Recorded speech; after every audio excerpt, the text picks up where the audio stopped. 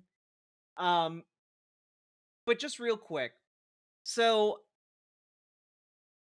here. So, folks, there is a part of the federal government called the GSA, the General Services Administration. And one of the things that the GSA does is that it sells different government properties. And it's really interesting because they have a non-core property list coming soon. We are identifying buildings and facilities that are not core to government operations or non-core properties for disposal, i.e., to be sold to private bidders. Selling ensures that taxpayer dollars are no longer spent on vacant or underutilized federal spaces. Disposing of these assets helps eliminate costly maintenance and allows us to reinvest in high quality work environments that support agency missions.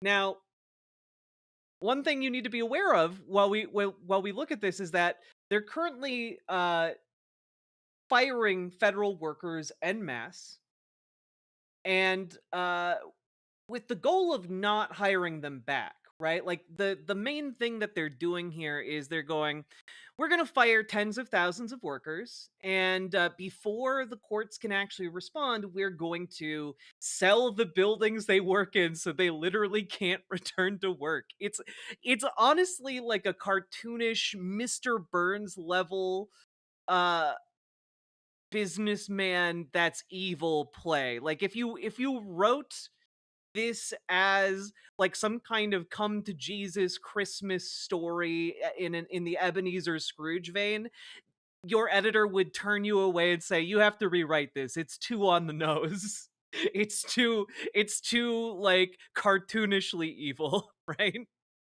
And one of the other things about this that you should know is that um well, the people who are currently gutting the government, Doge, are incredibly incompetent and putting all of us at risk. And what do I mean by that? Well, here's some reporting from today from Wired. A sensitive complex housing a CIA facility was on GSA's list of U.S. properties for sale.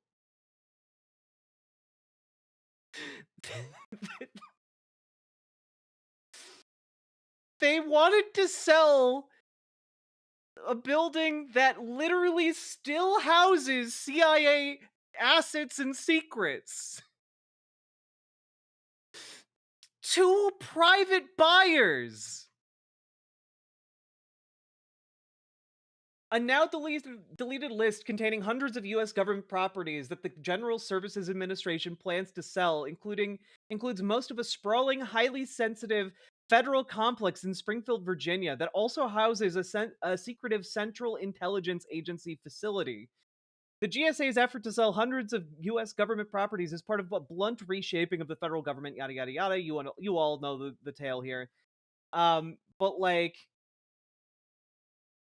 yeah, most of these properties, aside from one identified only as Building A6810, were labeled as either Butler or Franconia. According to public records, all of them are part of a large federal facility known as the Franconia Warehouse Complex, or the GSA Warehouse, which sits fenced in by a chain link topped with barbed wire at 6810 Loisdale Road in Springfield. Most of the buildings in the complex, which dates back to the early 1950s and is dominated by a 1,005,602 square foot warehouse long used as a government supply depot, are believed to have been used by various government agencies for mundane purposes. Right in the middle of the complex, though, next to the warehouse and kitty corner to what's listed as Transportation Security Administration headquarters, is a U-shaped building long notorious for its alleged ties to the CIA.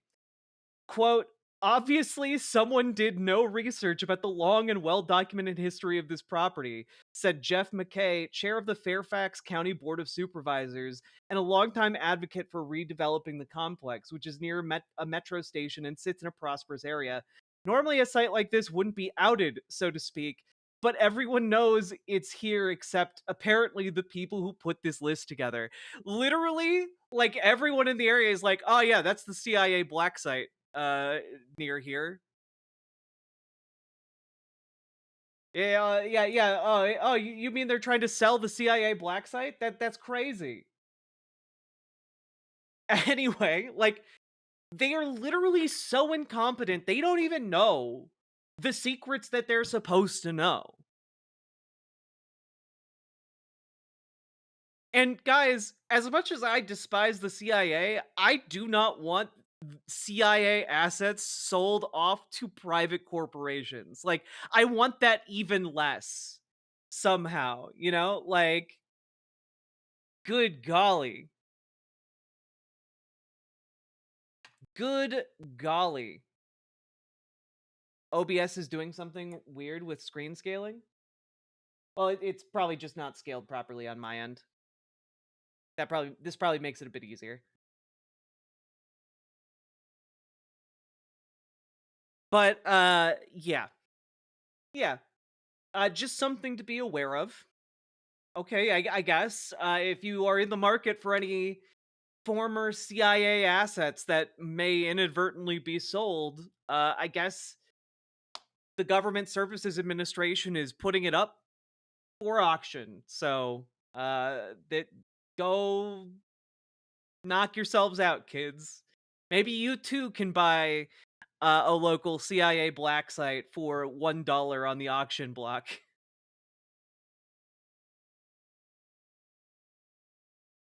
The text is now legible but a bit wonky. I don't know how it's a bit wonky, guys. I don't, when you say it's wonky, I don't know how that fix it.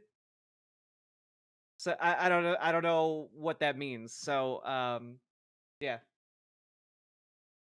If it looks wonky on the screen, it's because I scaled it up. That being said, we have to talk about another series of cuts. So as we all know, the Department of Defense is currently headed by Pete Hegseth and is being interfered with by Doge. And the Pentagon is now apparently trying to cut 75% of the workforce that maintains and stops the proliferation of chemical, biological, and nuclear weapons. And I'm not even joking about that. The teams of people dedicated here in the United States to making sure other countries don't have biological weapons that we're making, or chemical weapons that we've made, or nuclear weapons that we've developed, They're being cut by up to 75%. This is coming again, reporting from Wired here. Um, I genuinely, I don't know what to say about this because it's just kind of blatantly terrible. Um, yeah, according to a draft working paper provided to Wired, the Department of Defense is asking all its agencies and services that conduct security cooperation programs to consider the impact if the Pentagon were to realign its funding. The authors of the paper warned that the cuts could hobble the fight against organized crime in South America, impair the battle against the Islamic State, increase the likelihood of a rogue state producing and using chemical weapons, and defund pandemic surveillance measures.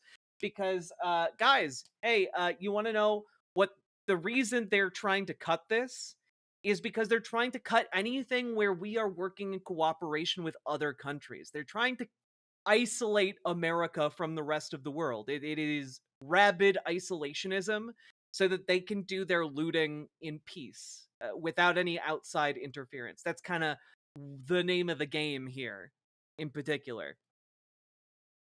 And why? Well, I've been asking that too, and there's actually a really great piece here um, from Adam Bonica, who writes a Substack called on Data and Democracy. He wrote a piece called "What's the Matter with Billionaires?" And it's a really great piece because the central premise of it is that under Democrats, billionaires actually make more money. So the question then becomes why are they supporting Republicans when they make less money under Republicans? And the answer that Adam Bonica kind of comes to is that over time there has been a decoupling from the idea that one should grow the entire economic pie in order to, again, disproportionately benefit billionaires. And there's been a decoupling of like billionaire interests from growing that overall pie. And instead, what they're looking to do is to lock down their own wealth, get those tax cuts, even if it comes at the expense of the greater whole, right? And this has kind of been in a cycle where Democrats get elected, billionaires grow their wealth, they grow the economic pie grows, and then Republicans get elected, and billionaires hunker down to keep their piece of the pie, and therefore, when the next growing season, as it were, comes around, they have an even bigger proportional chunk of the pie. It grows their, if you can call it like a measure of power, it grows it in real terms. Consolidates their positions and makes them more powerful in proportion to the whole, if that makes sense. And at a certain point, that's destructive to everyone. It's not just pendulum motion, because pendulum motion would remain relatively static. What ends up happening is so much power and so much wealth becomes consolidated, which is what we're seeing now, that they are able to topple the system, or at least try and make it topple. And yeah, what is happening is the power consolidation has reached a tipping point, and what billionaires as a class are now trying to do is, well, the best way to manage this would simply be to not have the democratic system at all, to simply dictate what happens. Like some kind of elite group of oligarchs or dictators. I don't know. Whatever label you want to put on it. But to them, the proliferation of chemical, biological, and nuclear weapons isn't a real threat to them, or at least they don't perceive it as a real enough threat to prioritize, right? Because that's a threat that comes at the expense of, working people. Yeah, Dragonfly is correct. This is basically endgame neoliberal capitalism. We have reached, we've reached the end state of capitalism, and it is now trying to eat all of us alive. That is what is happening here. Like there's really no other way to analyze this when the world's richest man is literally shadow presidenting us into oblivion. So that's kind of where we're at.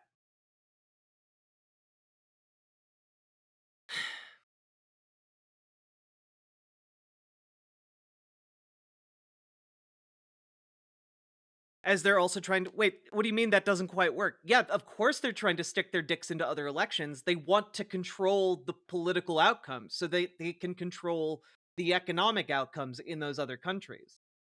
It's not complicated here.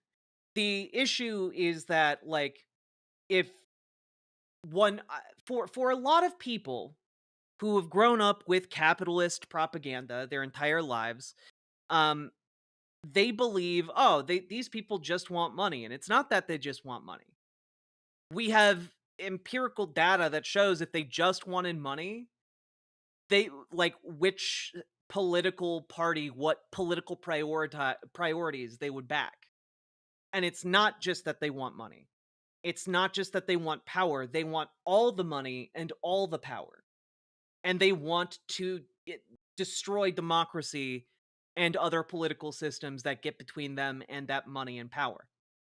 So that's kind of it. That's kind of where we're at. If you're sitting there wondering, like, why are they cutting all of these programs to stop weapons from proliferating that could kill millions? Because they don't care if millions of people die, as long as they increase their portion of the pie, as long as they, are able to dictate the systems under which other people exist. That's what's going on here. All right?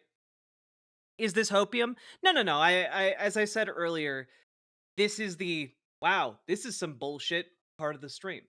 I think it helps us to understand the bullshit we're mired in before we get into the hopium, okay? But yeah, that's kind of where we're at. One of the interesting things about this Adam Bonica piece is this right here. Analyzed over 40 years of Forbes 400 data and found a striking pattern. Billionaire wealth grows significantly faster under Democratic administrations, around 57.1% average growth compared to Republican ones of 16.5%. On average, under Democrats, they're literally making almost 60% year over year. That's insane. And that amount of accumulation is not sustainable. At some point, the entire system breaks, and that's the point we've reached. So, if you're wondering why these billionaires are trying to fuck all of us, that's why. They want the power. They want to build their little fiefdoms in Greenland, and now in America. They've been running their pilot projects in, San Francisco and, other places around the country. Their little company towns. And they think they're ready to manage a country. And as we're seeing, again, from the first part of this story where, their attempts to privatize a CIA site backfired spectacularly, they genuinely have no idea how to run a town, let alone a country. And in that incompetence, we have an advantage, and it's one that we should utilize to the greatest possible degree to mobilize each other and our communities in order to fight back against them. Because honestly, this level of incompetence is obvious not just to lefties like myself, lefty socialists like myself. It's obvious to liberals. It's obvious to, middle of the road libertarians. It's obvious to Republicans. It's obvious to MAGA. It's literally obvious to everyone. And there is a utility in that to us organizing folks against this fascist regime. So, with that, we finished the first part of That's Some Bullshit, isn't it? Yeah, maybe we should do something about that, guys. Maybe we should like organize and protest and pressure our elected politicians about it. Who knows? You know, maybe we should join our local DSAs and our local Democrats, radicalize them, and protest the fuck out of these absolutely wienerless ghouls. You know, just a thought.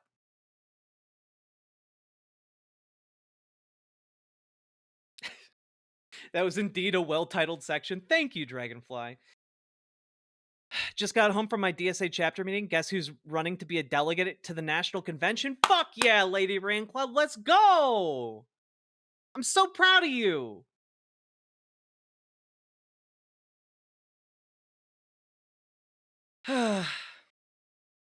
To be clear, I don't know if that was a CIA black site or not, but like it's a CIA site. Some shit went on in there, you know?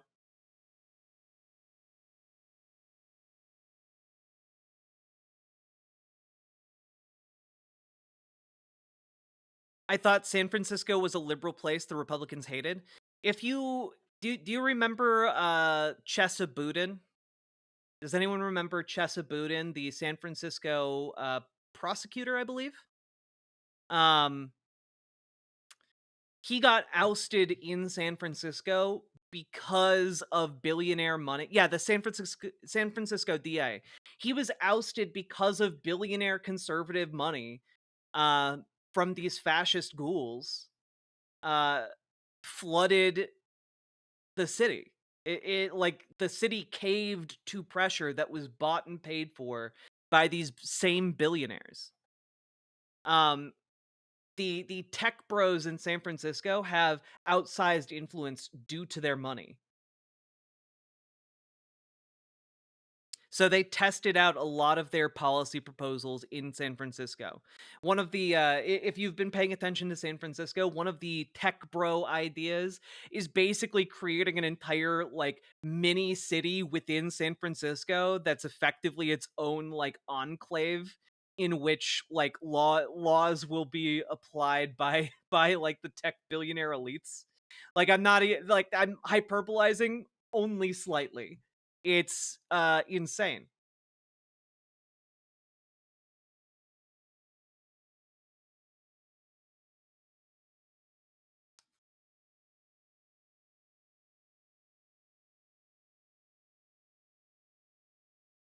Yeah, like some kind of town that a company owns. Exactly.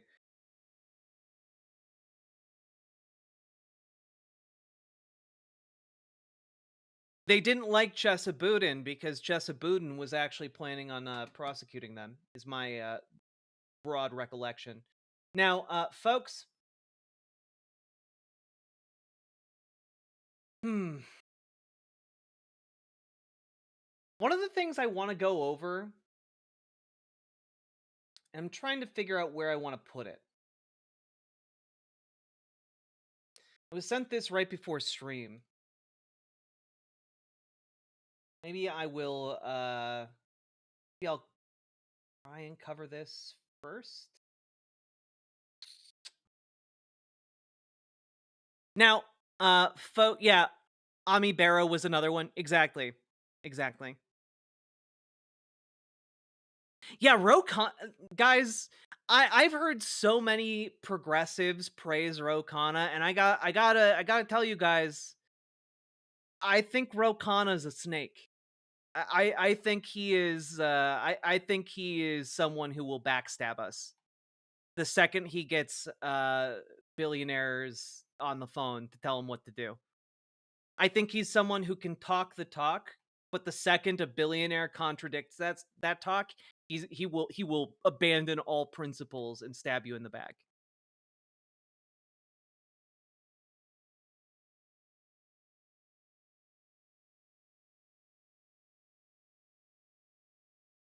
Yeah, Ro, friend of Doge Kana. Yeah. Oh, who's Ro Khanna? Ro Khanna is a U.S. representative from California. And he's generally been considered quite progressive and made a lot of circles or made a lot of inroads in progressive communities. and ultimately, like, everything he's done has been deeply disappointing to me. I lost all confidence in the Justice Democrats' ability to take over the party when they let Ro Khanna in. Yeah, I gave Ro Khanna the benefit of the doubt for the longest time, but it's become in this particular time. Again, I think the time we're in is showing the quality of the people in office, and I think it is not doing Ro Khanna's. I don't think it's doing him any flattering favors. We'll say.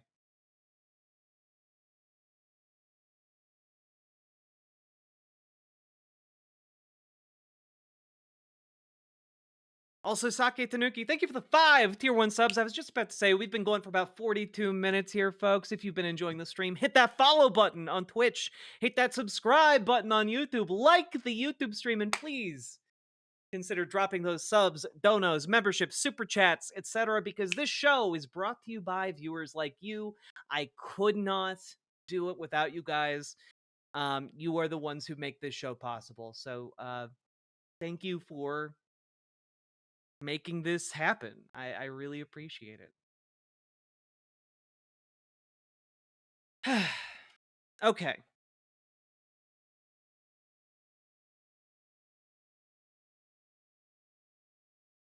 See you, Jem.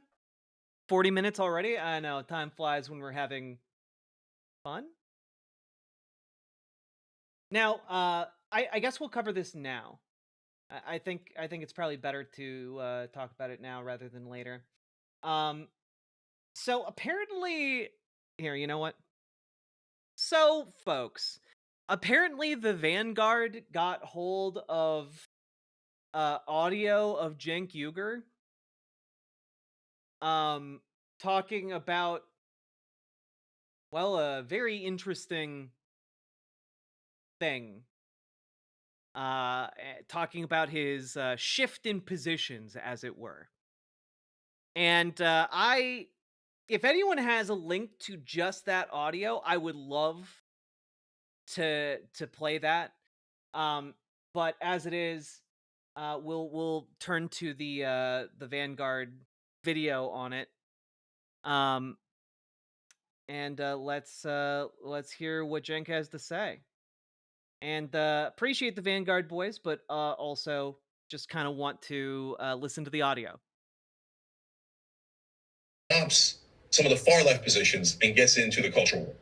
So now we're having these giant culture wars. Oh, perfect. Everyone's super divided. And God, we hate the right wing. And if you're saying, hey, Cenk, if you're on the right or the left, hey, didn't you hate the right wing? Oh, yeah, goddamn right I did. Didn't you say that some of the, biggest things, the harshest things against the right wing? Goddamn right I did. Okay. And so that's when we needed warriors. And I went to war and I didn't mind fighting those guys at all. And so, and their far right has done terrible things and continues to do terrible things. Okay. So what has changed now? Is it that the right wing is perfectly great and we should go to the right? No. The far right is still the far right. They're still super dangerous. And there are different wings, guys. There's the ethno-nationalists. Jesus Christ. I love, can I just say, I love that Cenk here is positioning like, look, there's still insane people on the right, but, lists off all of the insane people and factions on the right, but we're moving more to the right, it really does feel like that. And I have not pre-watched this, just as an FYI, I can just kind of tell how this is blowing. Christ, God help us. Okay, there's still the fundamentalist Christian right. There's the guys who are hate immigrants, hate trans people, hate this, hate that. Right. So I'm still trying to figure out which ones of these guys aren't the Nazis. Oh yeah, for that we can debate that. The folks we're supposed to collaborate. Love to the Vanguard. If you guys want their commentary, like go watch the video. I'll link it in chat here.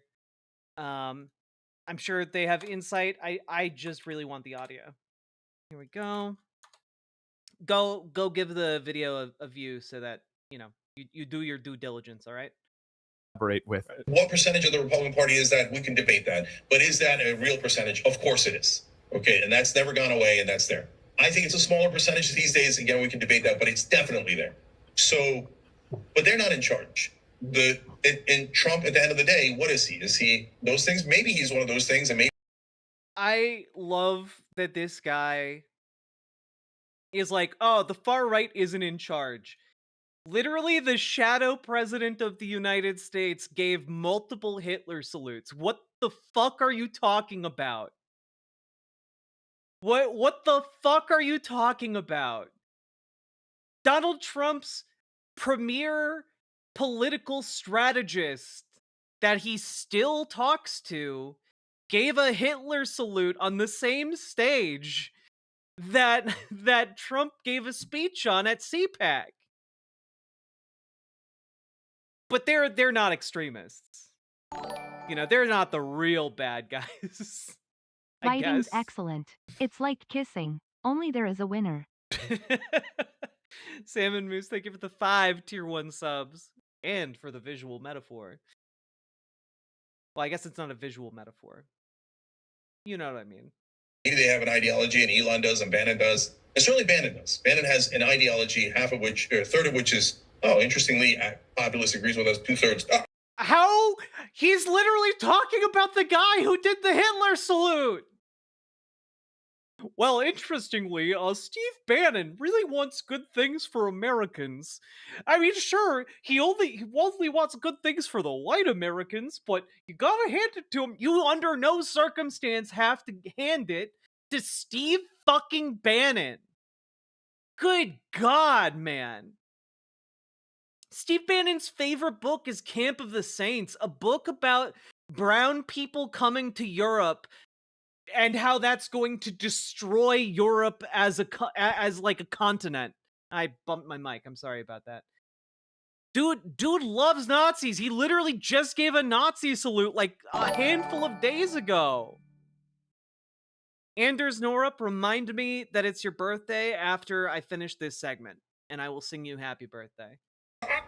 Terrible, right? So Yeah, one of those. And sometimes they want to because stick good people. I think what now is finally getting to the point that, and this I think what some of you are sensing in me, and what is causing some of the ruckus is, I think that the right way to go now is peacemaker rather than warrior. And so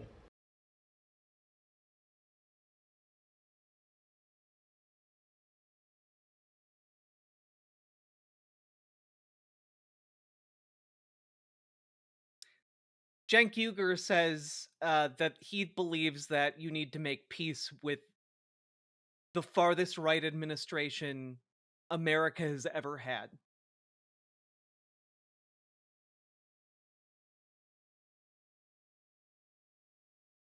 Are you going to present your asshole on a silver platter or a gold one, Cenk? Like, my God.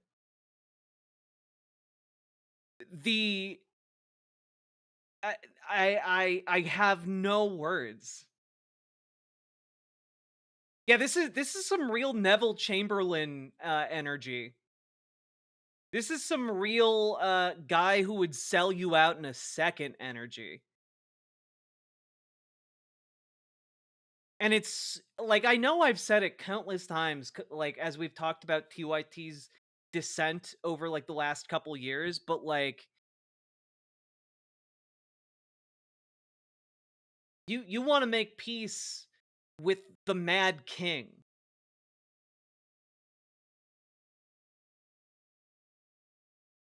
People like this have no place in any kind of leftist circle. Like, if you consider yourself on the left, I'm sorry to say, it's time to ditch TYT. Like, this is a level of selling out that is I don't have words for. I just don't. You know, like I know, and I know that my audience, you know, I know that some of you still watch TYT. I know it. You know, I had Anna on my show years ago. We got along fairly well. She shouted me out on TYT. You know, I've been on TYT's orbit shows a few times. But like this is like I don't know. Like I don't know how you can ever trust this man when it comes to politics ever again. When I talk about how these political times are revealing who you can and who you can't trust, this is a revelation of who you cannot trust in the form of Cenk Uygur and TYT. I feel really fucking bad for anyone who works there and genuinely believed in their leftist mission, because either they have had to leave or they have continued to bite their tongue and soldier on to get that paycheck. And like, nah, dog. This ain't it.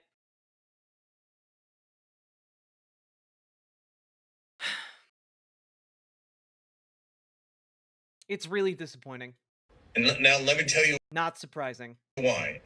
And imagine that to Donald, it's been is it what yell you were but down this thing. It's yeah, in fact, this in the middle, Red Sox and Donald and everything. I just need Liz made him to fuck it up. Hearts here. Yes, but okay, we've been talking on Operation Hope, especially for the diehards here that have been here for over a year. Francesca never worked at TYT. She had a guest show relationship with them, or not a guest show, but like, you know, like one of their orbit shows. And I don't think that's still going. Or like, okay, yes, but what do we do next? What do we do? How do we put this into action, right? Well, I didn't want to do it. I didn't want to do Justice Democrats again because it was so.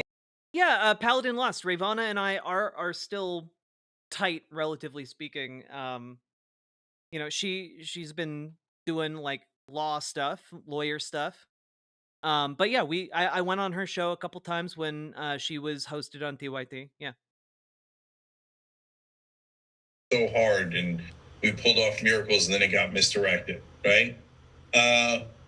Yeah, honestly, the only good egg left on TYT on the main show, as far as I know, is John Idarola and like, or Idarola, and like, dude, you gotta go, man. I know it will. I know it must be hard, but like, you gotta get out of there, John. You will do okay without them. But we're going to do something along those lines, okay? And we're going to gather up folks, and we're going to lead a charge. And so, and here's how that's going to work. We're going to plant our flag, and we're going to say, this is what we stand for. And if you like it, come over here. And we're going to plant our flag and say, this is what we stand for. And what do we stand for? The status quo. When do we want it? Now. We're going to get out there and get a bunch of people protesting for a worse version of the shitty system we had before. This just ain't it, man. Like, how can you possibly have be the same people who supported Bernie Sanders, who went all in on Bernie Sanders, and who like I just the math doesn't math unless like you've just been bought. It doesn't make sense to me. The true quality of this is coming out, you know? So it's not over yet. When do you want it? Whenever they feel like giving it to us. Yeah. We still have several announcements in fundraise back at ED and a bunch of big library. He's filed in do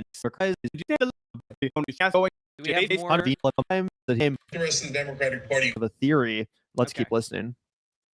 we actually, unlike the rest of the Democratic Party, we have a strategy. Our strategy is, as you all know, first thing is pass these 6 bills. So no, we're not allowing any politician or any candidate into this group, whatever the group is, that isn't about getting these bills passed. It isn't about your ego. It isn't about anything else. It's about, if you haven't gotten this done, you haven't gotten anything done. Okay? So we're going to take it to the voters. We're going to take it to them in Republican districts, in Democratic districts, and districts in the middle. And we're going to say, do you want fighters now that fight for you, all of you, the whole country agrees to these 6 things. And for the folks who You are betrayed the left. LEEFFFFFT. What is this? Why did you judge me? You killed innocent people. The means to an end. You started a massacre. I caused the revolution. You betrayed the law. Law!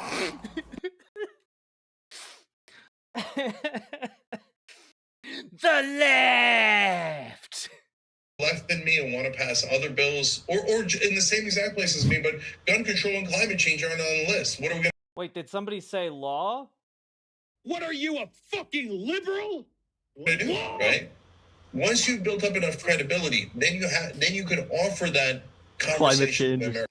Climate change isn't on the list. Like I can God, sort of see being like, all right, we have to ending Duke and Once you've built up enough credibility, then you can offer that conversation. climate change isn't on the list. Climate change or these other folks should be waiting fast. Like I would Steve Jane for you now. Congress be coming up. The good news behind it. Get about this. I think gun control is one of my top issues. I think the massacres are insane.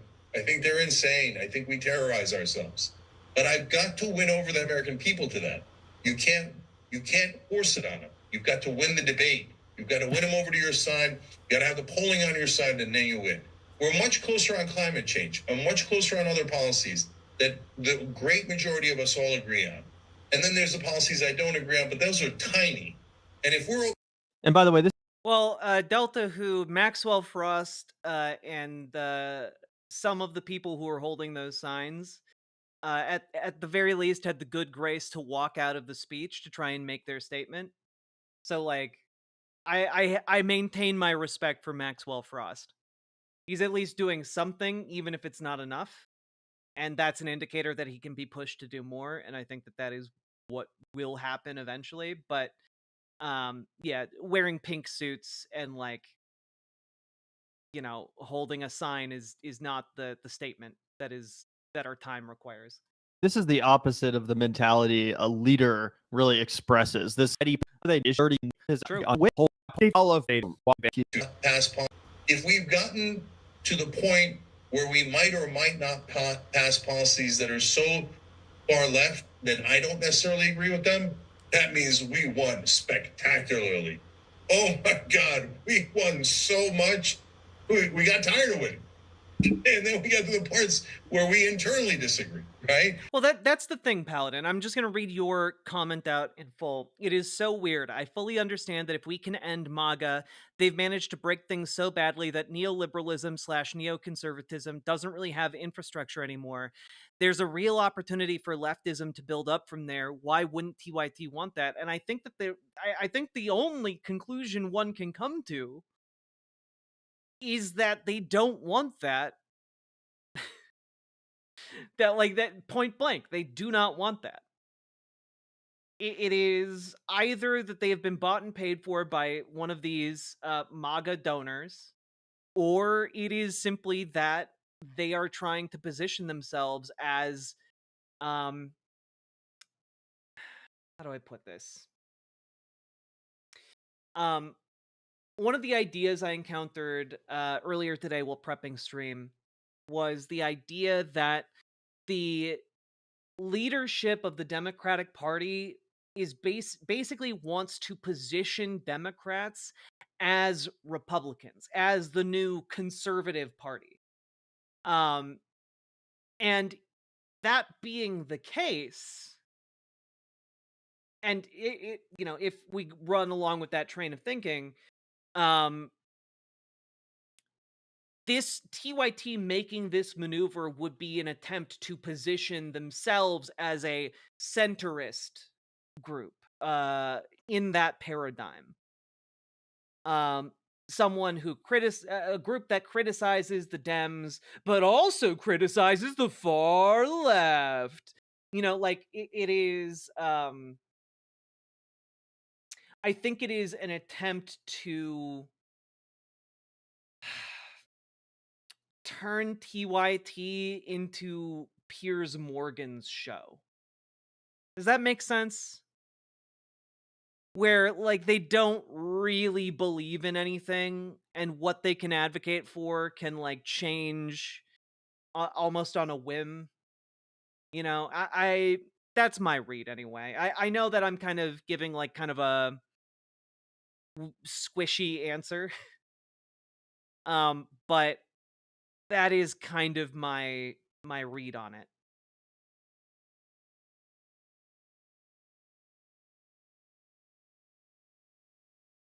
Oh, please let us get there, please, right?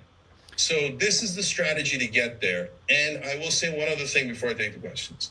I've already talked to a handful of potential candidates, and they love it. Oh God! Okay. Here, can we pause it one more time? And they see how this can win. Leadership and all feel into the vodka and sleep until I go up and not have the audio for people to start out later. There's a lot because he's kind of really good lawyer. And from a she was in ship, so I'm you over and for rent voted and full time. This is democracy. I We win the crowd, and we win. Well, Proximo would say we win our freedom, and in a sense, we do. We win our freedom from corporate rule. So that's my. That's so fucking dumb. That's so fucking dumb. If we win the crowd, we win independence from corporate rule. That's not actually how it works. You have to push for something better than what the crowd wants. You know, like if you are simply going with whatever a given crowd of people think is good, you're going to wind up with wishy-washy, like incomplete policies. You have to offer the crowd something better. It is not enough to offer them the status quo, because often what the crowd will eventually agree upon is, you know, a compromise that is a weakened policy proposal. You know, instead of Medicare for all, you get means tested systems, for example. You know, and one of the things we have to keep in mind, and you know, maybe this is a time to pull this out from what I prepped today. Is it this? Yes. This is a post from Jake Grumbach. And they've basically, he and Adam Bonica, who wrote that article we referenced earlier in stream, have been looking at whether moderates perform better in general elections. We updated with more recent data. Here are the RDD results, excluding the imbalanced period. If there ever was an extremism penalty, there isn't now. If anything, extremists do better in elections. Which is because extremists offer, in extremists here, because let's be real here, the extremists on the left want everyone to have health care. The extremists on the right, I don't know why I air quoted that one. The extremists on the right want to like have an ethno state of whites only. You know, like there's these two things are not the equivalent or the same. But that being said, there's not a penalty anymore. When you crunch the numbers, there is not a penalty for, you know, providing a clear-eyed view of what you want to do.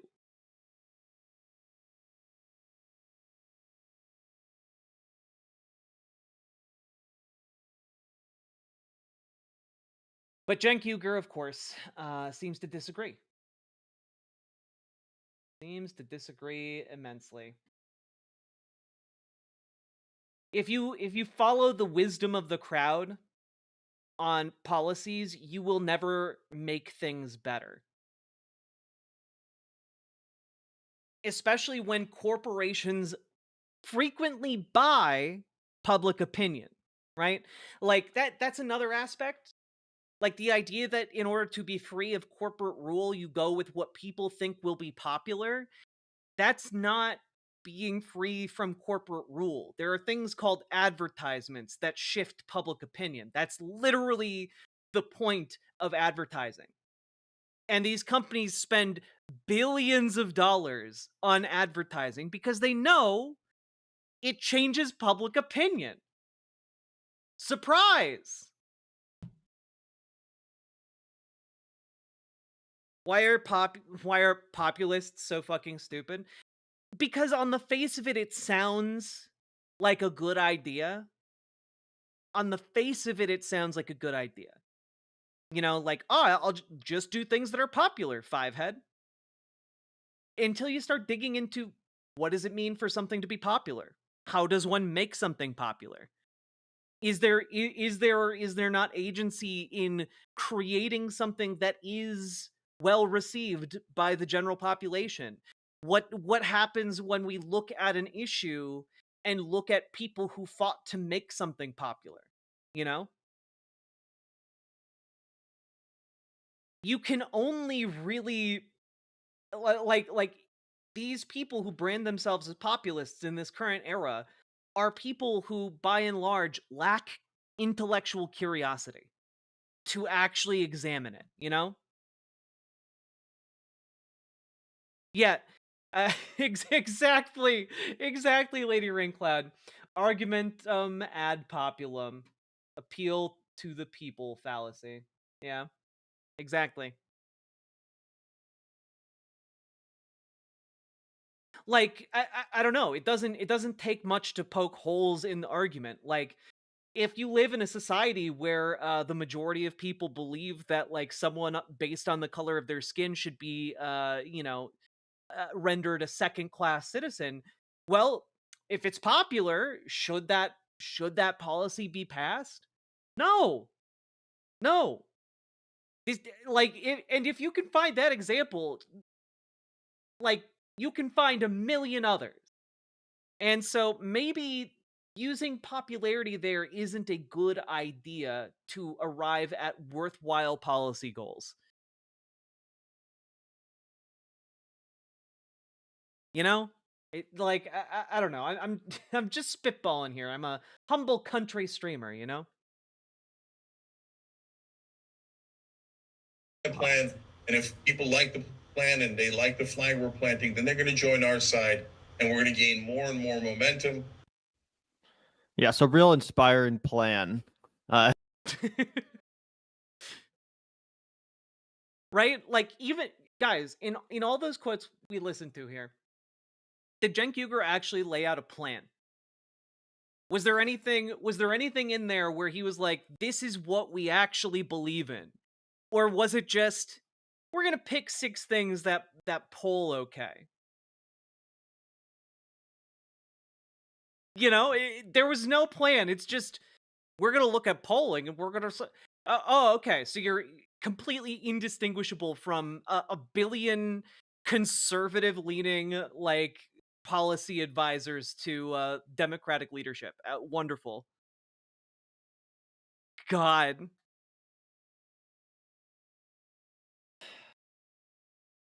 What disappointing trash.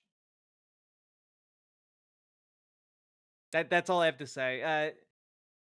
Unsubscribe from TYT. Find literally anyone else who is capable of better analysis, okay?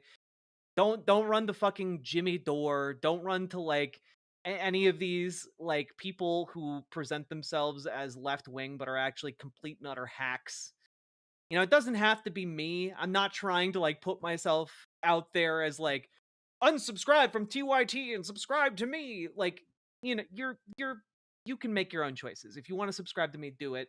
I would appreciate it. But like do yourself a favor and get a better brand of leftist, you know? Like subscribe to like I don't know, the Majority Report or Left Reckoning or the Leftist Mafia or Matt Binder or there are Ariana Jasmine. There are so many great content creators doing amazing leftist posting out there. Subscribe to Zateo. There are so many great orgs right now doing such good work. Find literally any of them, and you will be immensely better off than where you are right now with TYT. Yeah, get yourself a max leftist subscription.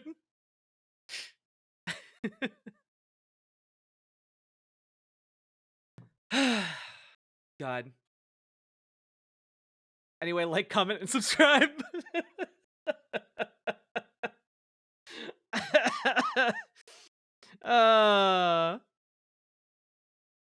There we go. Nailed it. Nailed it. Nailed it. Nailed the bit.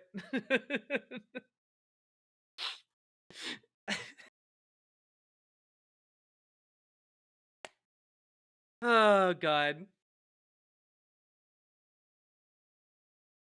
Always on that grind set, right? Nailed it.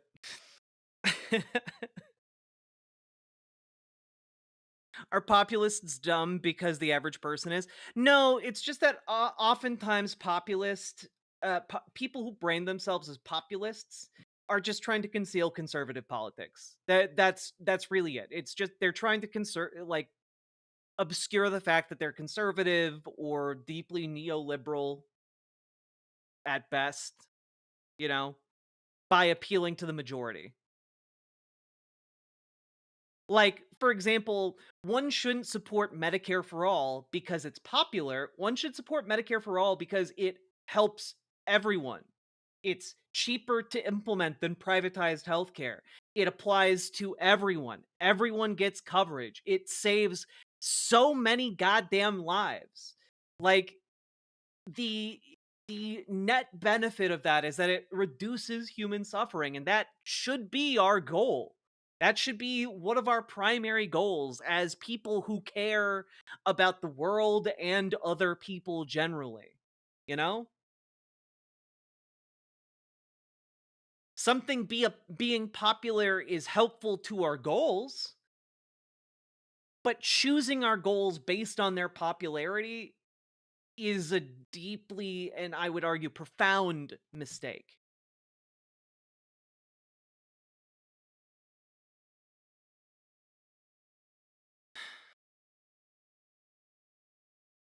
Yeah, you're taking one facet of a policy proposal and making it the end all be all.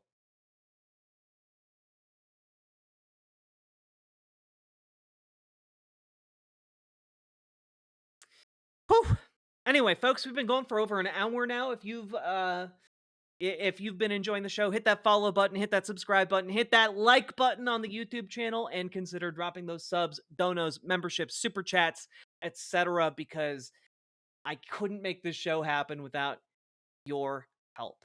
You guys literally make this show possible by supporting stream, and I could not do it without you guys. But Jack, how will I, a hypothesized spineless Dem with no ideals of my own, get elected? Oh, well, that's simple. Get big donor money.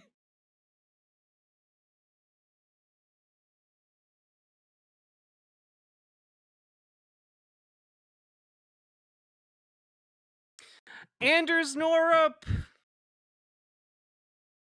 Happy birthday to you. Happy birthday to you. Happy birthday, dear Anders.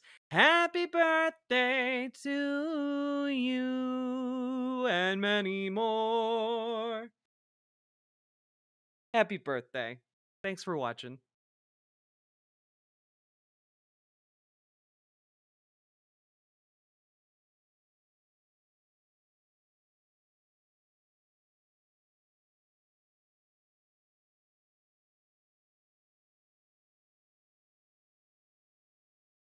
Whew. I'll be right back. I need to make it a little colder in my apartment. It's very hot.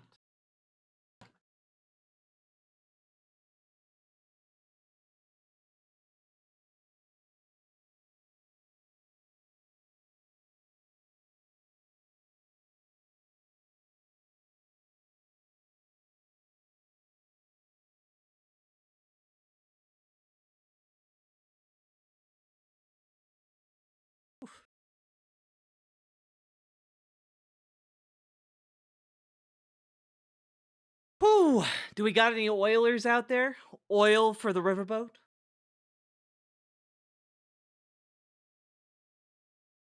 Plenty of bad politicians have won with lots of ads from lobbying groups. True!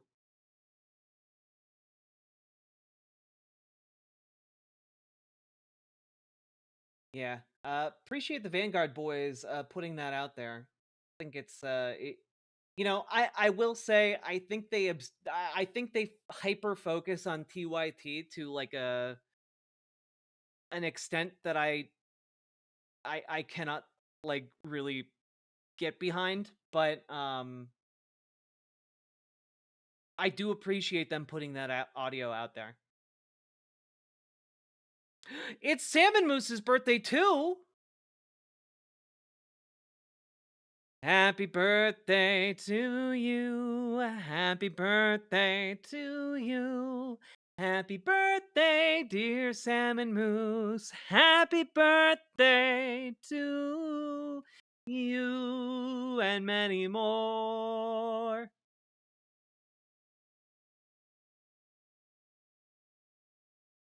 Breeze forthcoming. I'm kind of multitasking right now.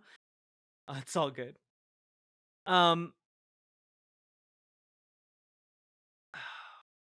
All right.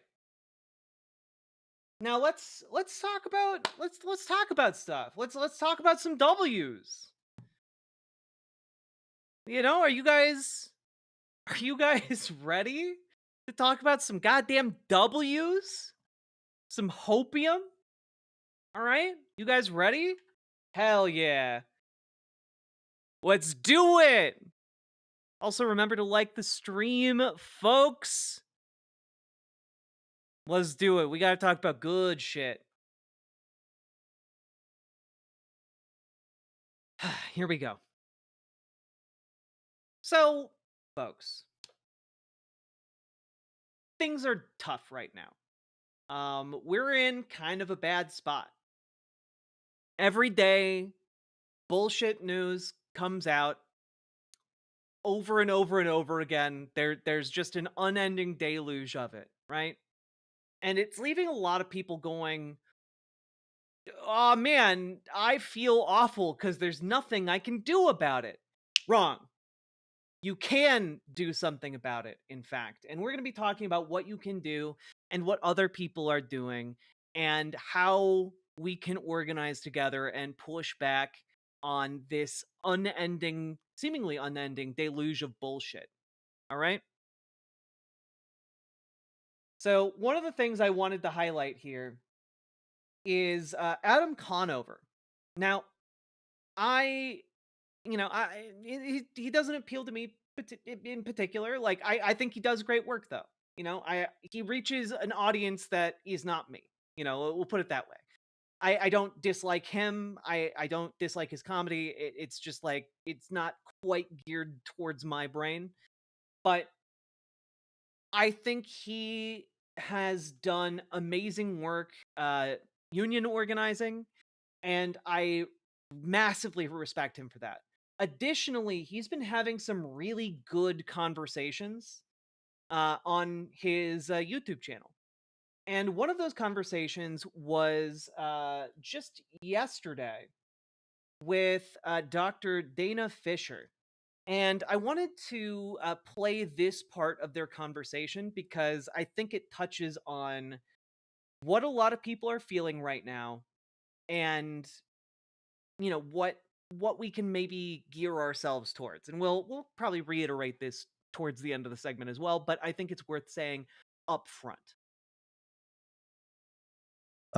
But let's talk about the solidarity piece of it. Like, what do we actually do? Because a lot of what we've just been describing is buyer's remorse. Oh, hopefully people will wake up. I don't think we can sit around and hope that people are gonna, oh, hey, once the tornado comes for them, then they'll change their minds. So we just got to wait for everybody to be affected. I think we need to move more quickly than that. And so what does effective action look like? Not donating, not voting, not listening to podcasts, not scrolling. I mean, you should listen to podcasts. I mean, listen to this podcast, particularly please. This one, yeah. But I would just say, like, when we think about building real solidarity, and one of the things that I talk about is that solidarity will help us get to where we need to go faster if we can think about how to work with people across identities, orientations, and social classes, right? And we need to do it in our communities, right? So it needs to not be like, oh yeah, I'm really, I feel for the people in New York. I feel, it should be like, okay, get in your community and figure out where there are people who are like-minded and feel similarly to you and start to work with them. There are people losing their jobs all over the place. So think about how to connect with them, how to connect with labor so that there's more support for labor and unionization and all that comes with that, because that kind of solidarity is really necessary. That's really good. Now, Dr. Dana Fisher is she studies social change, right? She studies how to push back on conservative movements. She studies how societies act and how we can change how societies act. And one of the things here that she absolutely nails echoes what I was talking about the other day, when I was talking about how what we need to do is we need to organize, and we need to organize with, solidarity with each other. And what that may entail is that you work together with people you might not necessarily agree with on every issue. When you unionize a workplace, for example, not everyone in your workplace is going to agree with you on every social issue or every economic issue, but they agree with you on the overarching goal of, hey, this place should be unionized. And in a similar vein, we are going to have to work together with folks in order to build a movement that will agree on the primary thing, which is fuck fascists, get them out. That's going to be our primary uniting thing. And one of the things we have to be able to do is set aside our egos and understand what the goal of our organizing is. It's not to form a social club. It's not to form a group of people that you want to hang out with. It is to form a movement that is capable of ousting these people who want to kill us and who want to kill our loved ones. That is the goal. And we are facing a very existential threat. It is big, it is scary, it is powerful, but you know what? It is not invulnerable. And the way we defeat it is by showing that solidarity, building a gigantic movement, and working together to overthrow these would-be fascist kings. That's how we do it. And once we do that, the goal is that we will have organized a big enough social movement within our leftist spaces that we will be able to maintain and build upon our success, despite the whinings of folks who may have more conservative social views or conservative economic views or what have you. That our victory will pave the way for things like Medicare for all, like housing for all, for basic guarantees that will improve the lives of everyone in society, not just the people we want to hang out with. Okay? And Starm, I see you in YouTube chat asking, I don't disagree, but I still feel too angry and burnt by everyone since November. I don't know how I can feel solidarity with anyone anymore. Any advice? And my best advice is to go in person to a local organizing event, whether it's a Tesla takedown event, an indivisible protest, your local DSA chapter meeting, your local Democrat meetings. Go to an in-person event and look your fellow organizing people in the eyes and see that there are other human beings in this fight with you. I cannot emphasize enough how important it is to you, like our primal monkey brains, to like see and understand that other people are working on this alongside us, and that it is not just the little gay friends in your computer that are working on this. It is so much bigger than that. And a lot of people who are working on this, who are organizing around this, they come in all shapes and sizes, and they're all in it with us. Okay? Like that's kind of where we're at. If you need to restore kind of that faith in humanity, work with other people. Because by working with other people, that's how you restore faith in other people. Okay? And another thing that I talked about a bit the other day is that, and is touched upon in great detail in this Dr. Dana Fisher interview, but the suffering that is coming should, like, these cuts, for example, pass. And I know we'll talk about it in a bit, but the tariffs, for example, if they were actually held in place, would enact similar pain. But they keep getting waffled on for any number of reasons. That being said, that pain is going to be a catalyst for people to genuinely change their hearts, to genuinely change their political positions, to genuinely come to better conclusions. And we need to be ready to, like, accept those people. Because as lefties, as, you know, people on the left, as progressives, as socialists, as whatever, one of our primary things is that we believe that people can change, that people can grow, that people can be better than they used to be. And I think that that's a pretty important fundamental tenet of our organizing apparatus. And I think that, like, when we're building a big tent, it's worth keeping in mind that that is indeed the case. So, that being said, where are we at in actually, you know, moving forward on this? Where are we at? You know, what are our W's? Well, folks, in response to massive public pressure, in response to especially court cases that have been raging across the land. You are not unlovable. There is always something to love.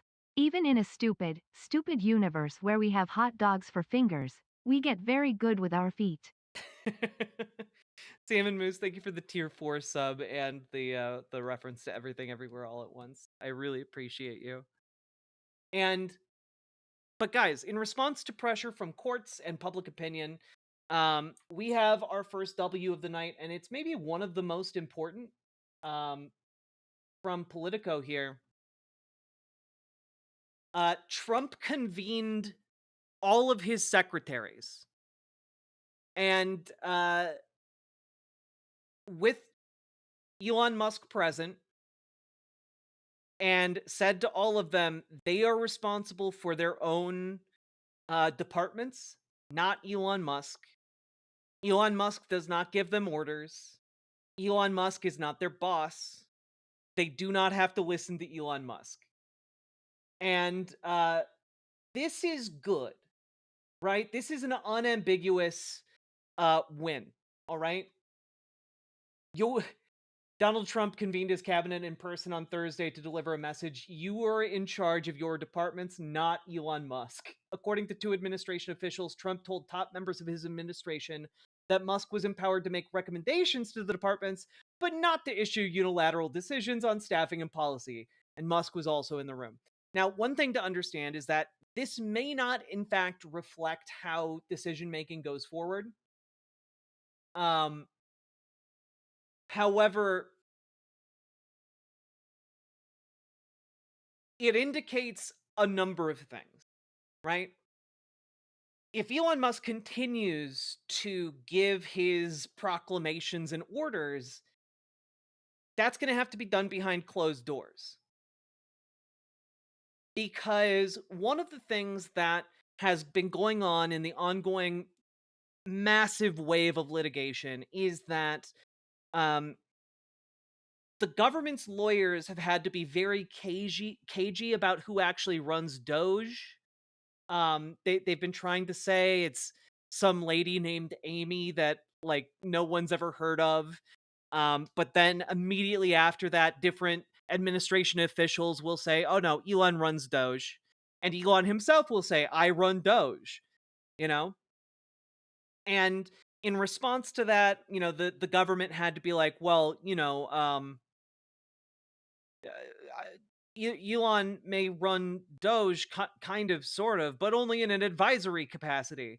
But then, literally during Donald Trump's address to Congress the other day, he talked about Elon Musk being in charge of Doge again. And like doing a wonderful job, doing things outside the scope of what Doge is legally able to do. And basically, it is just it's like watching someone shoot themselves in the foot, get it bandaged at the hospital, and immediately shoot themselves in the foot again and have that pattern repeat several times. That's the legal equivalent of what we've been seeing here. And basically, as far as I can really tell here, this change, Donald Trump coming in and being like, okay, all you cabinet secretaries, you're in charge. Don't listen to Elon. All of that is, I mean, we can only really interpret it as, I mean, essentially the administration being scared of the courts. Like, that's where we're at. And that, in and of itself, is a very good thing. Because one of the worries we've had while we've been in this weird, cool zone, anything can kind of happen at the moment time, is the administration actually scared of the courts? Are they worried about it? And the answer here is apparently yes, because they would not be having that cabinet meeting if they weren't scared. They would just keep coasting along, letting Elon do whatever he wants. Okay? So, yeah, the judge that's been hearing some of these cases about Elon not running Doge has been threatening to, like, get the lawyers disbarred. Like, it's, like, they are now in, like, the lawyers are like, if we keep lying to these judges, we will not be able to be lawyers for you anymore.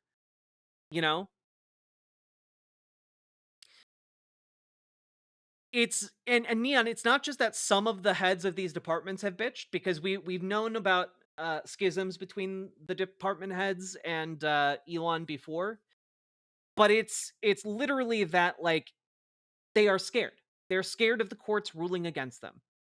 I think that especially with the recent SCOTUS ruling that went against Donald Trump and the administration, for as many other avenues as that leaves open for the administration, that was an unexpected defeat for them, I think. And now they're like, oh, maybe we do have to listen to them now. So I think it's a good sign. It's a sign that perhaps, at the very least, our legislative system will hold in this capacity. We'll see. We'll see. I'm choosing to take this as a W. It still leaves open the possibility that Elon Musk is calling all the shots behind the scenes. I don't deny that. But it indicates a level of fear that is healthy to see from this administration. Additionally, in a further blow to Elon Musk and his Doge team, it's worth noting that every single name and email of every single person working for Doge has leaked online. That is interesting. Now, for reasons, I'm not going to show it on my stream, but, those names are out there. Those email addresses are out there. And, well, that's interesting. And another thing that's very interesting about it is that, you want to know who wasn't named in that leak of all current Doge employees? Amy Gleason, the person who, like, just last week or like 2 weeks ago was named acting administrator of Doge. Like, I don't know. The department's track record here in court is gonna be yeah. Wasn't info leaked before? Info was leaked before, but it wasn't every single member of Doge who works in the department. It's every single Doge person in the department, every single email address, every single official work number, etc. So, worth noting that, but also simultaneously worth noting this. Leaked list shows Doge is lawyering up. A list of Doge staffers reviewed by The Intercept shows Elon Musk's quasi-agency has brought in at least 4 more attorneys. And I gotta let you guys know they're not gonna be enough. For sure. Yeah. But let's see who we got here. We got Justin Imanetti. Archangel, thank you for 4 years subscribing. gamers. Hell yeah. Thank you for being a part of this community and being a mod for the past 4 years. I really appreciate it. And I appreciate you. Yeah. Amanetti was an associate at Deckert LLP law firm in Washington, D.C. until some point in February. Reached by phone, Imanetti said he had no comment about working for Doge. He graduated University of Virginia Law School in 2020 and during the first Trump administration spent a summer working in the Justice Department's Office of Legal Counsel. After clerking for 2 federal judges, he joined Deckert in 2022. And of course, Deckert's website no longer has a page for Amanetti, but an archived version from January lists him as a member of the firm's Securities and Complex Litigation Group. While at the firm, he represented Fox News in an ongoing defamation lawsuit with Hunter Biden. You know, we got some real star hotshot lawyers here. Wonderful stuff. Ashley Boisel, a litigator at Amazon. Reached by phone, Boisel hung up without answering questions about her involvement with Doge. Do you guys have any idea how bad things have to be for a lawyer to answer their phone and be like, just immediately hang up when someone asks them a question? Oh my god. Do you have any idea? They know their clients are cooked. My god. We got Joshua Fox, a legal fellow at the Institute for Justice, a libertarian legal group, according to posts on LinkedIn from his former coworkers.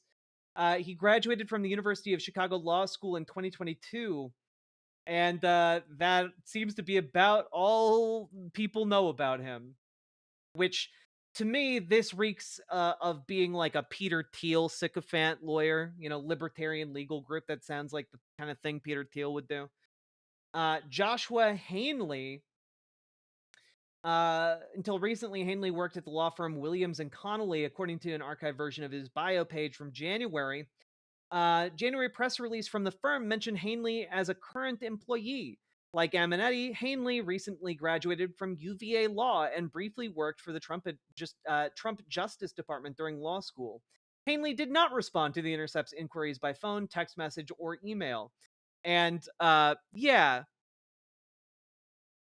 Hey guys, is it good when lawyers for the government don't want anyone to know that they work as lawyers for the government because of the department they're associated with?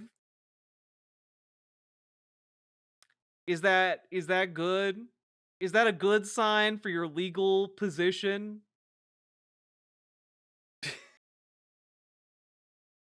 It's so goddamn. It's so damning. It's so damning. And you know what? Like I'm here for it. I am here for watching like them desperately try to hire lawyers to deal with the legal shitstorm of their blatantly illegal actions. And they're already at the point where existing government lawyers are being threatened with disbarment, and like y'all are fresh out of law school and you're doing this? Guys, they can't find experienced lawyers willing to defend Doge. There's a reason why all of these guys are like 2 to 4 years out of law school. Okay? There's a reason why they aren't finding guys who've been practicing law for like 20 to 30 years, all right? It's because the guys who have been practicing law for 20 to 30 years know that this is toxic as hell and will destroy their careers. They aren't dumb enough to take this, even if they are like deeply conservative.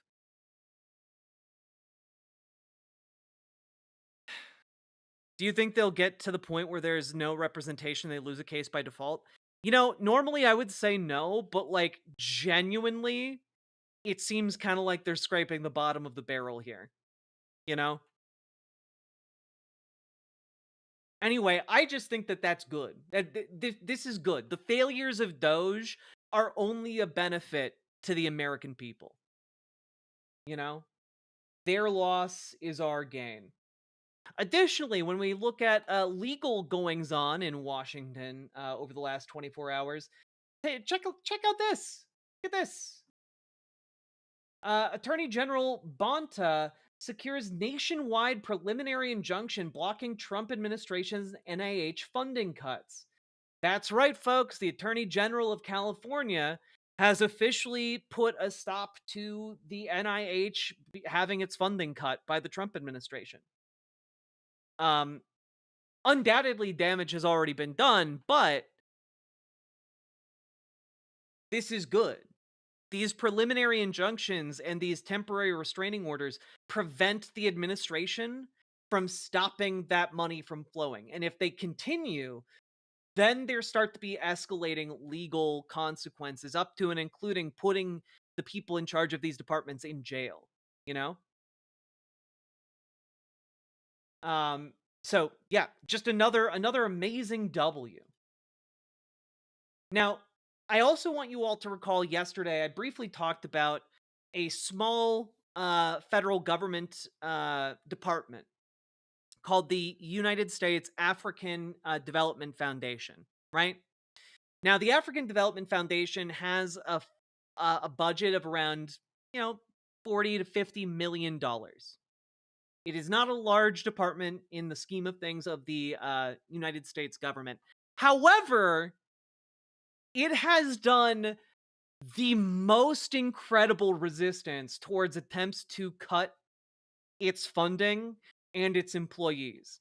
And honestly, it should be considered the blueprint of how every single federal agency worth its salt should be defending itself from these Doge incursions. Okay?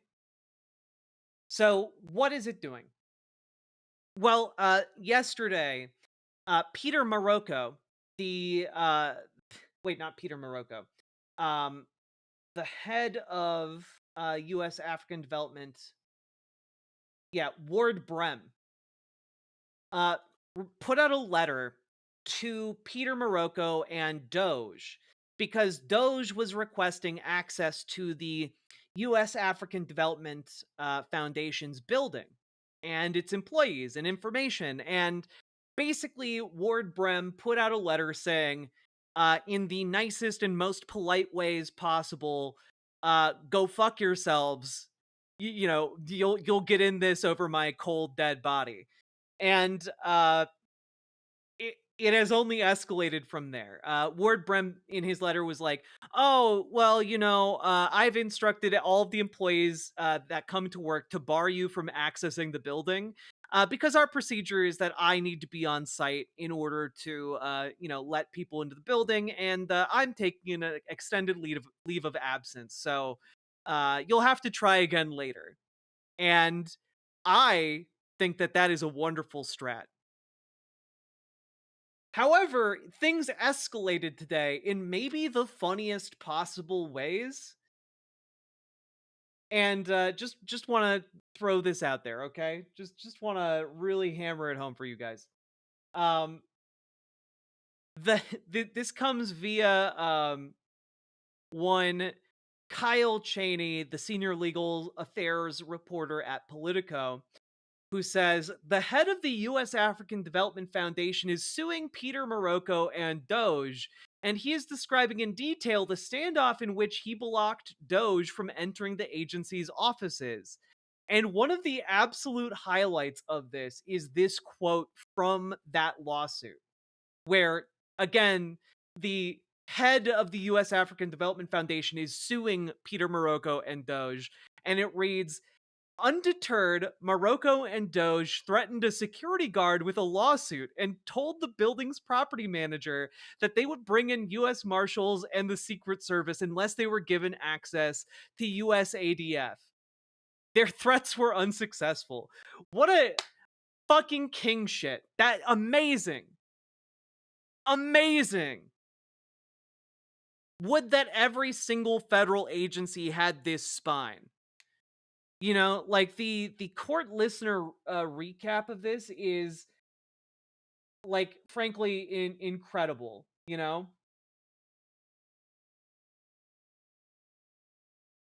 Just yesterday, Wednesday, March 5th, Doge staff and Morocco attempted to access USADF offices.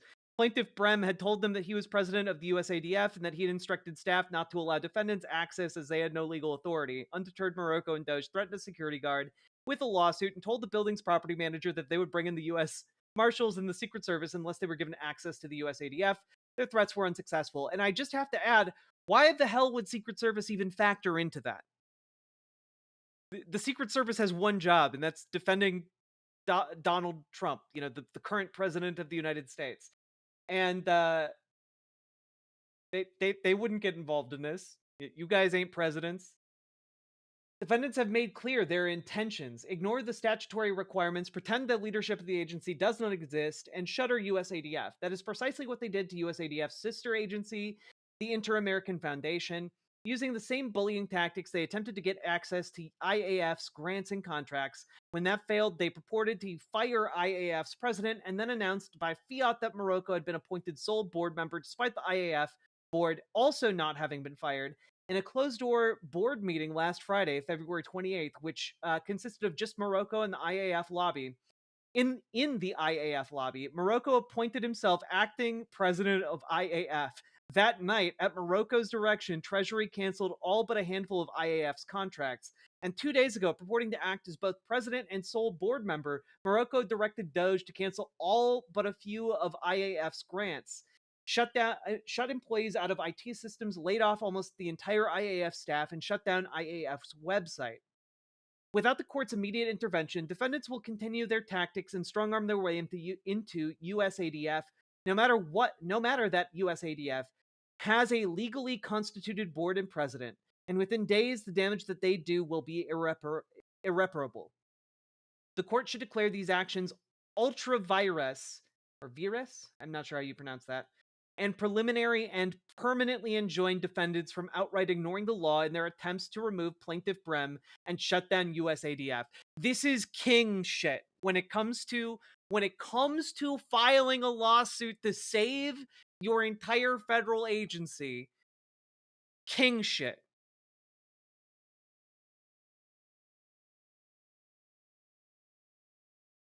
This is the fuck you make me energy we need. Ultra vires, beyond one's legal power or authority. Nice. So yeah, basically, this is what Doge has been doing. They've been relying on the deference afforded to them because of like an incoming administration. But this might be, I hope, my hope is that what the U.S. African Development Foundation is doing is going to be noticed by other federal agencies, and they are going to do likewise. Because Doge has not gotten to every federal agency. It will take time for them to do that, and that time, people need to know about this. Okay?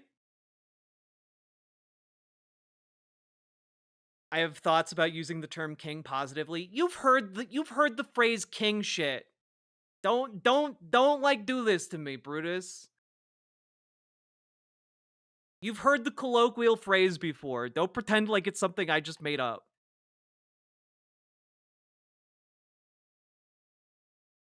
Uh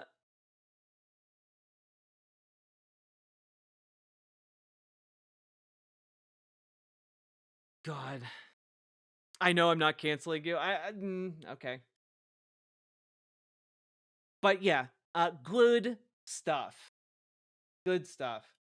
Additionally, folks, can anyone tell me, does your slow rolling is your slow rolling fascist coup succeeding when you as the president of the United States have to put out executive orders like this addressing risks from Perkins Coie LLP?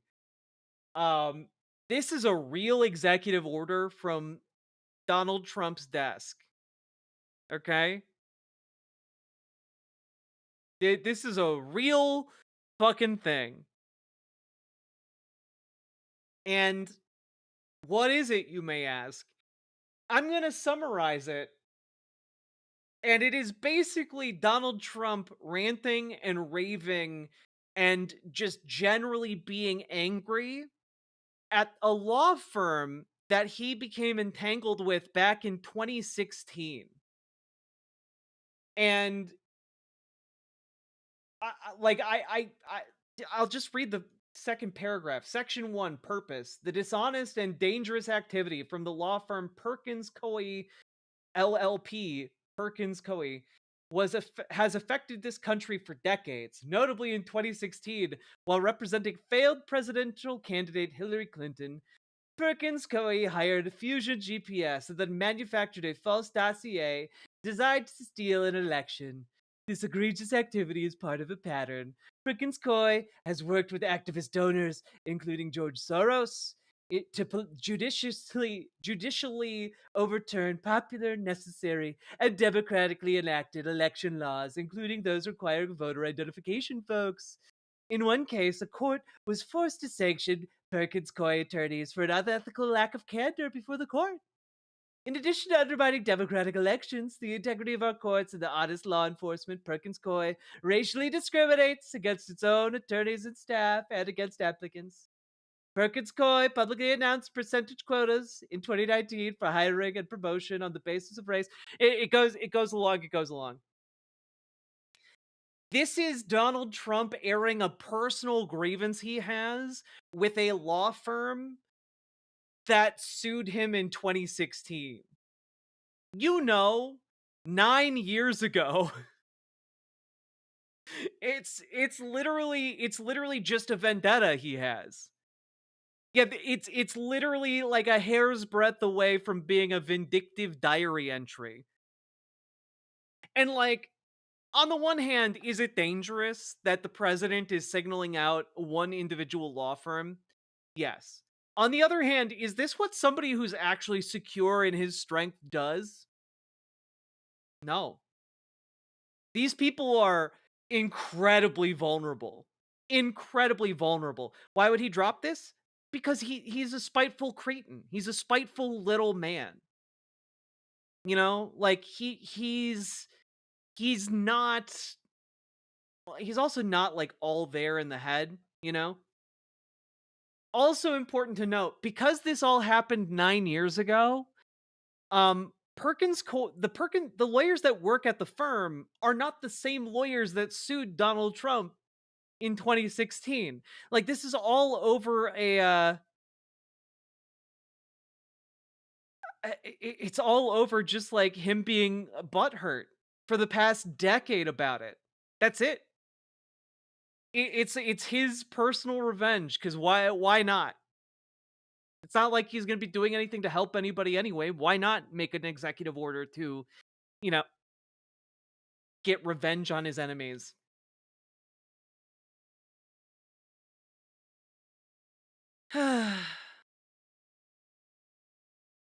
God. Yeah, he's butthurt. He's making it all our problem. But I just want to really hammer home there that, like, this is a W for us. Number one, it's very clear that he's unhinged and like mentally unwell and unstable. Presidents with functional brains don't put something like this out. Number two, it also shows that he is incredibly weak because people who are strong in their positions, again, do not put out stuff like this because they know how it makes them look. It makes him look weak. You are president of the United States of America.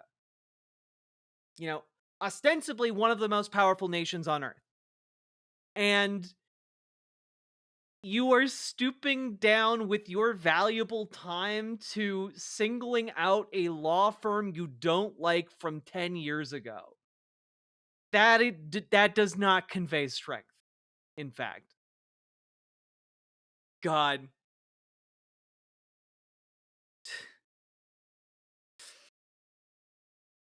Now, we're going to move on to a different kind of W, okay? What did the law firm do? It sued him. It sued him in 2016. Folks, I know a lot of people in Montana and a lot of, trans people across the country have been deeply, deeply worried about anti-trans legislation and bills that are, hitting different states. And the one in Montana, a lot of folks thought was a foregone conclusion. They looked at it and they were like, "Oh, it's gonna pass." It's gonna pass.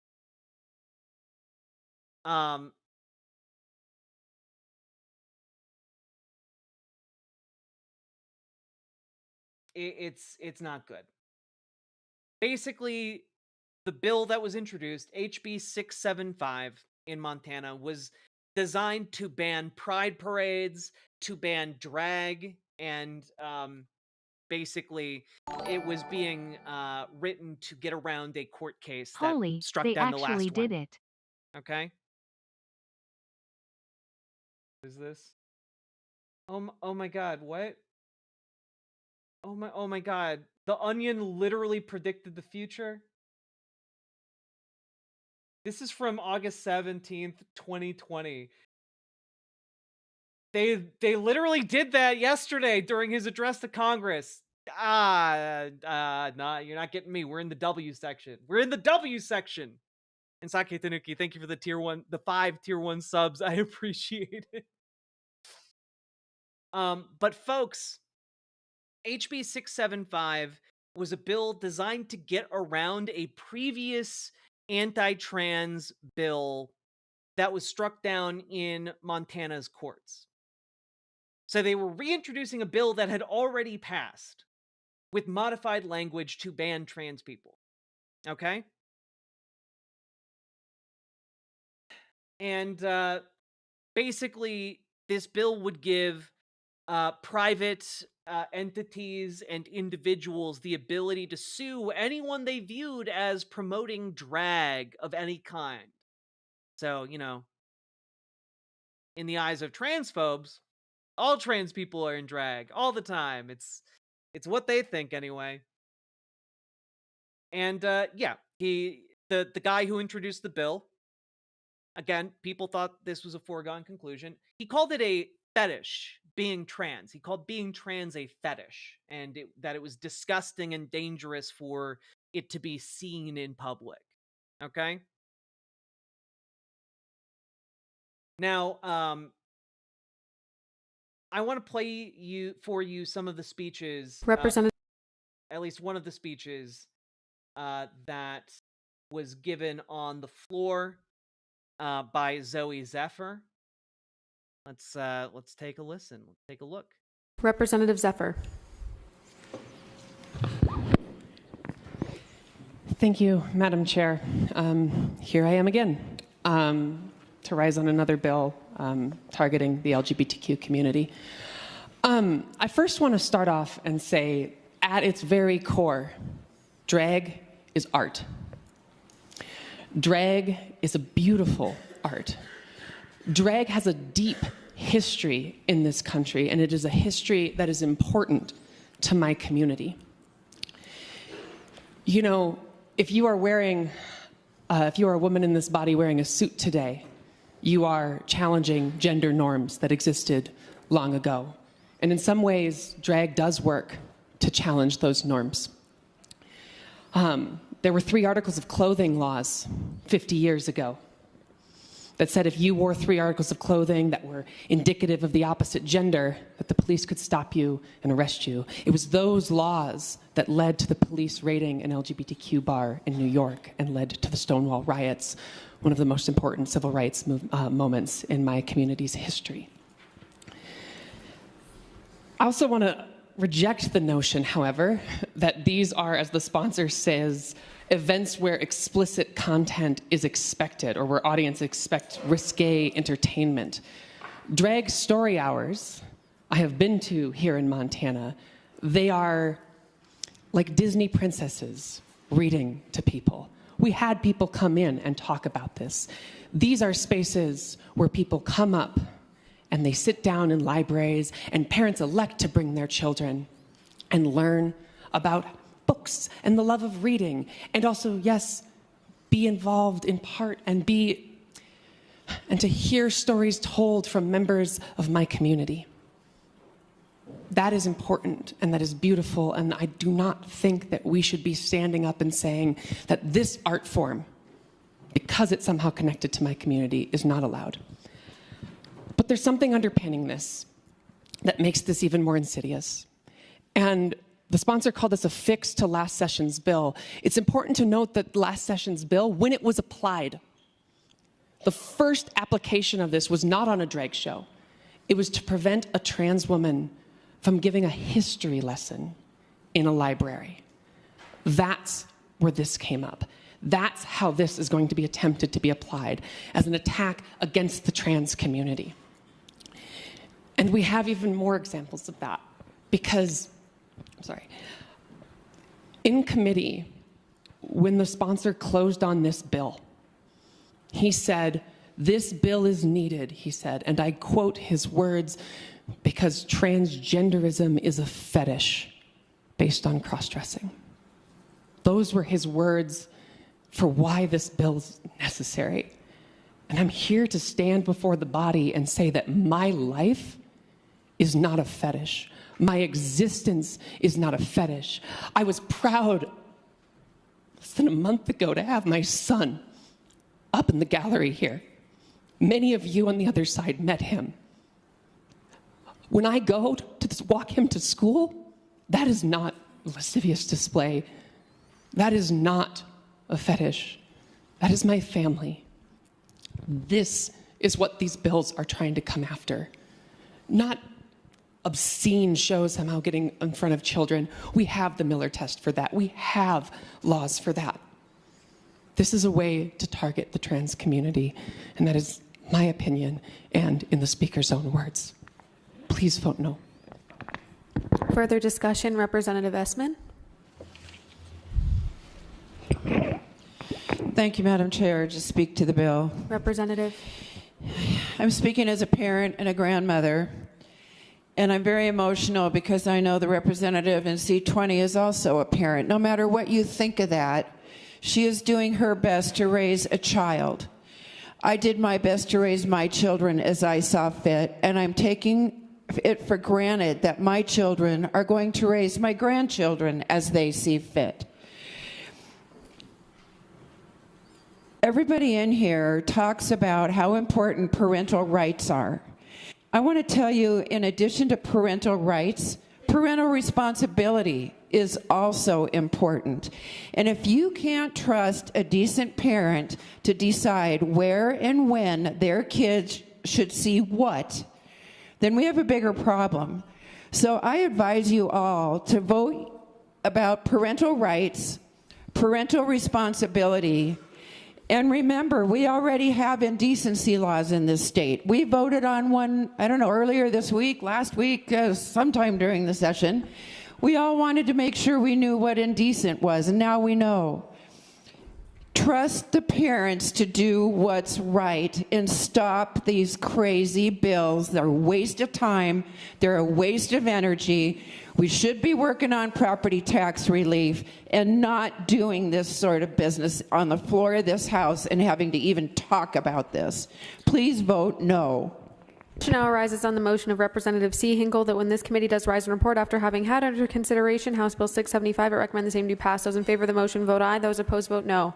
Are there absentee votes? None, Madam Chair. Has every member voted? Does any member wish to change their vote? If not, the clerk will record the vote. Madam Chair, 44 representatives have voted aye, 55 have voted no. House Bill 675 has failed to pass second reading.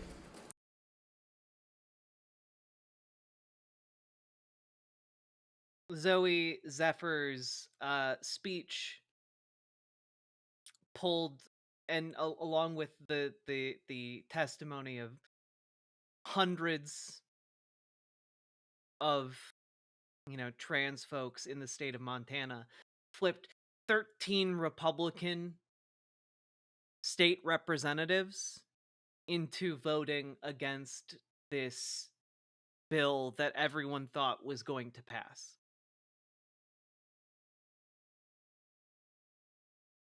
It's W today, folks.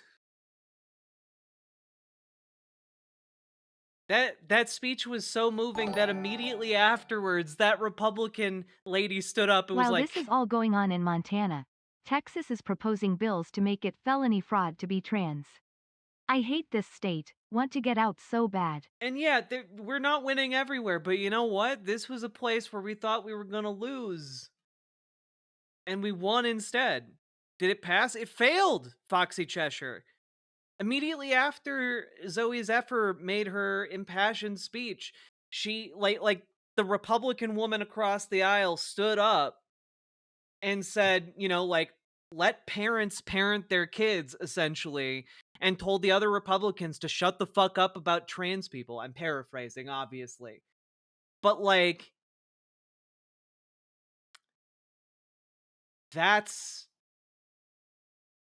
that's incredible. That's a very unexpected W.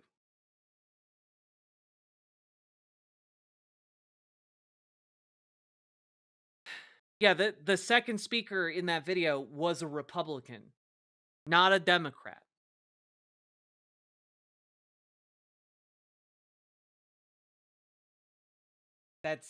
That's incredible.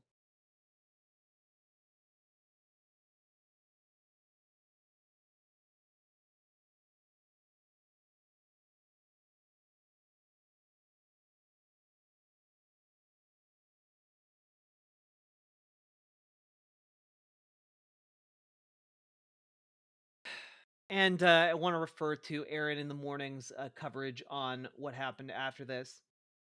Representative Zephyr is not the only transgender lawmaker in Montana. Representative S.J. Howell, a powerhouse in their own right, took the floor with an even more extreme bill followed immediately afterwards, HB 754, a measure that would remove transgender children from their parents.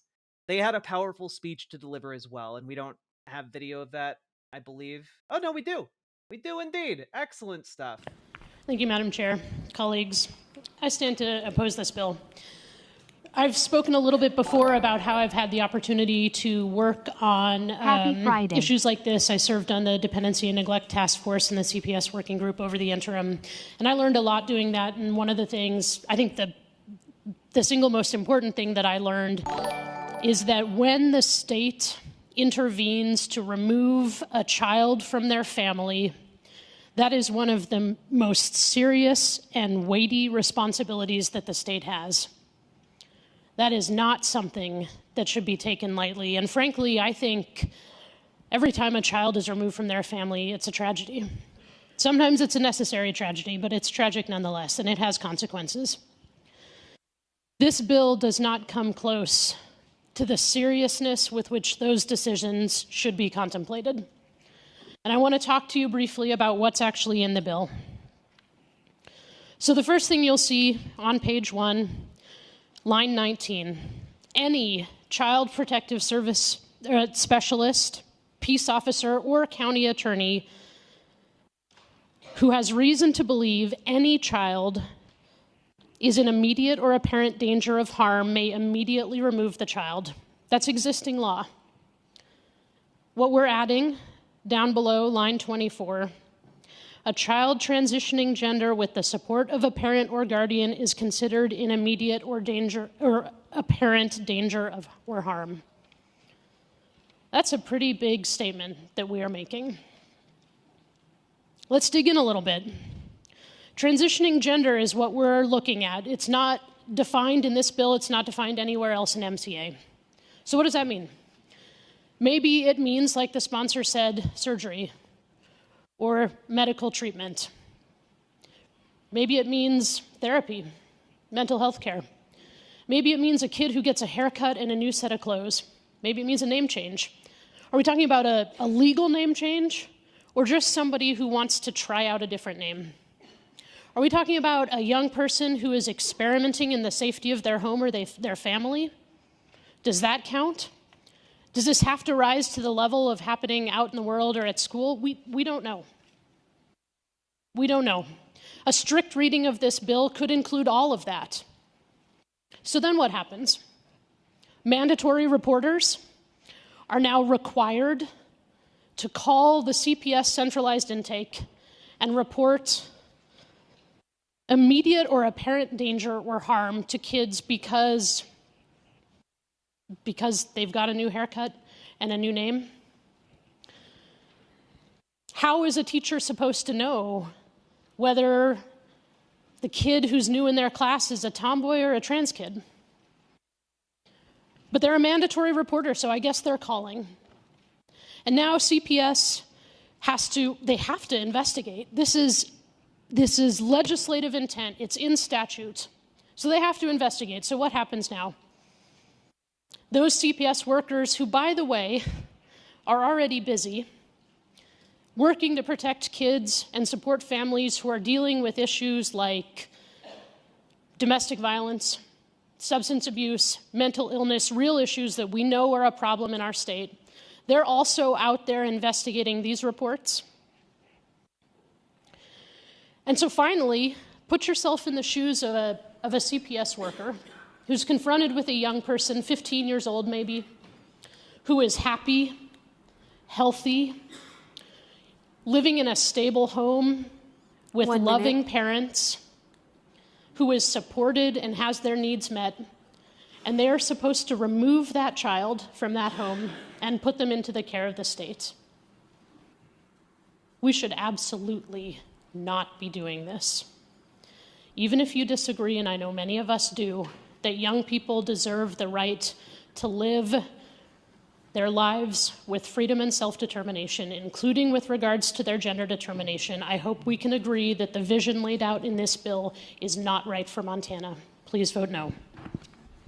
Now arises on the motion of Representative Schubert that when this committee does rise and report after having had under consideration House Bill 754, it recommend the same do pass. Those in favor of the motion vote aye. Those opposed vote no. Are there absentee votes? None, Madam Chair. Has every member voted? Does any member wish to change their vote? If not, the clerk will record the vote. Madam Chair, 27 representatives have voted aye, 71 have voted no. House Bill 754 has failed to pass second reading.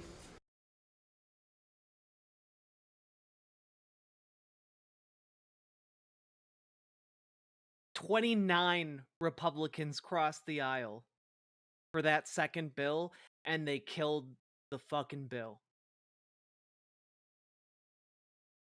They're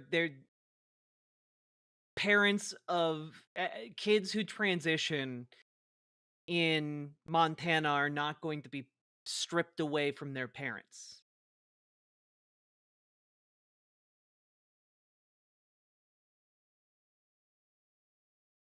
Okay? Like, we've got some unambiguous W's here, folks. It is imperative that we recognize how important and how big these victories are. Okay? It is. I know that times are bleak. I know that There are hundreds of anti-trans bills out there in every state across the country. But it does not mean that like we are doomed to lose. These people these trans folks in state politics are working tirelessly all the time so that people across the aisle know a trans person, because that's just good politics. Because ultimately, at some point, there's going to be a bill that is introduced that allows them to that is like, oh, we want to get rid of trans people's civil rights. We want to get rid of trans people's ability to have kids. We want to get rid of trans folks in general from society. And you know what helps Republicans and helps people of all different types of political outlooks to look at that and say, no, I don't think so. Knowing a trans person. It's one of the number one indicators for shifting people over on trans rights. It's just knowing one of us. Because so many people in this country do not think they know a trans person. And to them, we're scary. We are unknowable. We are alien. Like when people hear about us and lack the curiosity to actually go out and meet one of us for themselves, they just kind of believe lies. They believe what they are fed. And maybe an example of this is in the show Severance. There are different departments, right, that work in this evil corporation, right? And one of the things that they believe, like each department seems to believe about the other departments, is that they have pouches where they rear their young, like kangaroos. And they believe that because they've never met anyone from other departments, like that's just something they believe. And it's similar with trans people. A lot of cis conservatives look at trans people and they're like, I don't know, they're just kind of weird and I don't trust them, And then they hear like, oh, they're grooming the kids at Storybook Hour. And then they're like, oh man, they're also a threat to kids. And then they hear, oh, and they're trying to like do DEI to destroy society because they're working for George Soros. And they're like, I guess they are evil. Like that's kind of like the evolution of the conspiracy, And knowing a trans person is like inoculating them from that type of thinking. And like, granted, not every conservative is going to be brought over or going to be convinced by knowing a trans person, but it does help. It does help them to be able to see us as people. You can tell watching that first speech with Zoe Zephyr that like her bringing her kid and having her kid meet like those Republican representatives in the Montana State House, there's a decent chance that doing that humanized her in a way that like to a degree that is probably incalculable, to a number of those people in the House body. There's that is good politics.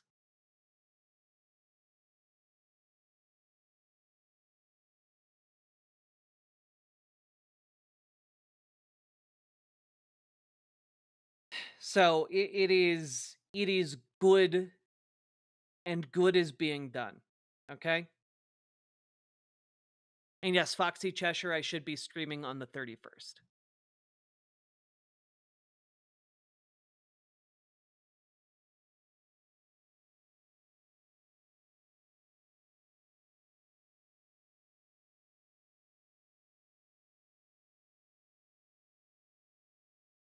So we are racking up W's. And we're not alone. And I know that it can feel like we're losing everywhere, but we're not. You know, I know cases like in Iowa and Texas, people are really pessimistic about. But we will continue to fight through the losses and through the victories until we have won every single battle in every corner of this country. That's what we're going to do.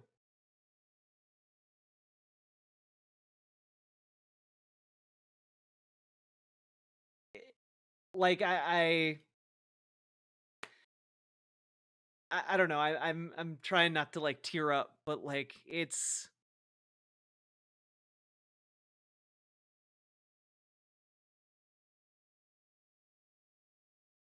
good to get a W, you know? It's good to get the W.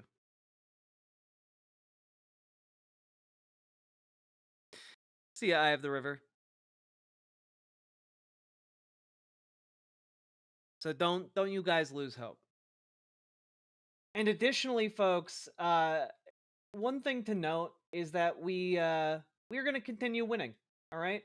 One of the things to take a look at in the courts is how are the bigots doing? How are the bigots doing with their attempts to do these things? You know, like you can pass a law in your state house. You can pass laws. Are they going to hold up in court? That's another question.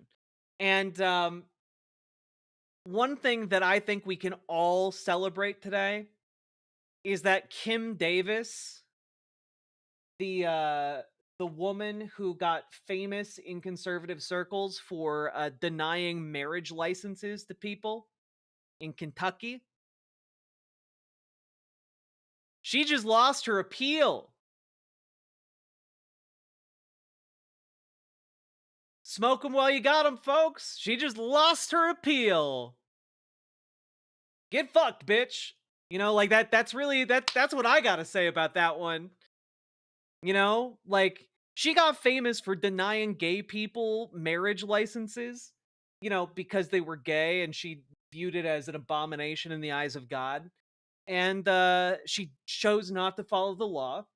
And she previously lost a civil case brought by the couples who she refused to issue marriage licenses to.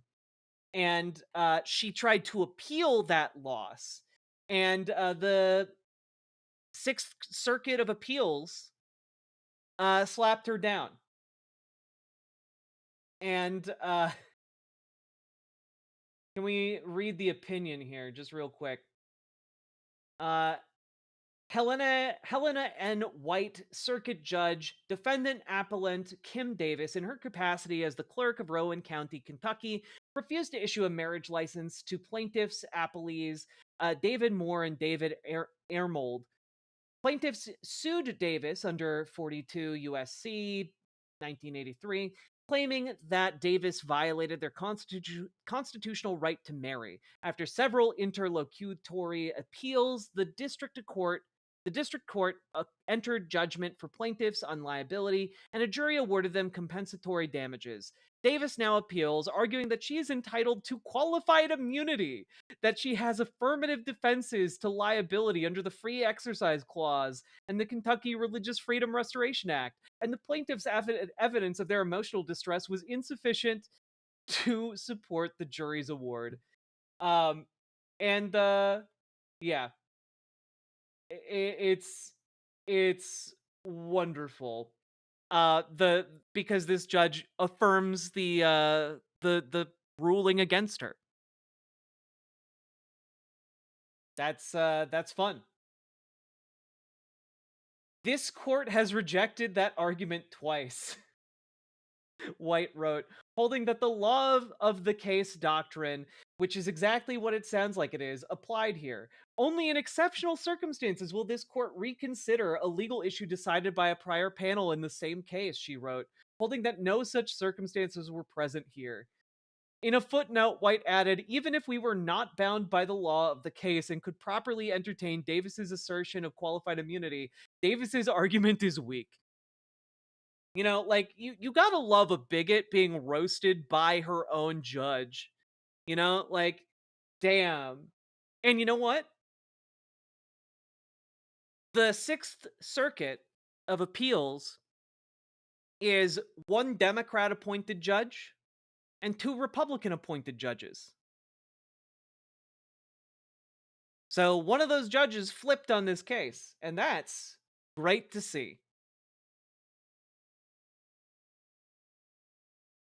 Summing up the arguments, White wrote, as Davis sees it, issuing plaintiffs a marriage license would have violated her own constitutionally protected religious beliefs. Thus, she asserts, she cannot be held liable. We disagree.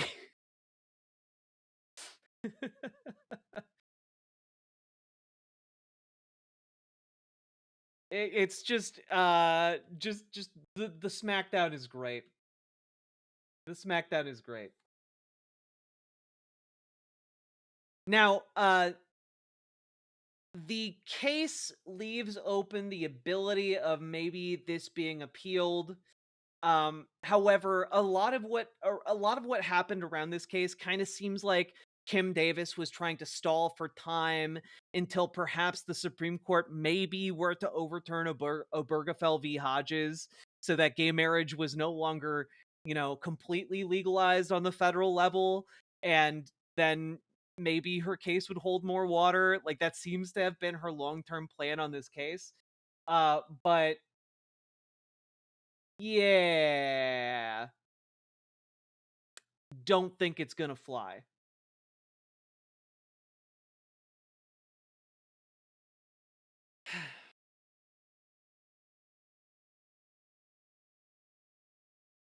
Yeah, it is basically the Sixth Circuit of Appeals Court telling her, get bent. Exactly, Canna Bobrex.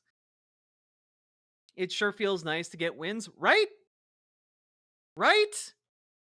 Very, very nice.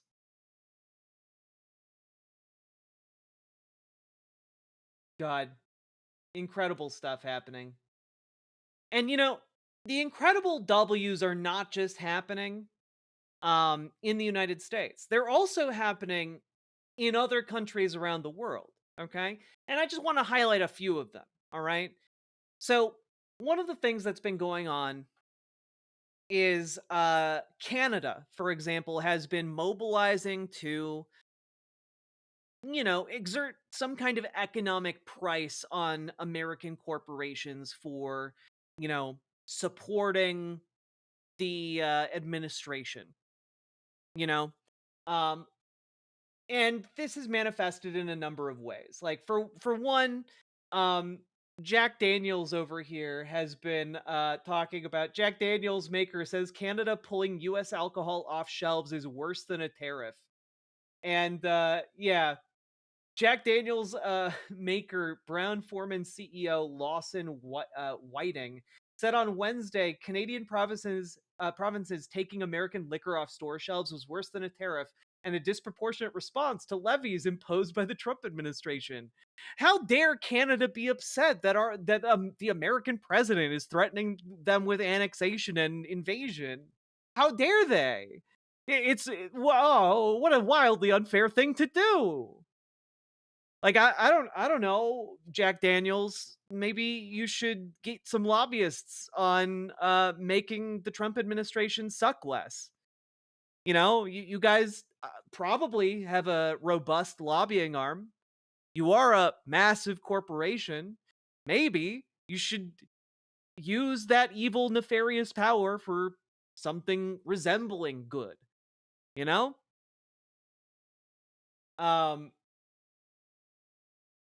Yeah.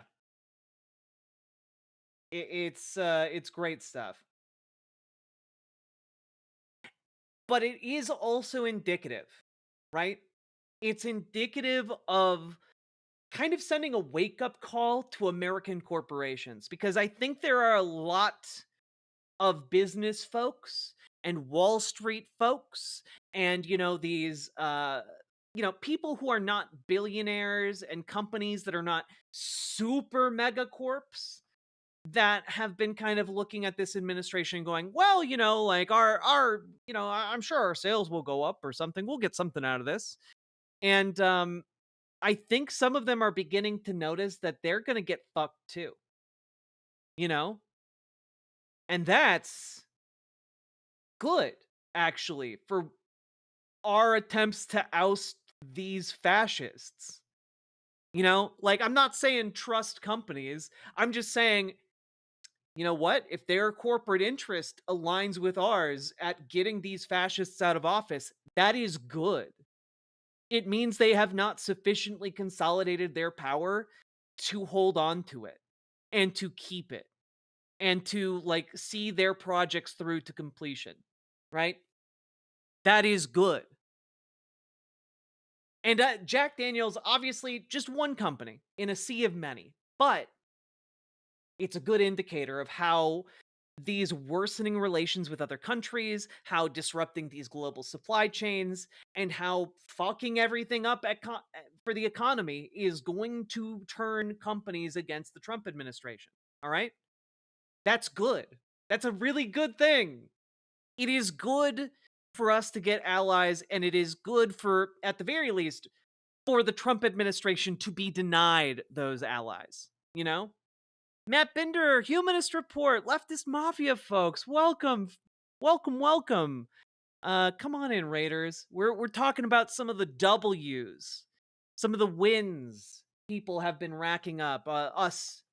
We, the people, have been racking up over the last several days, the last 24 hours in particular. We got wins in Montana for trans people. The anti-trans legislation in Montana is dead. We've got Kim Davis losing her appeal.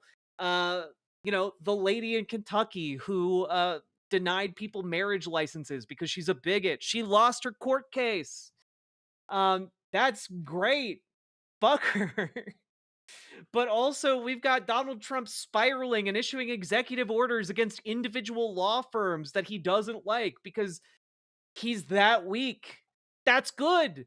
Any weakness in the administration is good for us. Let's celebrate. Take the W. We've got all the members of Doge now. Every single person who works at Doge, all of their contact info is now public knowledge. Good. We know that Doge is trying to staff up on lawyers, and you want to know what? They're all fresh out of law school and idiots. Good. They can't even get competent lawyers. Let's go. It's incredible stuff. We got the funding freeze on the NIH.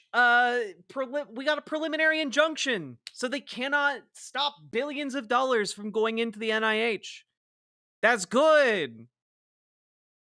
We've got Donald Trump apparently still fearing the courts enough to gather the cabinet secretaries and tell them that Elon Musk is not in charge of them. That's good. Having Trump demonstrating a healthy fear of the courts, that's good. It's a W. It means they do not have the power that they are trying to project, and that is good. Because I can only speak for myself. My mind has been turning on worst case scenarios nonstop for like the last couple weeks. And you know what? These pieces of good news, each one of them indicates we are further away from that worst case scenario than I feared. And that, I will take those wins. I will take those W's, God. And I wanted to play this because, these other countries mobilizing to oppose Donald Trump, Elon Musk, and American companies, that's good too. Because in mobilizing in that way, they strengthen their own leftist, more progressive movements, hopefully. But also, it puts pressure on domestic corporations to oppose Donald Trump. It helps drive that wedge deeper. And that is very, very good. Okay? And I want to share something with you because this is I guess there's a guy who's famous in Canada because he appeared in a lot of beer commercials.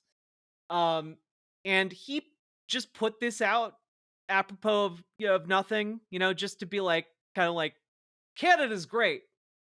Screw America.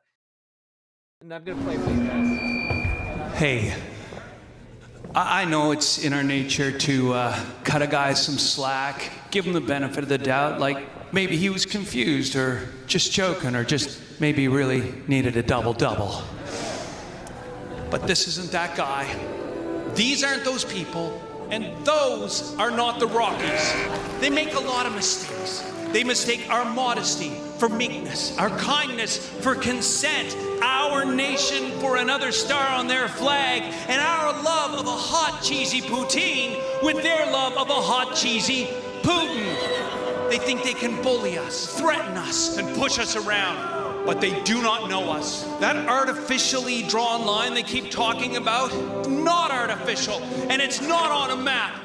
It's right here. This is the land that Terry ran, the land that Gord sang about. This is the birthplace of peanut butter and ketchup chips and yoga pants. It is the land of universal health care. Wait, genuinely, is that true? Did Canada invent yoga pants and peanut butter? Fucking love both those things. And the bench clearing for all of innovation and optimism and getting her done. This is the land of the peacekeeper and the Shawinigan handshake. Are we perfect?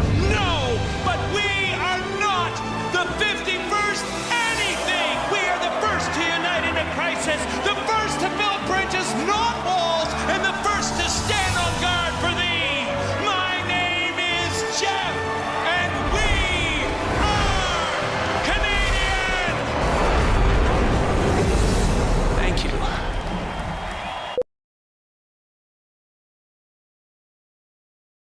I don't know. I thought that was neat. I'm liking this kind of coming togetherness around hey, get rid of that motherfucker. Get those fascists out. You know? It's some good stuff. I'm not gonna lie, I started feeling a little bit patriotic for Canada, and you know what? I'm not Canadian.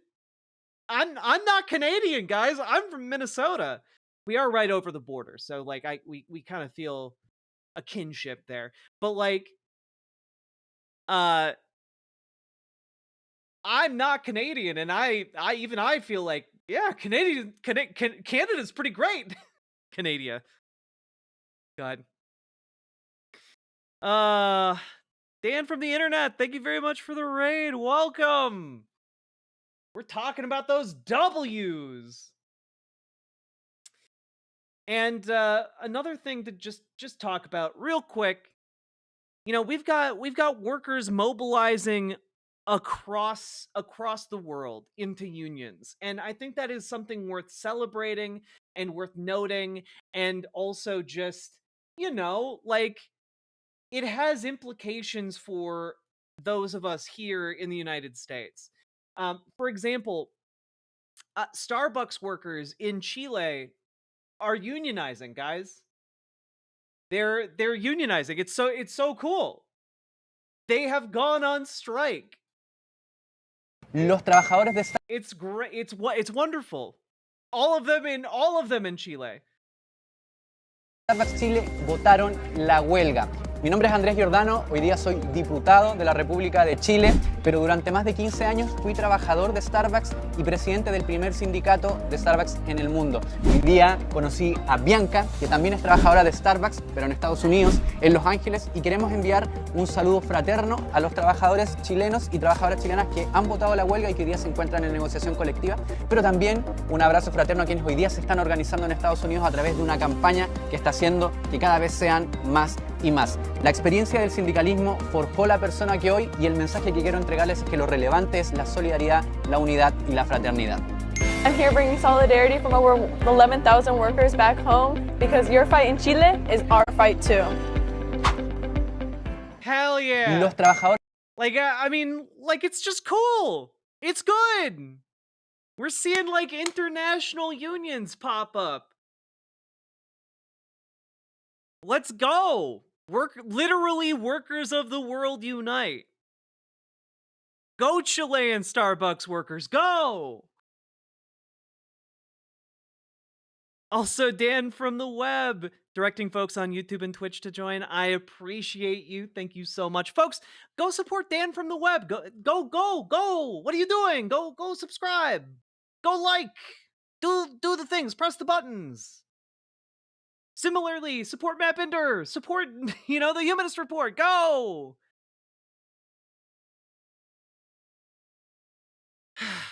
Yeah, we're look, good news. We've been talking about good news for the last hour and a half, hour and 40 minutes of this stream. And you want to know something else? And I just want to preface this by saying a news story today stood out to me, and it's it might on its face seem like a bad thing, right? But like, oh my God. Just hold on to it. It is a W. It's good. Now, when we talk about homelessness as an issue, right? When we talk about that, it turns out that there are countries that have very effective, approaches to dealing with homelessness that reduces the overall rate of people, being outside and suffering. And one of the things that people frequently point to is, like, for example, Finland's homelessness approach. And it's, what does Finland do? Well, Finland uses a housing first approach. Basically, the idea is, hey, you're homeless? Well, we will give you an apartment. It's gonna have the things you need to live, and it is gonna have rent, but it's gonna be highly subsidized by the state and or completely paid for depending on your circumstances. All right, and in a nutshell, I'm oversimplifying. It's obviously, but in a nutshell, that's kind of what the program is. And I saw this headline from the Helsinki Times. Homelessness rises in Finland for the first time in over a decade. And I was like, oh, that's interesting. I need to know more about that. How did this come to be? What's happening? Is there a flaw in the housing first model that I'm not aware of? The number of homeless people in Finland has increased for the first time in 11 years, according to new data from ARA, the Finnish Housing Finance and Development Center. The report shows that 3,806 people were experiencing homelessness in 2024, an increase of 377 compared to the previous year. The rise comes after more than a decade of steady declines and raises concerns about the country's long-standing success in tackling homelessness. A significant increase was recorded in street homelessness, with 694 people counted as living outdoors in stairwells or emergency shelters, 50% more than the previous year. And let's see here. Now, I just want to pause right there to say, compared to the United States, that is mind-boggling. That is. You had 694 people in your entire country being forced outdoors at night. Last time I looked, I think in the United States we have over 100,000. And the headline is attention grabbing, but then I look at the problem and it's like, no, they've really nailed this down. They have really nailed this down. Okay? God. Like, now, I want to look here.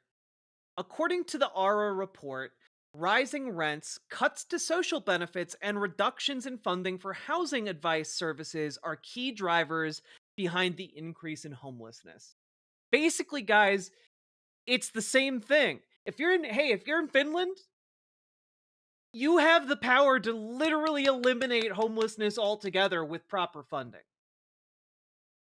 You guys can do that. Here in America, we need that program.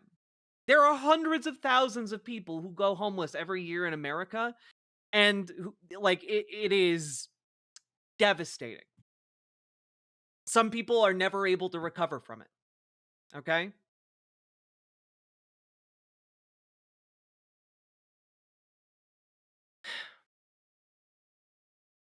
It is and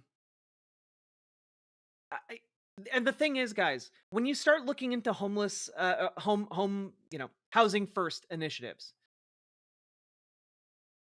it's cheaper than just allowing people to be homeless.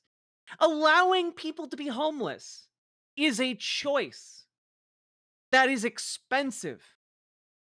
Like, I mean, just, if you don't, I guess, if you don't care about like the humanitarian aspect, the human dignity aspect of it, the idea that human beings deserve to be treated like humans and not like animals. If that argument like doesn't hold any sway over you, then like surely the argument that like it is literally cheaper for us to house people rather than put them in prisons or allow them to suffer of deprivation on the street. Like, it's incredible. And like, I know that this is bad news in the context of Finland, but for me as an American, I look at this and I'm like, this is aspirational. To a degree, like this would be like bringing down our rate of homelessness by like, what, 20 times? To 1/20th of what it is now? Maybe even less than that? So it is, we have the ability to do this. And, yeah, I mean, we can give like the typical responses of like capitalism wants us to be under the threat of deprivation, yada, yada, yada. Well, capitalism wants a lot of things, feudal lords wanted a lot of things too. And we wound up overthrowing them. And similarly, I don't give a single rat fuck about what a capitalist wants. And neither should you. We should work for what's better for all of us. And this is very clearly that. And when we look at what is causing rising homelessness in Finland, it is the same shit that has weakened and worsened our social services here in America. It is the cuts, private business people wanting a bit more of the pie, a little bit more. And you know where that takes you? Takes you right to having a fucking Elon Musk dictating what does and doesn't happen in your country. So don't let him do that shit. The win here is that like these systems have been fought for by people for centuries. We ride on the backs of giants and all that. So fight to keep those wins, but even more importantly, like we know how to solve those rising rates of homelessness in Finland. We know how to make things better. When we are looking at political power and mobilizing people to fight for their country, fight for better politics, those politics cannot revolve around the status quo.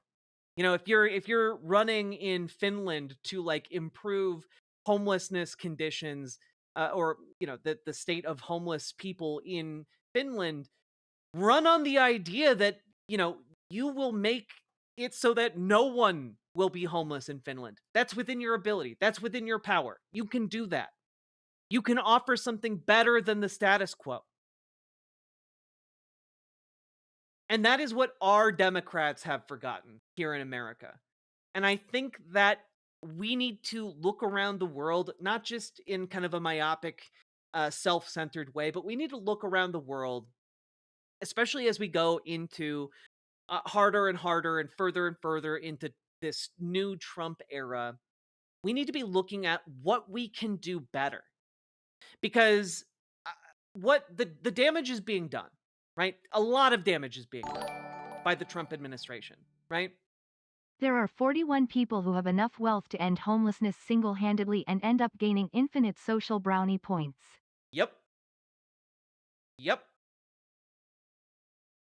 But one thing we need to keep in mind is that there are places around the world that have figured out solutions to problems we face here. And one of the things we need to do is look around and figure out what worked elsewhere and present that to the American people as a solution.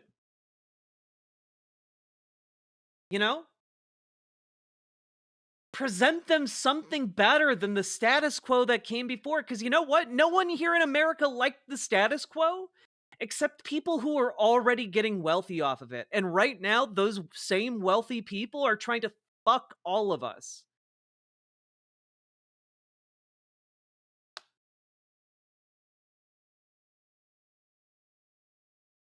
So let's mobilize against these fascists. But while we do so, I think we need to take a page out of Bernie Sanders' book. Because Bernie Sanders, if you notice, whenever he talks, he's not content with just, we need to oppose the fascists. He's never content with that. He always brings it back around to things that will materially improve people's lives, like Medicare for all, just as an example. That is something better than what we had before. And that hope, that vision of a future that is better, that's what makes Bernie Sanders such a resonant politician. That's why, even though he's old as dirt, he's still got that spirit. He's still got that fight. He's still got that public support. It's because he offers us something better than what we had. And I think as we look at these W's and as we contemplate going forward, we need to hold on to that. We need to hold on to the idea that we need something better. And I know I'll continue looking for it and continue, talking about it with you all. But just an idea for you guys to hold on to too. Because we're all in this together, and this movement is not just me or any other content creator. It is all of us. Me, you.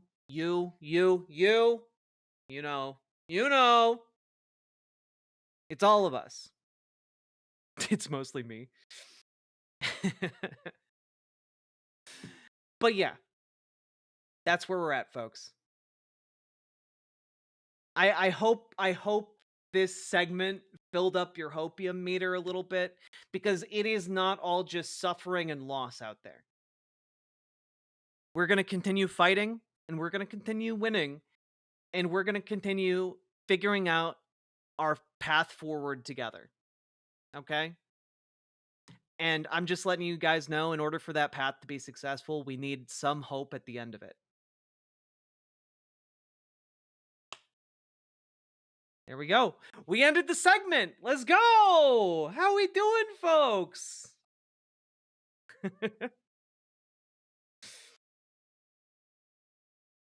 How we doing? Welcome, Raiders. We finished the first main segment of the day. We did it. Also, folks, we've been going for about 3 hours now. If you have been enjoying the show or getting anything out of the show today, please hit that follow button on Twitch, hit that subscribe button on YouTube, like the YouTube stream, all very important. Press the buttons and consider dropping those subs, those donos, those memberships, those super chats, etc. because this show brought to you by viewers like you. I literally couldn't make it happen without you fine folks. And you guys are where my support stems from. So if you've been getting anything out of this, consider supporting the show. Again, subs, donos, memberships, super chats, etc. Feeling much less sad about the future? Good! Good, because there is nothing to be gained in despair. Not a single goddamn thing. And we need to have hope. We need to have enthusiasm. We need to still remain clear-eyed about the dangers and about the enemies we face.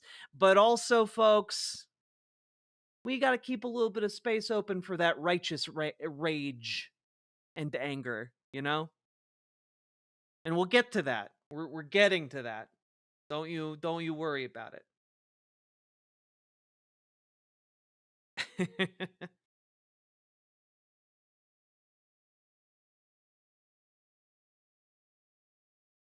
Whew.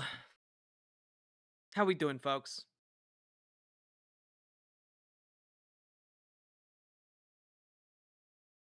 It's your birthday? Happy birthday to you. Happy birthday to you. Happy birthday, Johnny Ramo. Happy birthday to you. And many more. There you go. Happy birthday. The jazz hands sell it. Jazz hands sell it, guys. When we win, we're going to have an opportunity. A greenfield of a government that will be desperate for guidance on how to expand and people who will covet a direction we can provide. Yeah. BWA. Paladin Lost, thank you for the $25 dono. I very much appreciate the support. And yeah, it's I do think you're correct. This gutting of the government in an effort to give massive tax cuts is a bit of a double-edged sword for them, because in the wake of that gutting, the second they lose power to any kind of leftist progressive movement, which is where the energy is going to be, by the way, leaves a very, very big opportunity for us to fill it with something better. And that something better could very well be Medicare for all. You made bread? Oh, Mini-Me, that sounds delicious. What kind of bread did you make? Yeah, we'll just take their tax cuts away to fund it. Excellent. Excellent, excellent. Oof. John Doe, don't worry. We'll give you a bit of a break in chat. Just don't get too just don't get belligerent, all right? Zetetic, thank you very much for subscribing over on Twitch. I appreciate it. White bread came out well? Hell yeah. I like giving people time to respond in between segments.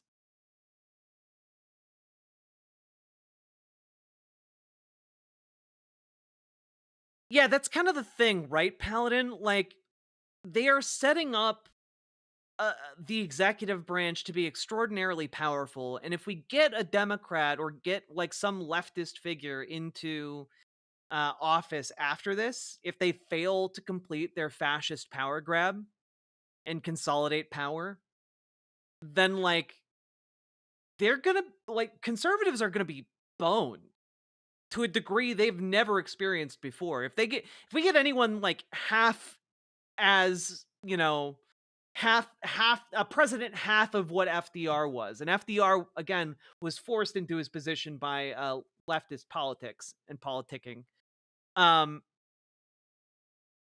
They're donezo for like the next 70 years, you know? 0. WJ Adam, thank you very much for the $5 dono. I appreciate you. Have you heard of gimmick accounts on Twitter suddenly turning right-wing? No, but I'm not surprised.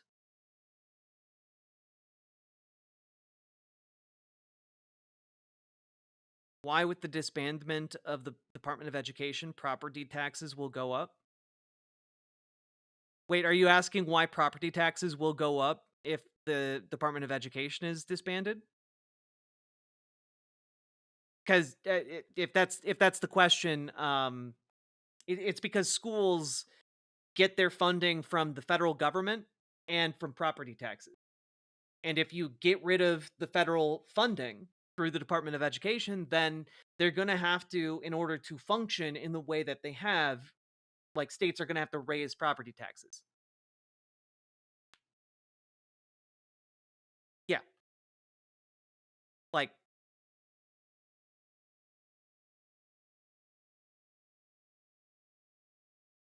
of course, states could also opt not to do that, but then schools will just not function.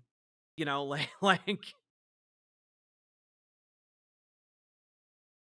oh, mini me, I love video games. I used to be a video game journalist for like almost a decade. And then I got out of it when COVID hit. Uh if you watched my interview with Nathan Grayson about his new book about like the Twitch figures, Stream Big. That's how I know Nathan.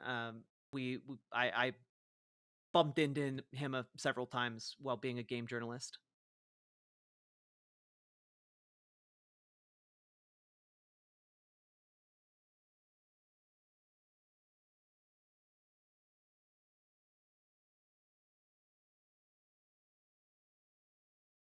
Sunk 250 hours into my new favorite game, and I'm not even done with the story. Oh hell yeah! What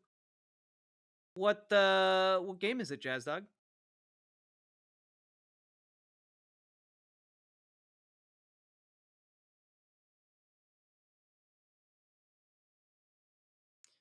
What do you think of the book on BreadTube? I don't know what book you're talking about.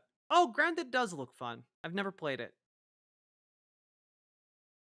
Yeah, Jamie Lee Curtis's daughter is a game dev. Very cool. Very cool stuff. I think Terry Pratchett's daughter has also been working in game dev. Yeah, cool stuff.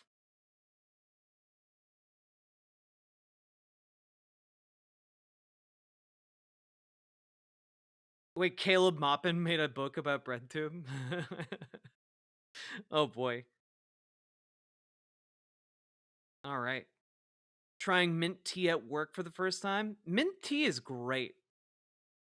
Mint tea, like, it's not something I want to like scarf down, but like sipping mint tea is like a next level of relaxing.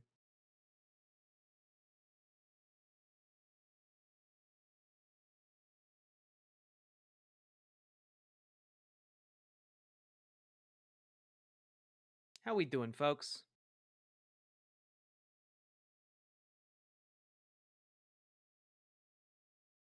Ooh, Moroccan mint tea? I've never had that.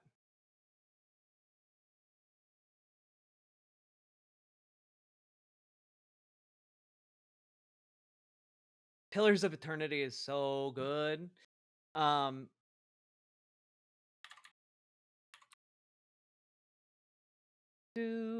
I will say, if you are a fan of like Pillars of Eternity or like the world building in Avowed, y'all really need to check out the game Tyranny. Tyranny is a 10 out of 10 game to play in the current moment.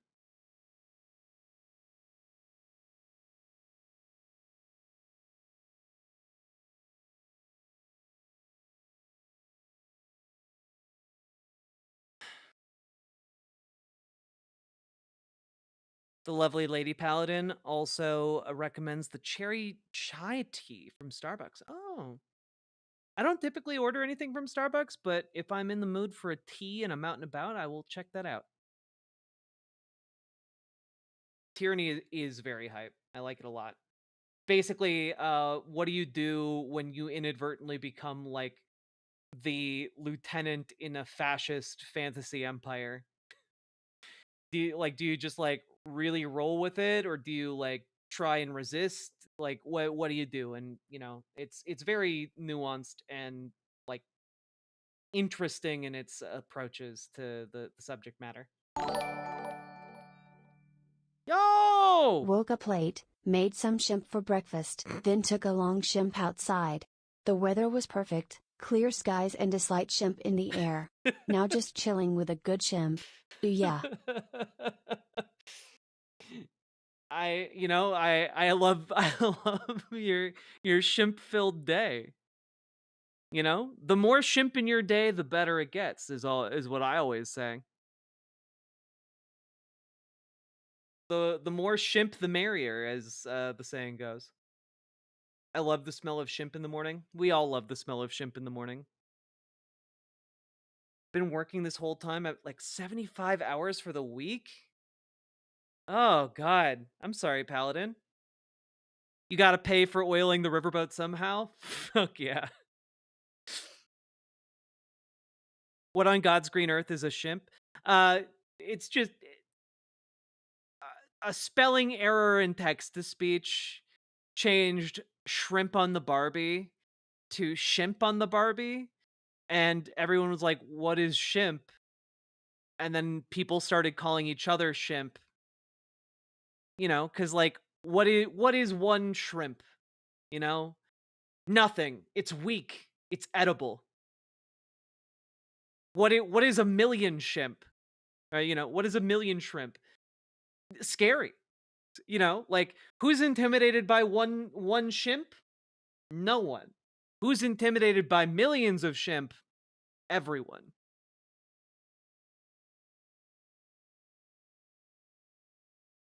Yeah, we all about that shimp life. Shimp together strong.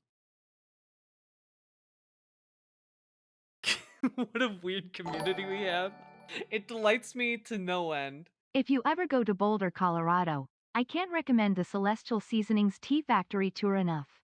They have a peppermint tea room that's so intense you feel it. Why do I feel like I've heard Celestial Seasonings on this show before, but like years ago? Oh God.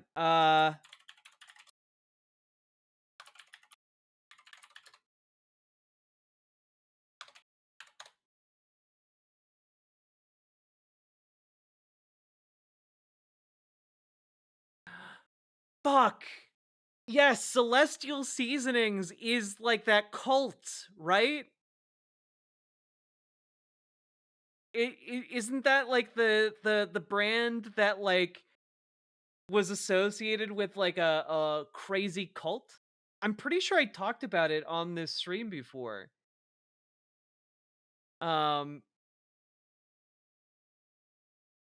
Yeah. Celestial Seasonings is associated with a guy named Mo Siegel, who's like kind Krigor of here. a cult leader. In my native land, leader. Texas, we get shimps from the local water. They are large and very aggressive. Will take hand if not careful. Once saw shimp kill and devour Russian grizzly at zoo. Well, Grigor Nyet Russian, thank you very much for the $10 dono. And as always, I must specify, no strings attached whatsoever to that dono. And I, for one, appreciate your comments about your native land of Texas and the wildlife that is active there.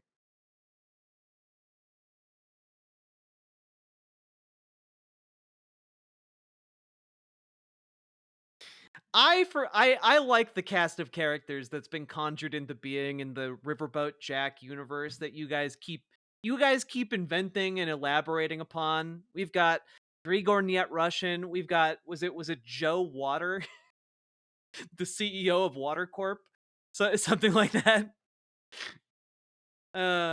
You guys kill me.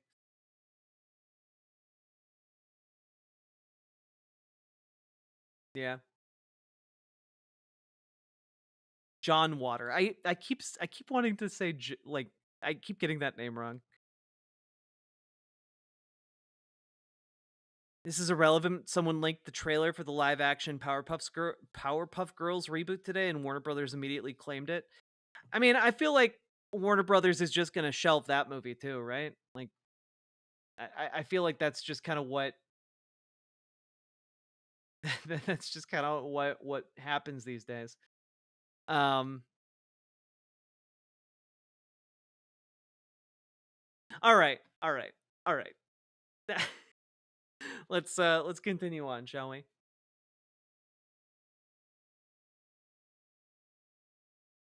Oof. All right.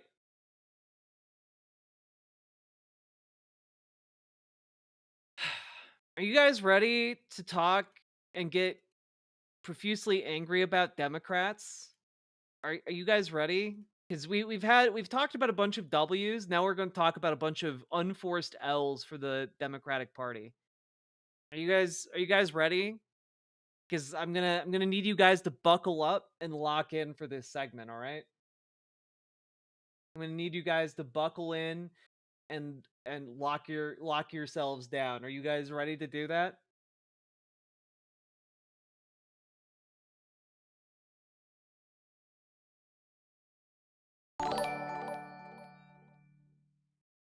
On a serious note, the Aw. work you are doing is invaluable, essential, and life-saving. Your thoughtful analysis has saved my mental health, Purple Heart. Well, Hannah, thank you for the 10-pound dono. I really, really appreciate that. And I have been getting messages like yours, and I for one really appreciate it when you guys let me know that like my content has been helpful, and you know, I appreciate that. Helps me to not despair myself, you know?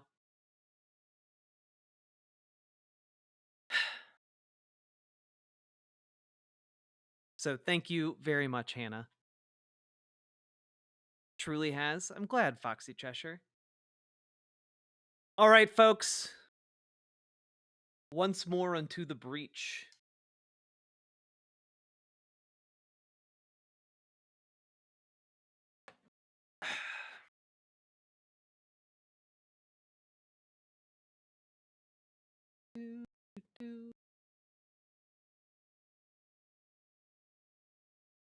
Uh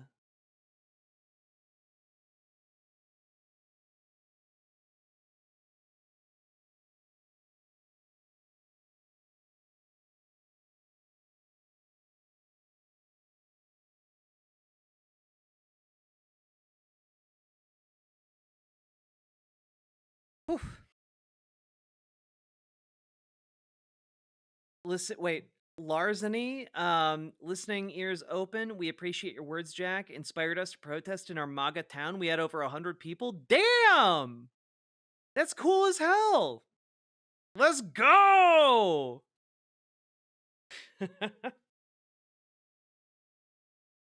Okay.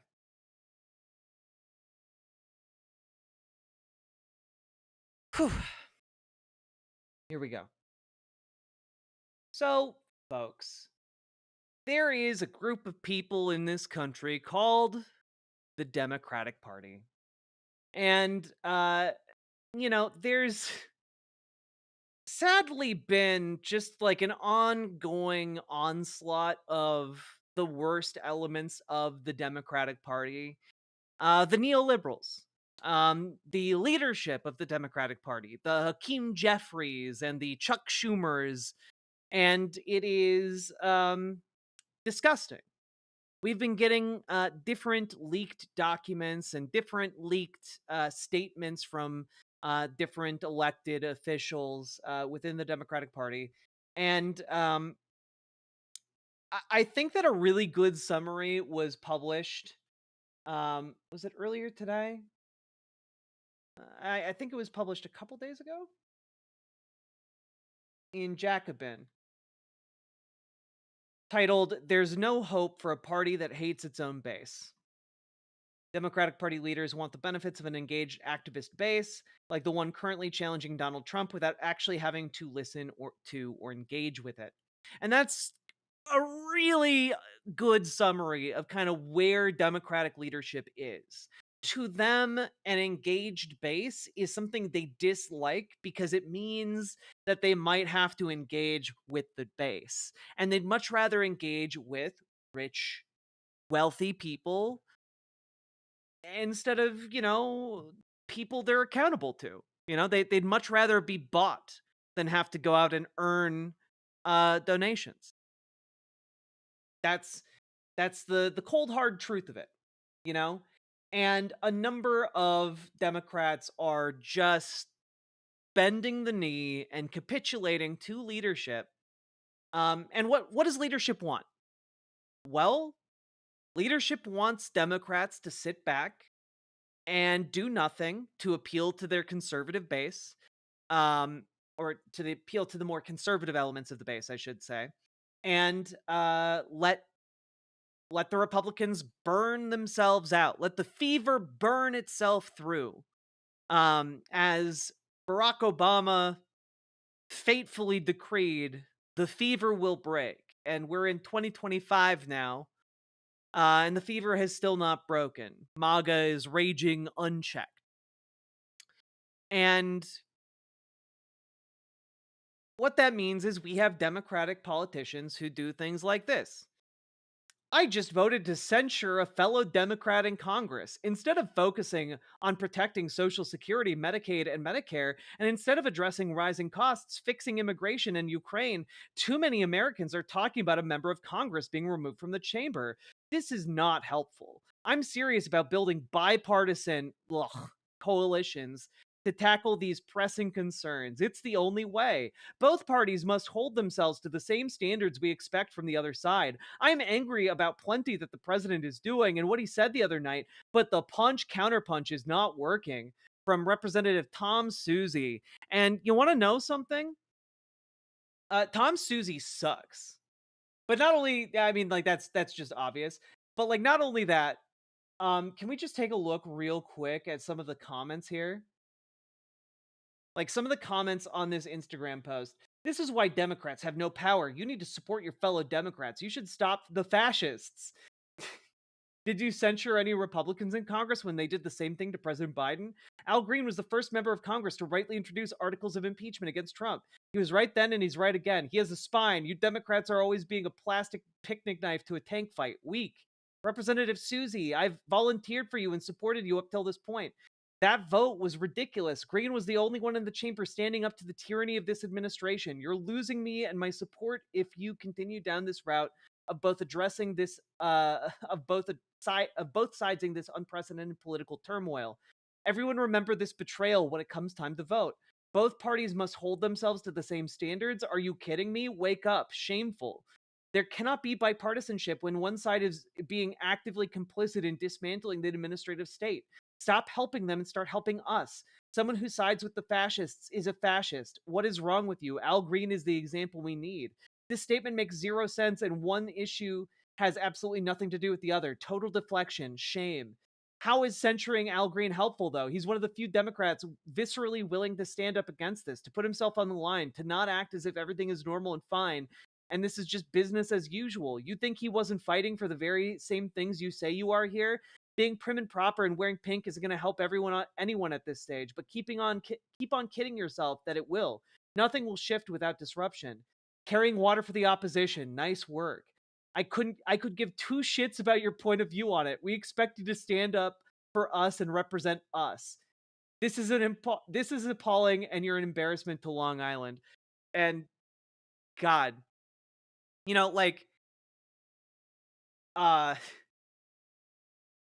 yeah.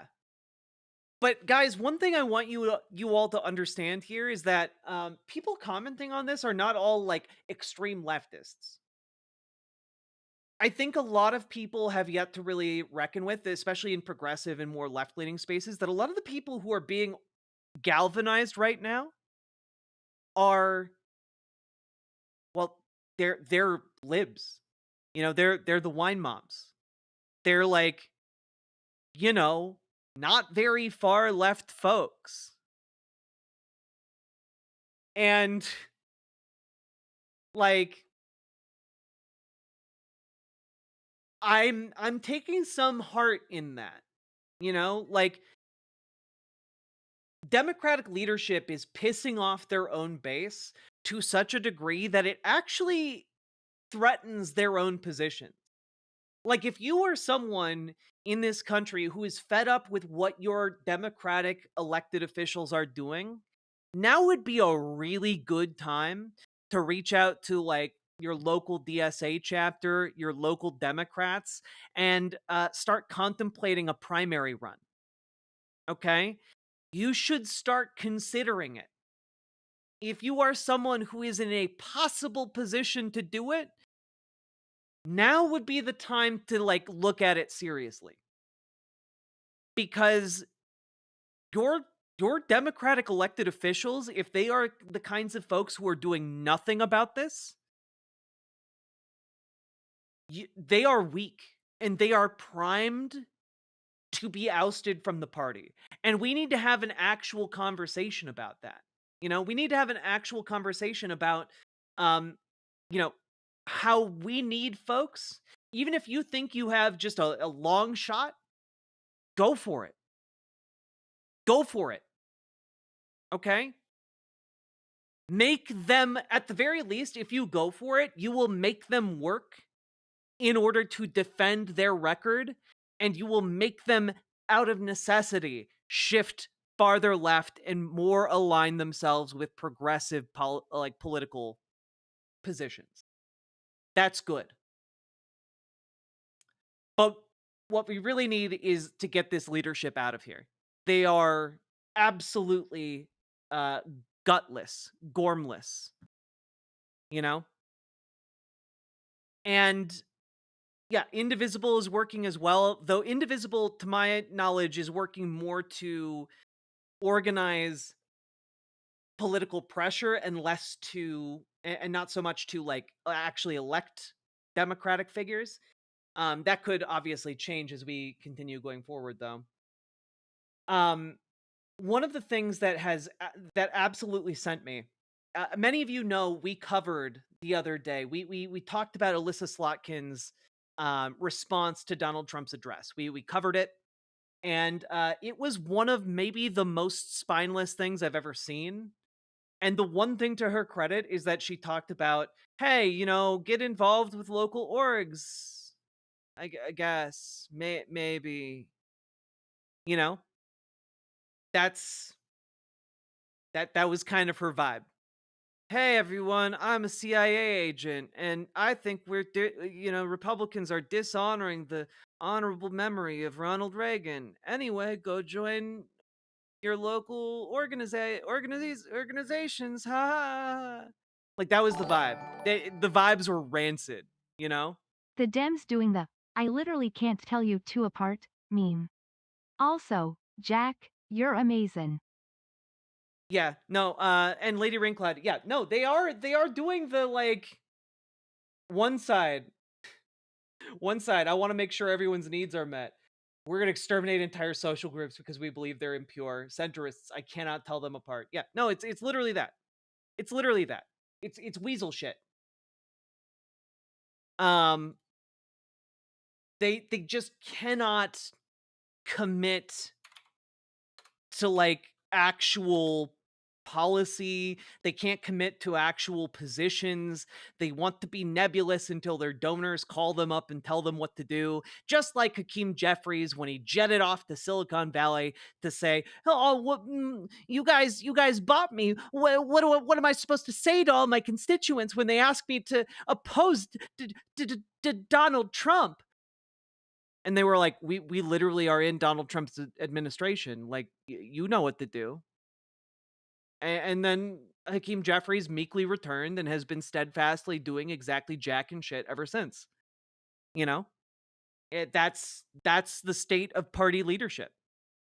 What can we do? What you can do is you can get involved in your local Dems and radicalize them, galvanize them. You know, join your local DSA to organize pressure from outside your local Democratic Party and then run in your local Democratic Party.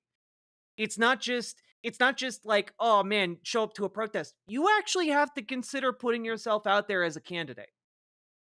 That is a real thing that I'm actually asking you guys to do. It's not like a hypothetically consider it. No, like, do actually consider it.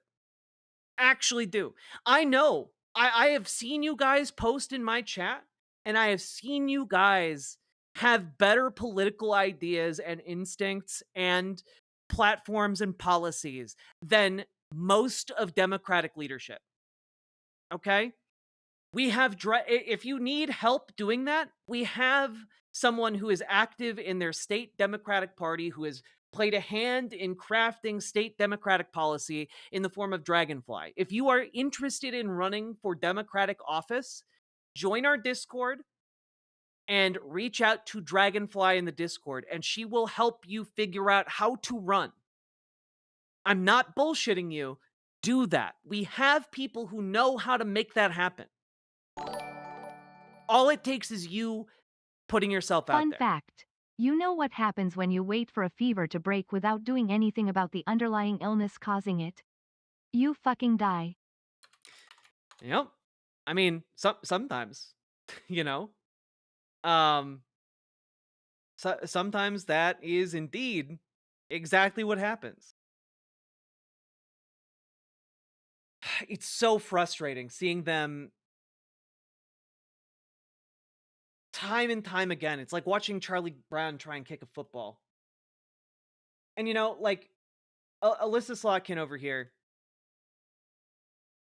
insists that she isn't one of the 100 people preparing to seek the Democratic Party's nomination for president in 2028. Good, because you shouldn't. You were very unpopular. People hated you. You brought zero riz to that response. You mustered exactly zero emotional response from anyone who watched that other than rage at your fecklessness and like milquetoast demeanor. Okay? And milquetoast content. Let's be clear about that. She was chosen to speak last night for a more compelling reason. She wins time after time in places where other members of her party simply cannot. If they want to model her success at the ballot box, Slotkin told me, they should stop ignoring half the country. It doesn't win elections to just speak to the base of the party, Slotkin says. If it did, Kamala Harris would be president. And I gotta tell you something, Alyssa Slotkin, you're fucking wrong. Kamala Harris ran the most centrist campaign you possibly could have imagined. Her economic policy was literally drafted by her brother-in-law, who was an Uber executive. That guy was not writing you far left economic policy. She's literally out there saying it doesn't win elections to activate the base.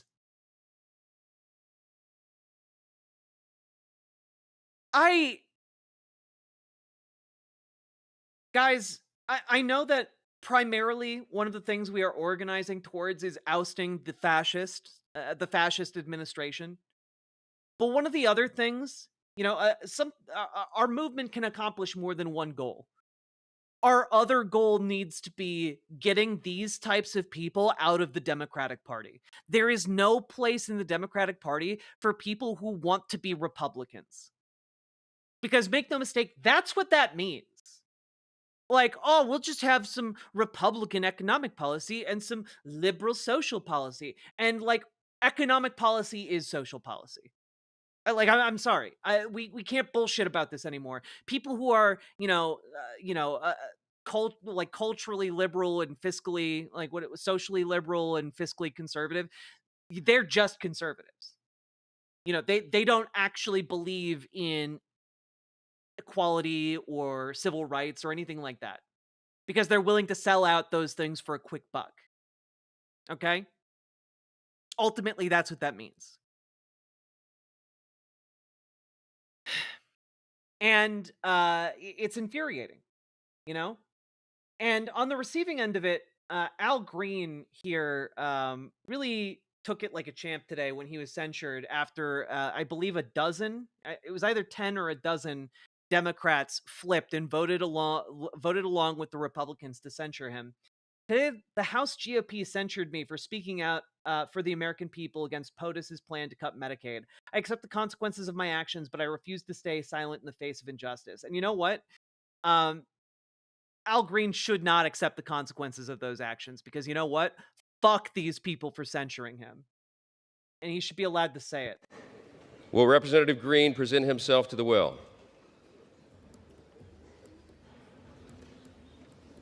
Yeah, 10 of them, traitors all. This, however, did make me feel like maybe all hope is not lost for the entirety of the party, but, you know.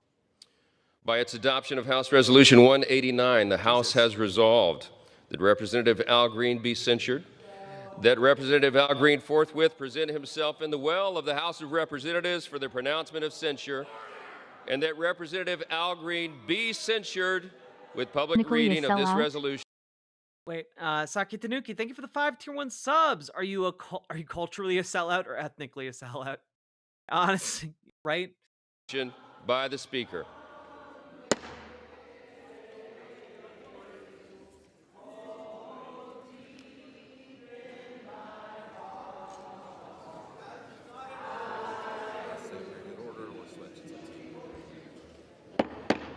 The House had come to order. The House had come to order.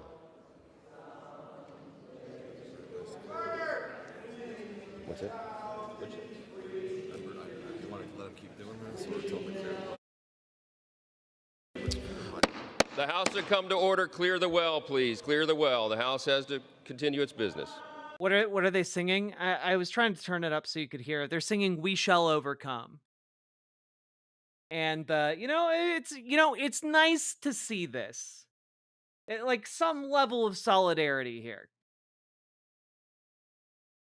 But you know what? Al Green should not be like an outlier here. He shouldn't be the only one.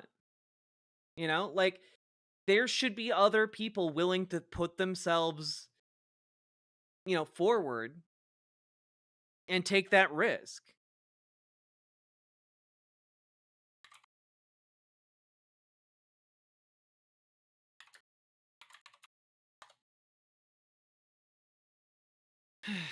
It's disappointing. Censure is basically a step, just like a fraction of a step below kicking them out of Congress.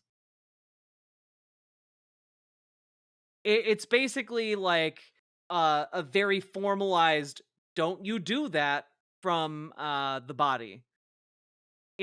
As far as I know, it doesn't come with other consequences, but like it's kind of like, if you do that again, we're gonna kick you out, kind of a thing. It is usually bullshit.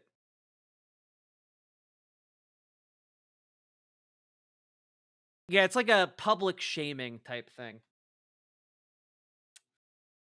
But the time for like being like, oh yeah, you have a good point. To Republicans doing that, is long since passed. And also, when we are organizing against and primarying against Democrats, primary every single Democrat in leadership, like just all of them. We need to come back to this document, right? This was put out by Third Way after a retreat with multiple members of Democratic leadership. In early February 2025, Third Way gathered a group of highly experienced and passionate political professionals over 1.5 days to begin to chart the Democratic comeback. As part of this retreat, attendees participated in breakout sessions to deliberate on why Democrats are struggling with working-class voters around cultural issues, the nature of the economic trust gap, and this critical group, and ideas for how to address both problems. Here are the takeaways. Takeaways on why Democrats have a cultural disconnect with the working class. 1, overemphasis on identity politics. 2, the faculty lounge problem. That is, Democrats are often viewed as judgmental, out of touch, and dismissive of those with elite education or progressive views.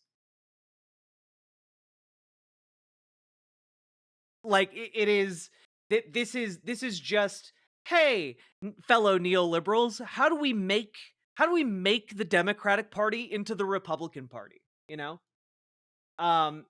Also, just as a spitball in here for the Democrats who bought into this, if you want to come across as more in touch with the working man, you actually have to propose and pass policies that help working class people. The primary way the electorate knows whether or not they, to be on your side is whether or not you have helped them. And if your primary goal is helping big business, you're not helping workers. And that is what makes you seem out of touch. Like you want working class people to view you as allies and in touch with their needs? Pass legislation that caters to their needs. It's not that difficult. Pass minimum wage increases. Pass, increased benefits for folks on SNAP. Pass, Medicare for all. Fight for policies that offer a better future.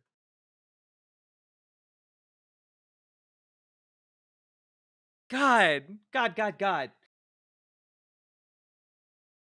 Weak messaging and communication. The party's language is often vague, politically correct, or overly intellectual. That's right, we need more slurs in our communications. Time to bring back the R slur in official Democrat messaging.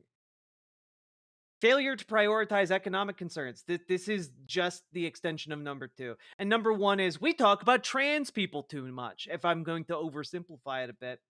Number 5, fear of dissent within the party. Democrats are perceived as intolerant of internal debate, and that's largely because if you're going to debate whether or not black people deserve the same rights as white people, yeah, we're not going to tolerate that kind of dissent. Sorry, get fucked.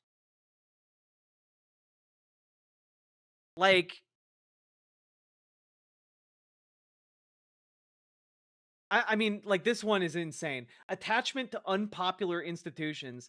Democrats are seen as defending elite institutions like academia, media, and government bureaucracy while being critical of institutions working class people value, churches, small businesses, and police.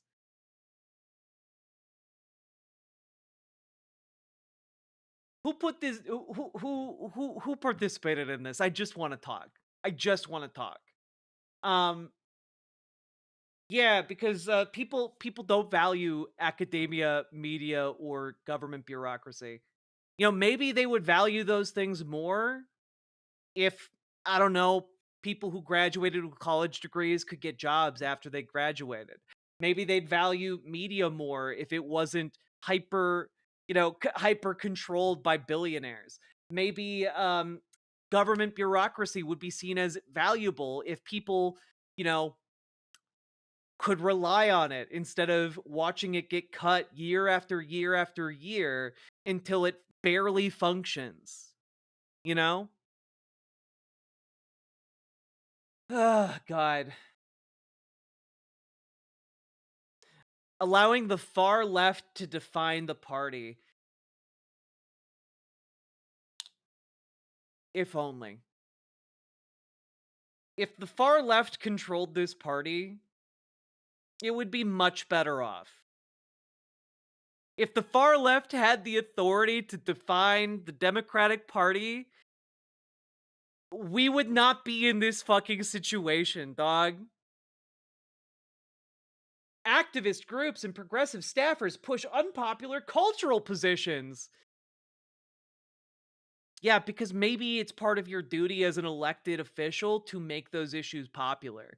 Maybe it's not enough to just sit on your ass getting corporate donations from dark money billionaires. Maybe that doesn't actually accomplish anything, and you actually have a job that's difficult and you need to do.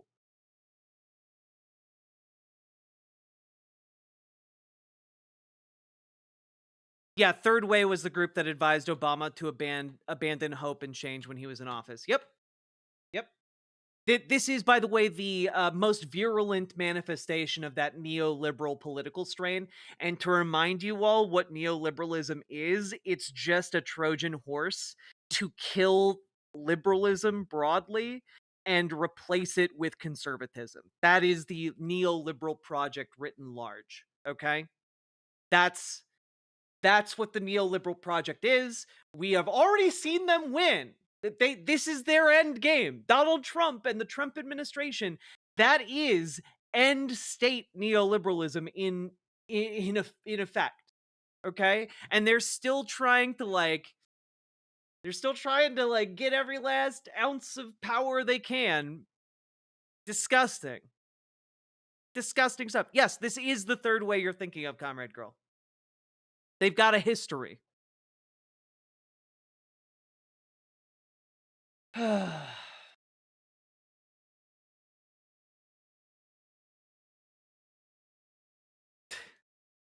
Oh man, Anna Kasparian must have been at this retreat. Over-reliance on buzzwords and political correctness. Terms like pregnant people and Latinx alienate working-class voters who see them as out of touch and real-world terms and vocabulary. And let me tell you something. I have literally never heard a working-class person complain about Latinx.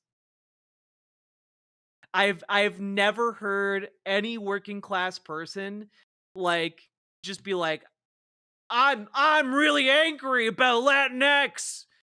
I'm really angry about people being called pregnant people. That's not something like normal working class voters do or care about. Sorry. This is maybe the most out of touch thing you could possibly write. Because you know what? I just want to throw this out there. The only people I've ever heard use the term Latinx are like academics and lefty progressive people on college campuses, right? And more power to them. If they want to use that term, go for it. Working class people generally aren't encountering that term on a daily basis and being really inconvenienced by it. And as such, on the list of their priorities and on the list of things that they find off-putting, it's maybe one of the least important ones. Same with pregnant people. Because you want to know something?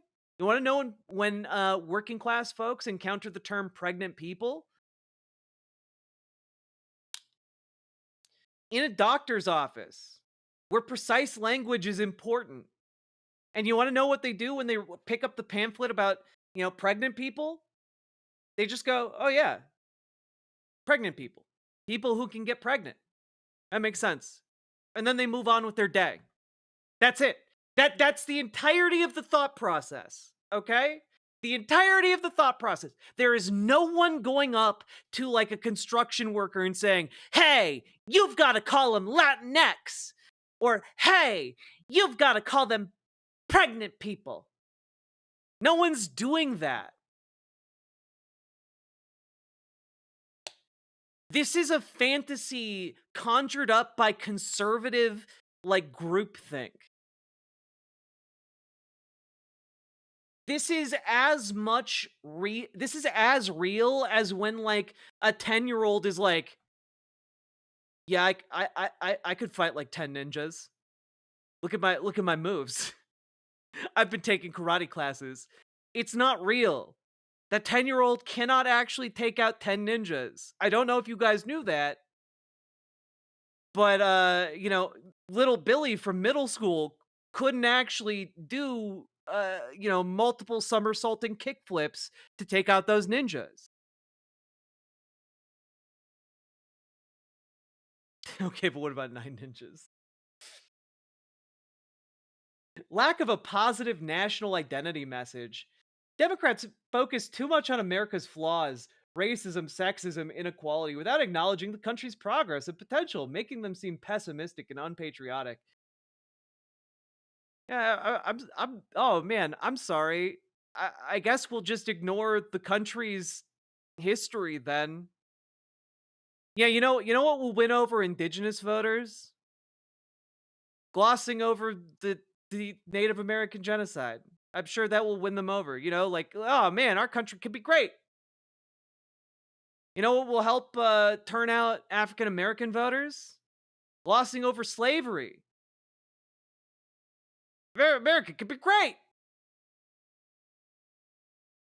These people are these whoever wrote this, these third way types are actual ghouls, but on top of being evil, they're just very stupid. God.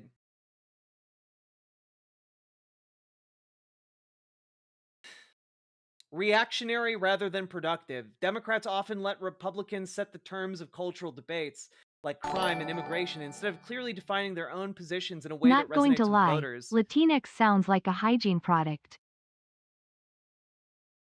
You know, the way text-to-speech said it does make it sound more like a hygiene product.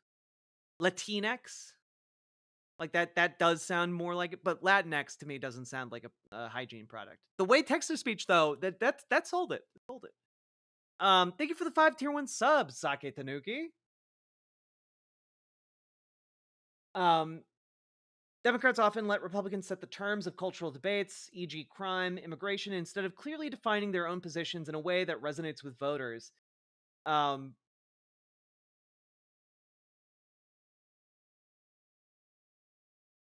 Yeah, but that would mean you'd actually have to stand for something. And I gotta tell you, someone who's following this list of priorities to alter their positions ultimately stands for exactly jack and shit. Nothing. Like, in order to be proactive in your political positions, you actually have to have political positions. Something that this document wants people who read it to shy away from. You know?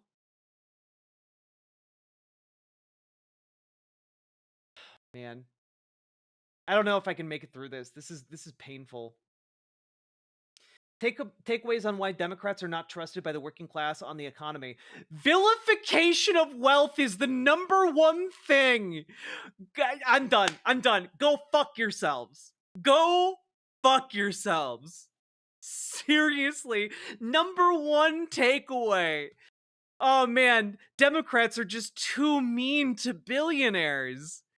Go fuck yourselves. All the way off. Any single Democrat who thinks like this needs to be yeeted out of the party yesterday. Okay?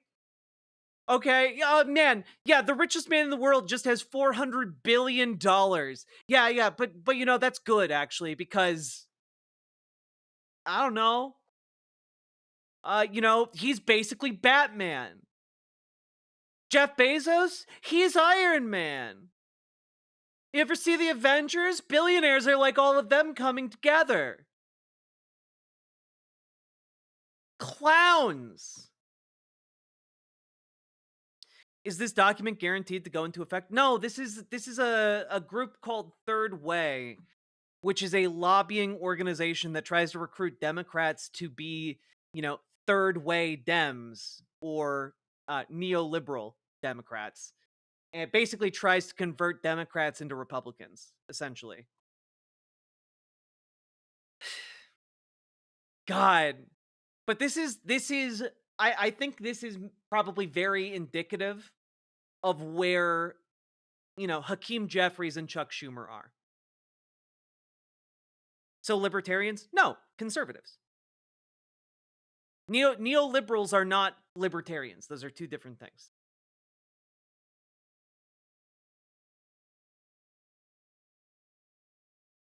How do these people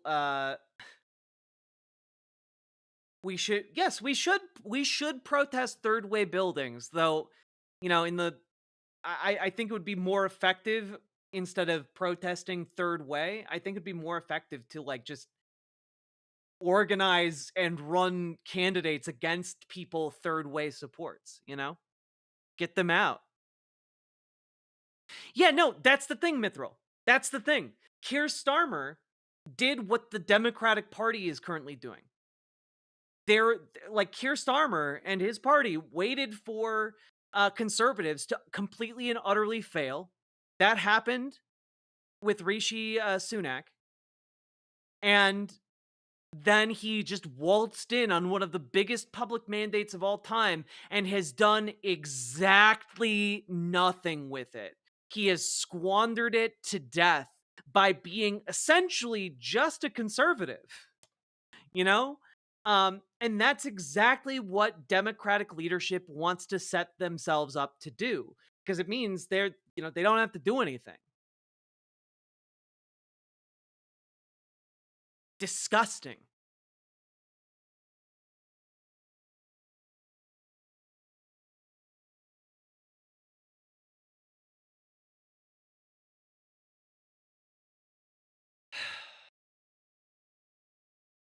Now, one thing to note, earlier in stream I brought this up, but Jake Grumbach and Adam Bonica have expanded upon a research paper that they published a couple years ago, basically showing that in the current political period, there is little to no penalty for having more extreme views as a political figure on the left or the right.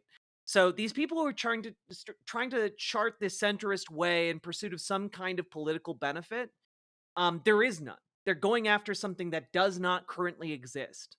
And instead, the benefits exist by going more extreme, you know? This makes sense in the nationally polarized era. With media and fundraising being national, people vote on national swings and especially president, not the relative extremism of a House nominee. Our analysis has 3 advantages over others posting right now. We can analyze incumbents and challengers. We have at least plausibly exogenous assignment of candidates to general elections. We use better measure of candidate ideology. And yeah, it's good.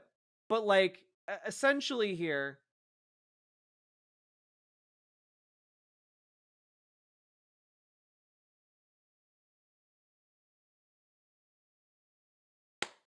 there's not any downside. There's not really that big of a swing.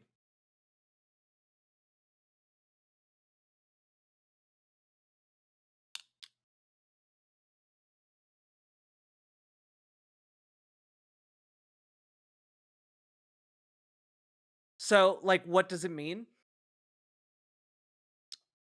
What it means is essentially that these third way types are pursuing this middle of the ground, the middle of the road approach, this neoliberal approach to politics, because their theory is that essentially, if you get too extreme, you are going to suffer political like hits. You're not going to be you're going to do worse electorally. And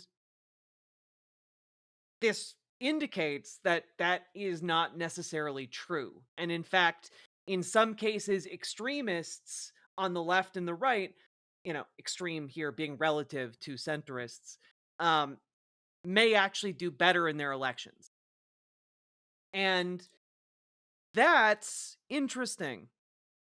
That's interesting. Because it kind of shows that these third way positions are bullshit. Kind of shows that the entire ethos that is running the Democratic Party right now is bullshit. And it lends more credence to the idea that, hey, you need to actually stand for something. You need to actually stand for something, and that something needs to be better than what came before. It cannot simply be status quo again. Because people see through that. They see through that bullshit. And one of the things I wanted to play for you guys is an example here of what it means to be someone today who is on the left and has a clear-eyed vision for where we are and what Democrats need to do. Because there are very few figures actually understanding that and acting upon it. I would consider one maybe Bernie Sanders. Another one being Alexandria Ocasio-Cortez. And in what I think is increasingly looking like a prep for a presidential run in 2028, a third one is Tim Walz, governor of Minnesota. Okay? I had assumed he was going to run for Senate in Tina Smith's seat. It looks like his lieutenant governor is going to be running for that instead, and she is 10 out of 10. very much support her.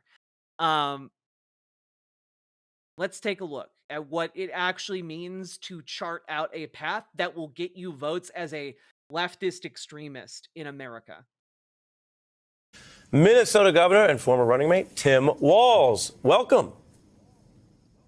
Hi, Ari. Hi, Jen. Good to be with you guys. Great to have you. We'll get into all of it, but let's start with how so many Americans met you.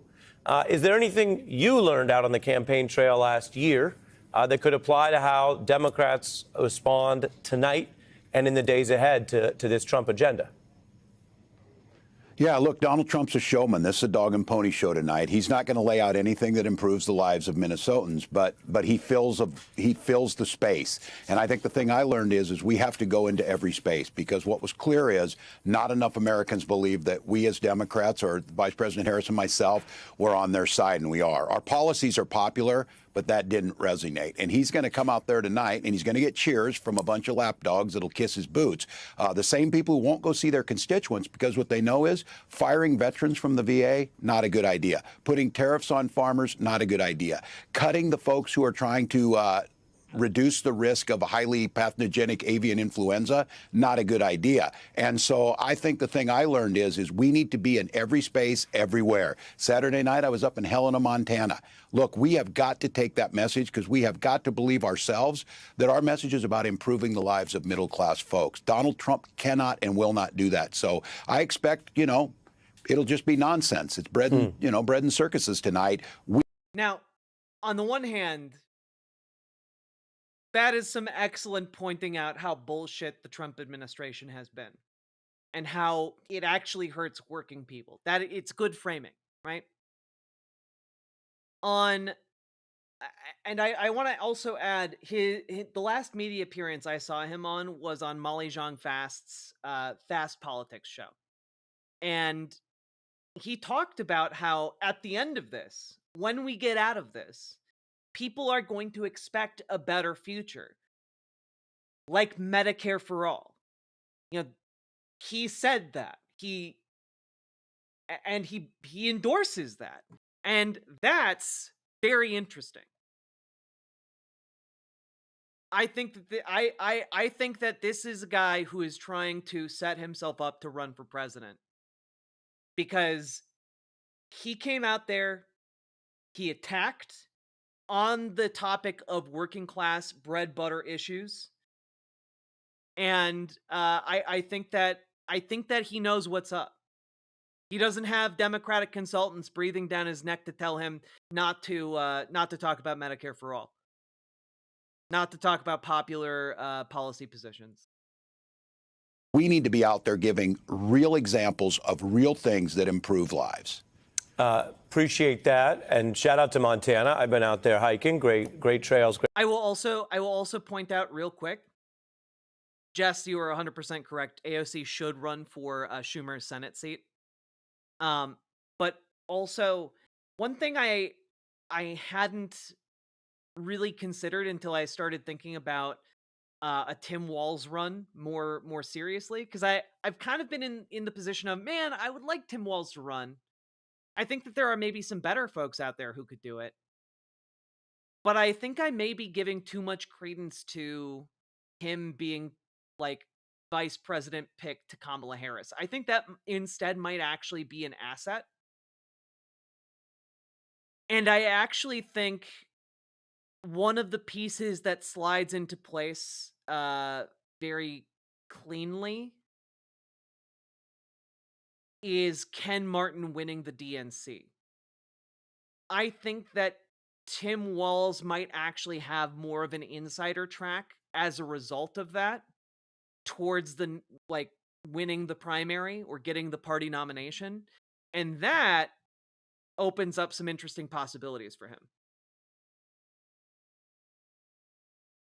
Great people. And to be clear, I don't think that Tim Walz is like a leftist, but I do think he is a liberal in the vein of FDR, where he clearly recognizes the time we are in, what we are up against, and also is probably more than willing to cater to progressive leftist positions to ride that wave of popularity into office and then enact those policies. I don't believe he's a socialist, but like, you can still do a damn sight better as a liberal in this country than what we've been doing. What about Pritzker? I think Pritzker would also do a good job. And Pritzker is also mustering up for a presidential run, in my opinion. Pritzker has been talking a big game about the Trump administration in a way that I like, but I haven't heard much on the policy end of things, unlike what I've heard so far from Tim Walz regarding policy, like Medicare for All, for example. When you look at what we're seeing now, Like the thing I will hand to Tim Walz is that he's an actual goddamn politician who actually works with real people, and he actually does deliver when put under sufficient enough pressure. And I think he would do so as president too. You know, like, it's not like Tim Walz out of the goodness of his heart was doing all of the progressive stuff in Minnesota. He did that because of progressive pressure. But the amount of pressure he's going to be on to deliver if he were to win would be enormous as well. you have the world's richest person, a multi-billionaire many times over, being cheered on by workers and some working class people on the center right and in MAGA. While, as you just referenced, he fires people and takes away jobs. Where does that response fit in for your party tonight? Yeah, well, it troubles me. You know, I made the case on this that I come out of the working class, and I thought it was a flex that I was the least wealthy person to ever run for vice president, and they side with the guy who wants to cut your mom's Social Security benefits. This goes back to our job is our policies are popular. Social Security is popular. Paid family and medical leave is popular. The Consumer Protection Financial Bureau that Senator Warren talked about is popular so you don't get ripped off. Why are they siding with this guy that is blatantly trying to get himself involved in this, a guy who's lived on government contracts, someone who's given no service to this country, only to himself? We have got to get back to earning the trust, and I think it starts with going in and talking to these folks. Go wherever you can, but then making sure when we have the power to do something, pass some damn laws to improve people's lives. Don't worry about the next election. If we can pass it all the first year, I said that as governor. If I can get everything passed, why would I come back again? You can get it done. And I think we have made a mistake on that. And I just have to tell you, Ari, I disagree with this idea that, look, Republicans are digging a hole. Democrats should back off and just let them dig. That's what we've done, and we've ceded space to them. I say jump in the hole and help them dig. Dude understands the current need of the time. You know?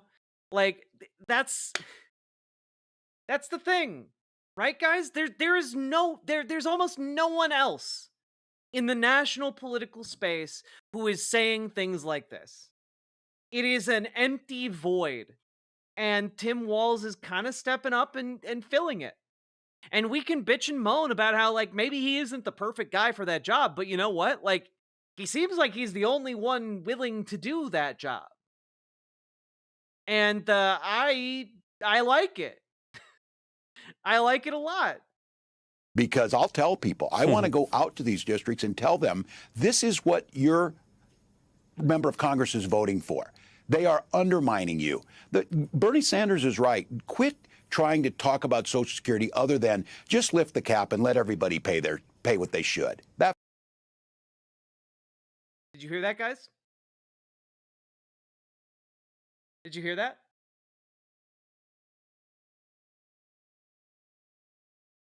That man just aligned himself with Bernie Sanders, and I think what he's trying to do here, I think what you're going to see from him in the months ahead, I think he's going to be trying to position himself as the guy who is going to take Bernie's torch into the presidency.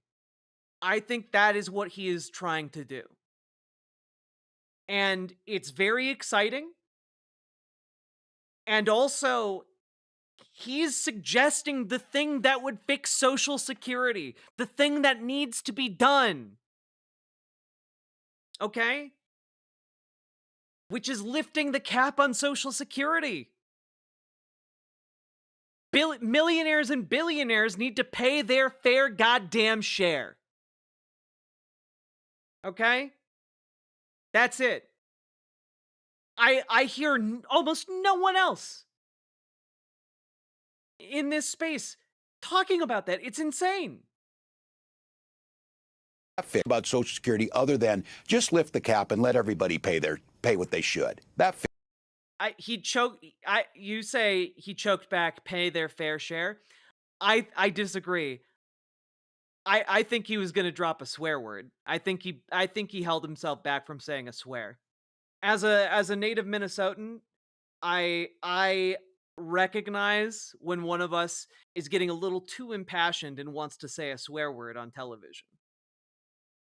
Fixes it. It's simple. The idea that Elon Musk doesn't pay any more than a teacher is simply outrageous. How can it be that Donald Trump pays less taxes than folks who are working at schools or hospitals? And we as Democrats need to be more aggressive about it, because tonight will be nothing but reality TV, because that's what this is to this guy. I was on a farm this afternoon. I don't know how many of those farmers voted for me. Probably not many. That's the way it goes. But they agreed with me on this. This is stupid. Donald Trump negotiated a trade deal. Now he's trying to go back on it with our trusted allies. And I don't blame Canada for this, but I'm nervous about it. When the Premier of Ontario says that they're going to cut off electricity to us, that's a problem. Do I hear Donald Trump saying a damn thing? No. Do I hear him say anything about the wildfires down in South Carolina? No. When we have these things, he just wants to attack California or attack his political opponents. This is not leadership. The American people know it, and those folks in that room, I can see it in their eyes. They are terrified to go back and talk to their constituents. It took them 6 weeks to screw the economy up. Governor Walz, it's Jen Sack. Dog. The amount, that's good. Get this man, get this man in front of more Americans. Give it 2 years, because we all know after the midterms are over, it's election season for 2028. Give this man 2 years and put him in front of enough people, he could very well be president. With rhetoric like this, with an accurate condemnation of the Republican Party and Democratic leadership fecklessness, I think he could win it. Genuinely. Genuinely. That was a 10 out of 10 performance. You seem to have a lot on your mind, and you're fired up as per usual. You also said today on X or Twitter or whatever the heck we're calling it, that when you talked about how the NRCC chair said that Republicans should not go out and hold town halls. And you said, hell, maybe I will. If you congressman refuses to meet, I'll come host an event in their district to help local Democrats beat them. Now, I'm just spitballing here, guys. Remember how I was talking the other day about one of the things you can do if you want to organize in red states? Is host empty chair town halls. Remember how I talked about that? How I was get a venue, get a bunch of people together who are of a like mind, get media, and then host an empty chair town hall. Invite your elected officials to come to the open the town hall, and when they don't show up, give speeches about why they're not there. It's a really good idea to protest and to make your elected Republicans look bad. Add one additional thing on top of that. Invite Tim Walz to your empty chair town hall, because there's a non-zero chance that this guy, who I think wants to be president, will attend. There is a non-zero chance that this guy could show up. And that would be cool as shit. Now we're playing with some political dynamite.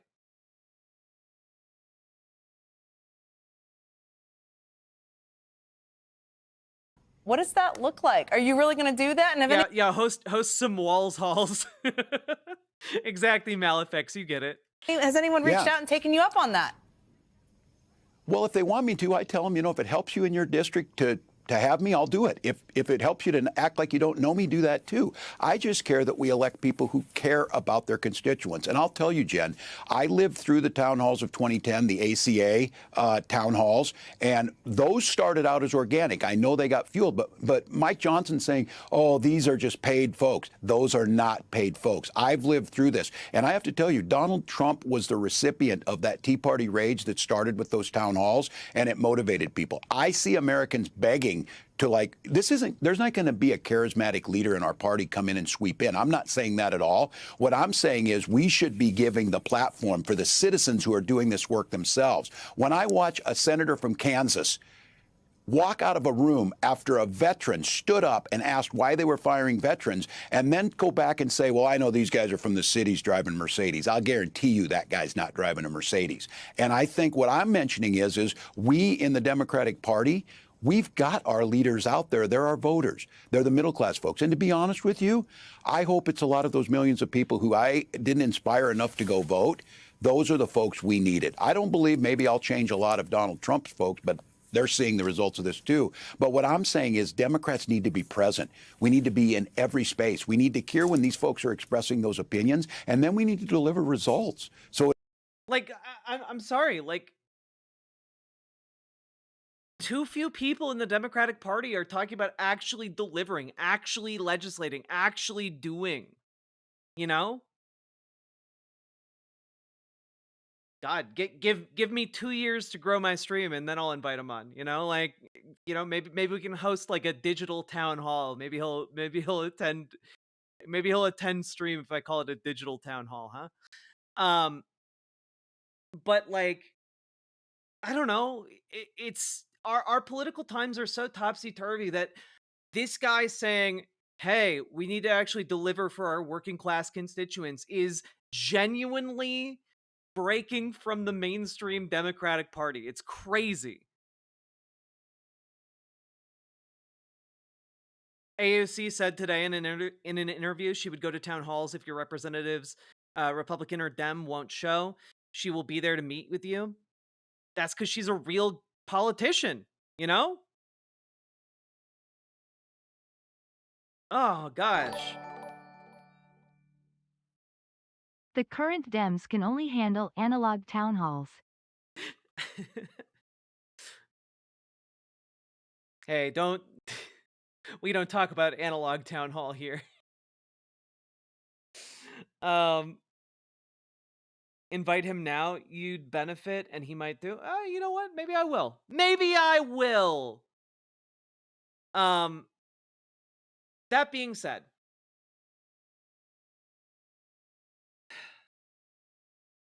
I don't know. I think this man may still have the juice.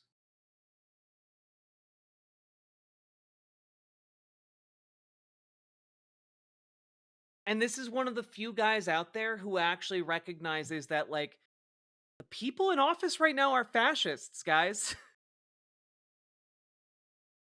And he genuinely wants to beat them. And that we need that at bare minimum from politicians. what improves their life. This gentleman was just saying, I don't think this is fair that you're firing veterans for without reason. They served. What do you have to respond? And a United States senator got up and walked out. That is just outrageous. I stood there and took my beating. I still do that when I'm in the public and people holler at me. And you know what? I'm going to give this to Walz, okay?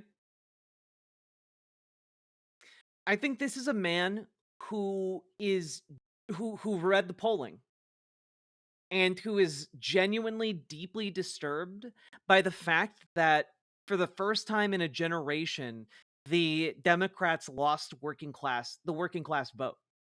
And I think that, he's not a socialist. He's not a leftist. He is a liberal. But he's a liberal who is capable of understanding what that means and how to calibrate in order to actually win an election with, taking that data into account. I think he's someone who can actually respond to where voters are at in a way that current Dems, by and large, are proving incapable of, Much like FDR, yes.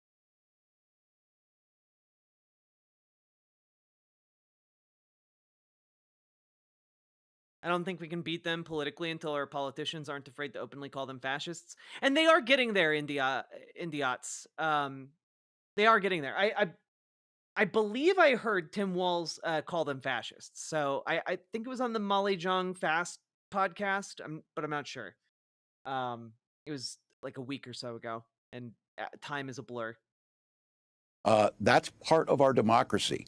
And you don't get to just go in there and cheer Donald Trump tonight. You go listen to your constituents. So I'll go where they ask me.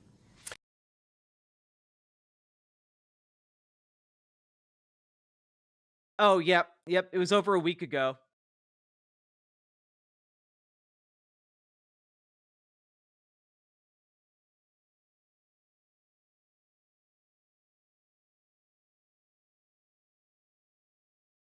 Yeah, in an audio clip that was published online, Walz said, "I see the pundits on TV. What's wrong with the Democratic Party? What's wrong is our country is being stolen by fascists and Nazis." Dude understands the political moment. I'm telling you.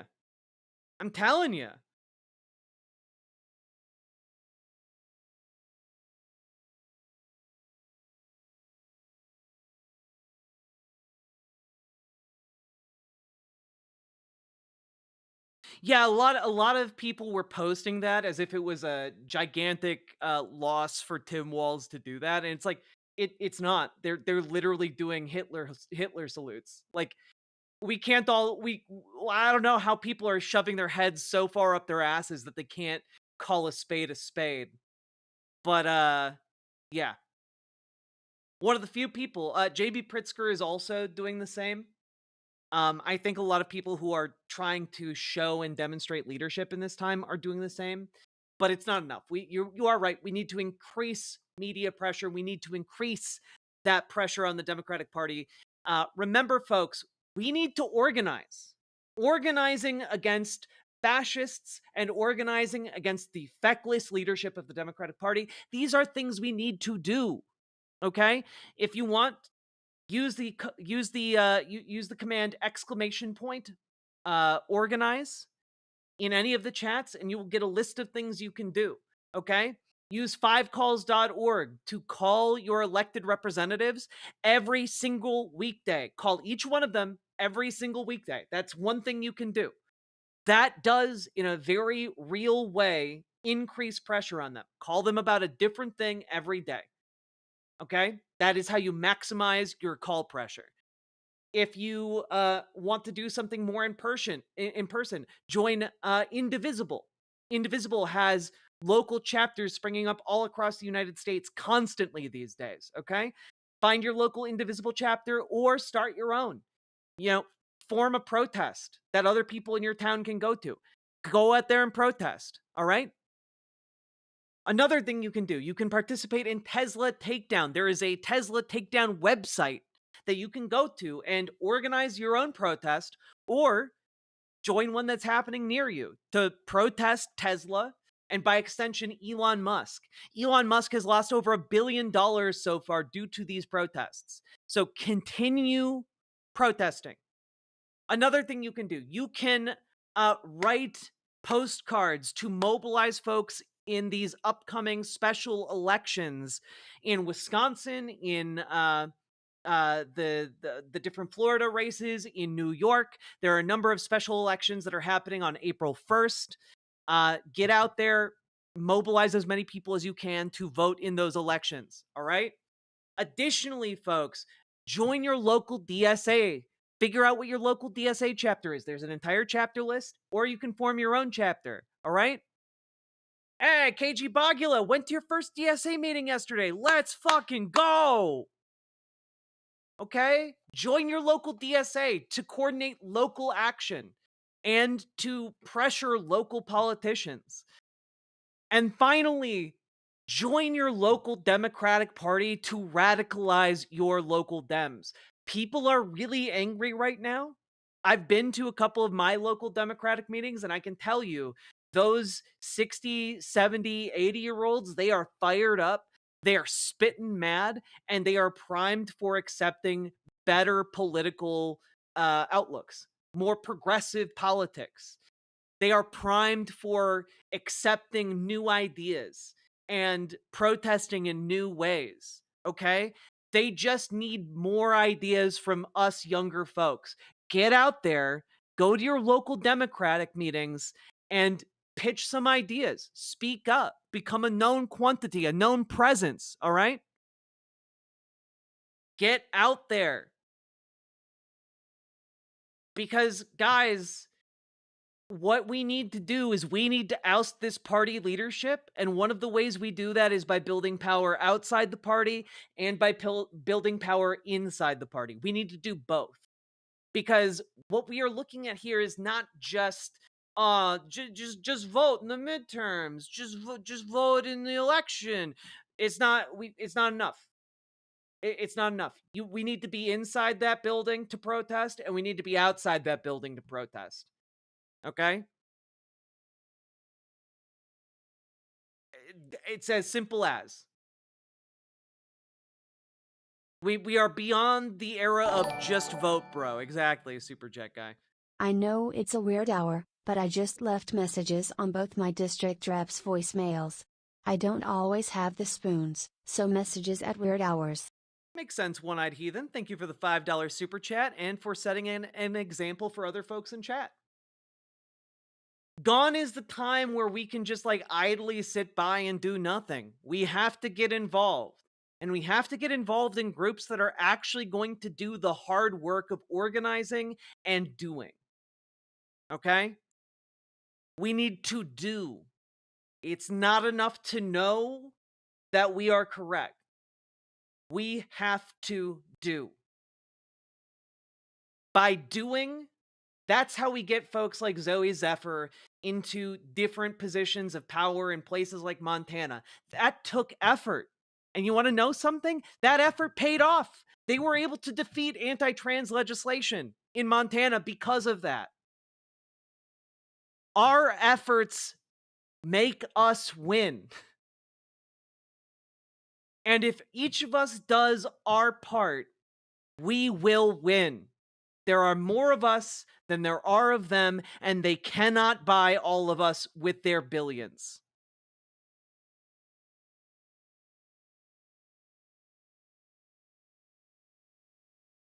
Would you make one of those calls on stream sometime so we can have an example what it might look like for those of us without who get phone nervous?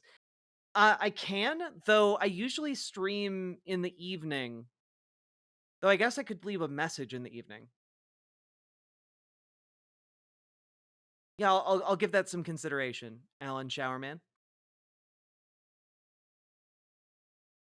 Leon, thank you for the $5 super chat. You local Dems will only listen if you are talking in their halls.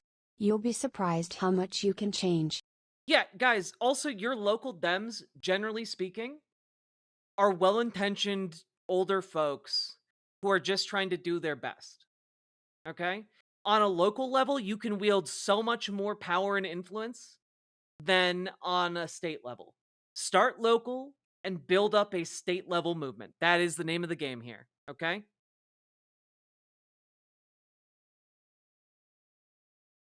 That is the name of the game.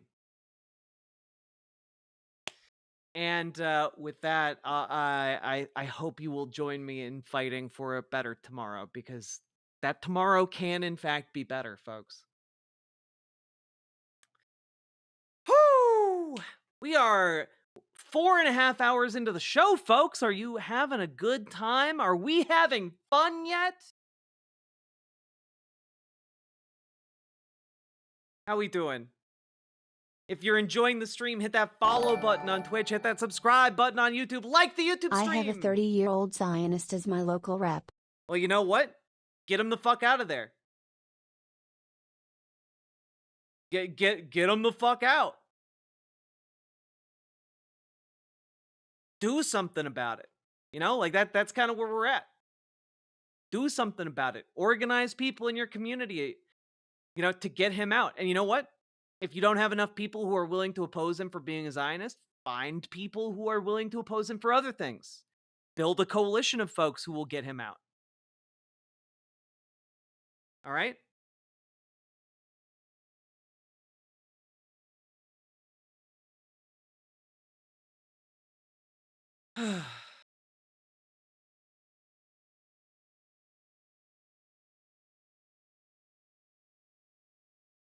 Sounds like you know who to run against. Exactly. Also consider running yourselves, you know? We have hundreds of people in this community. Consider running for something. Okay? Stream is living up to the title tonight, right? I'm just feeling kind of hopeful about it. Now, folks, if you are enjoying the stream, please remember, consider supporting the stream with subs, donos, memberships, super chats, etc., because this stream is brought to you, and I guess bought to you, by viewers like you. I could not make it happen without your support and viewer support. Still a small channel, trying to grow, but ads do not sustain this channel, I tell you that much. Oof.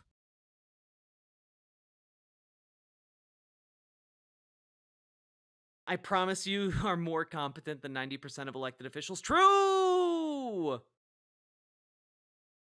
I had a friend who was able to advise the old leaders of their local Food Not Bombs to do more political outreach than just feeding people. That's wonderful. That's great.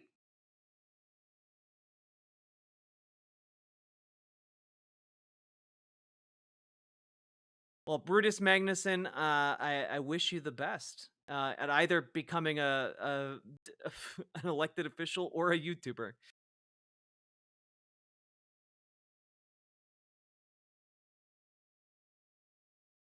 And also, I'm just going to let you know, in a lot of cases, when you join your local political scene, your local Dems are probably old and have probably been doing certain clerical duties or certain, like, you know, official party duties for years now, and they want to take it a bit easier. They're looking to offload some of that work.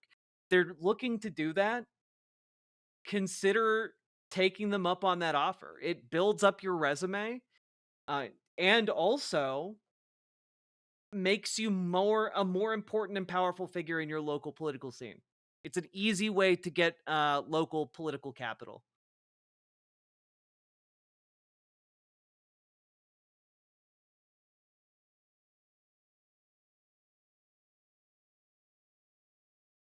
True, this was very funny. Interesting, the guy who chose to attack a Tesla dealership wearing an American flag that looks like a Naruto headband. Right? Salem man accused of shooting a window, throwing Molotov cocktail at Tesla dealership.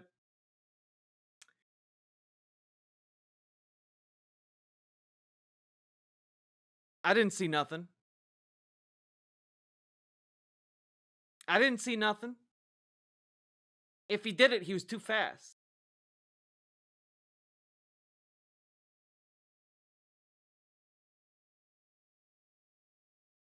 Could I start a town hall by bringing some of my friends and crashing an open house? I'm not entirely sure what you mean by crashing an open house. Oh no, anyways, yeah.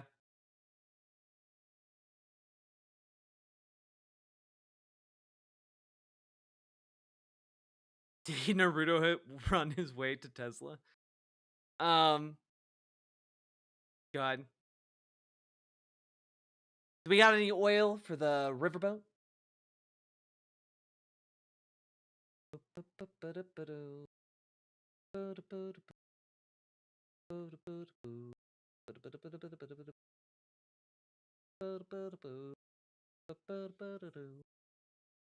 Also, to reiterate for mods who may have not been here at the beginning of stream, I want to apologize again to the mod team for freaking all of you out today after responding to some of you talking about individual woes and saying, I'm sorry, I'm so sorry, frowny face, without realizing that Signal deletes previous messages. So, like, some of you saw me just post, I'm so sorry, sad face in the special mod chat and got really worried about my personal safety. And I really appreciate you guys checking on me, all right? I was okay. I just posted that and then took a nap, and I'm really sorry I worried all of you.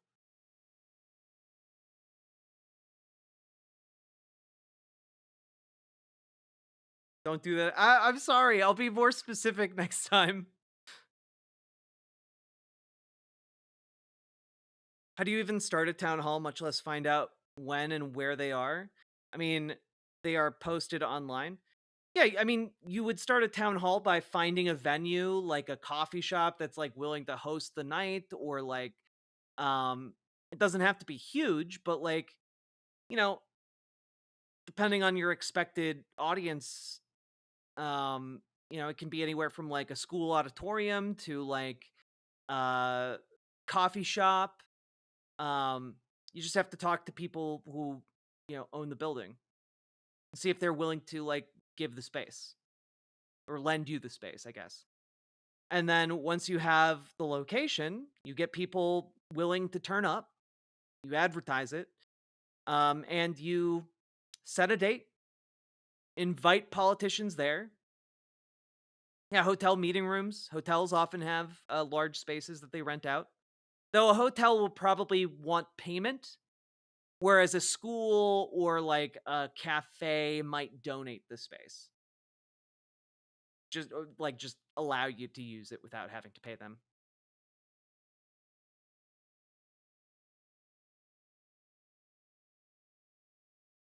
No idea how to get an audience?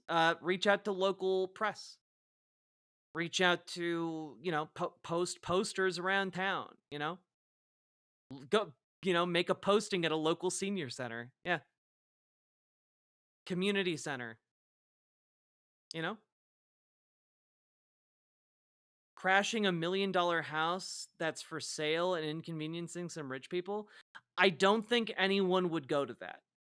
I don't think any elected official would go to a house that you crashed that was sitting empty and for sale. I don't think people would do that. And if they did it and then found out, they would be very furious.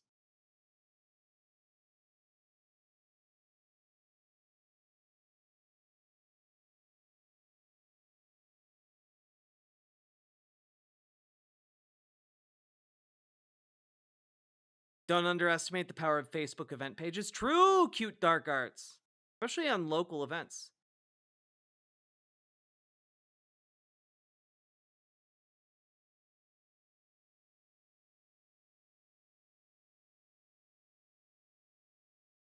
Yeah, local libraries, another good spot to look. There are all kinds of places where you could find space. Hell, if you wanted to and the weather is good, you could host it outside.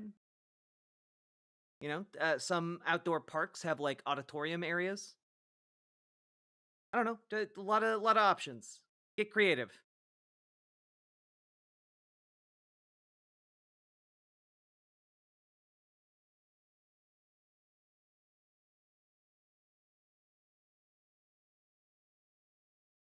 Whew. How we doing, folks? How we doing?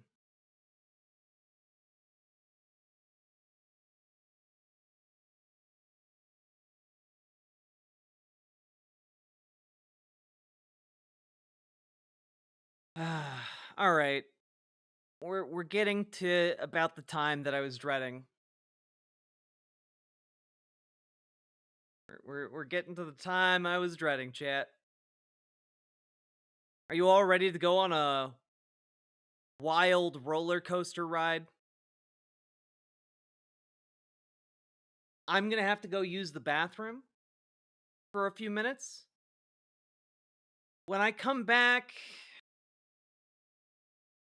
we're going to be going over Gavin Newsom's new podcast.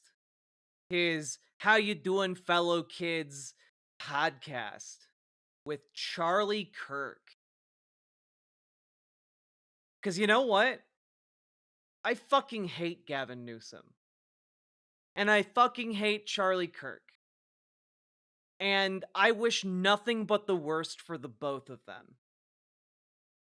So we're going to be doing that. Buckle in, folks. Dragonfly, I gotta be honest with you, and everyone else, I gotta be honest with you guys. I don't know that I have the strength to make it through the entire thing.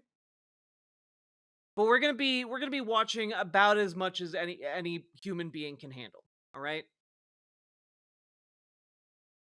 Yeah, no, Super Jet Guy. I saw this and I was like, there is no way this appeals to any kind of voter, and I feel like he's doomed himself already, which is impressive because I would have thought he would have been one of the front runners.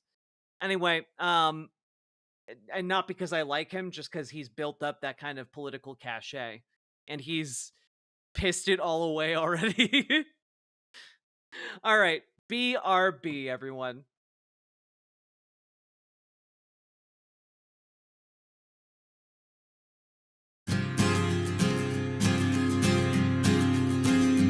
In a pleasant wooded valley lived a huntsman tall and able. He relied on skill and cunning for the food upon his table. He would walk the forest shadows with his little son in tow, teaching him the archer's art and all that he should know. Keep your eye clear and keen like a falcon on the wing. Keep your heart strong and steady like your hand upon the string. Never bow to a tyrant while your people are laid low, for the highest head may fall to the man who wields a bow. In the valley there was freedom and a man was left to living, but as year gave way to year the ruling men grew less forgiving. On a day as black as death a governor to rule them came, turning landsmen into slaves, and Gessler was his name. In the center of the village Gessler set a lofty pillar, and he ordered every subject, be he serf or be he miller, to do homage to the hat that Gessler placed atop the pole, or to forfeit to the crown his life if not his soul. But the huntsman William Tell came into town the morning after. William heard of Gessler's order and could only roar with laughter. Honest men should hold a rank above a petty autocrat. I would never bow to him, I'll not bow to his hat. Keep your eye clear and keen like a falcon on the wing. Keep your heart strong and steady like your hand upon the string. Never bow to a tyrant while your people are laid low, for the highest head may fall to the man who wields a bow. Gessler's soldiers seized the huntsman and his little son for treason, but the people of the village cried for mercy and for reason. Gessler stays the execution, but a cruel test contrives.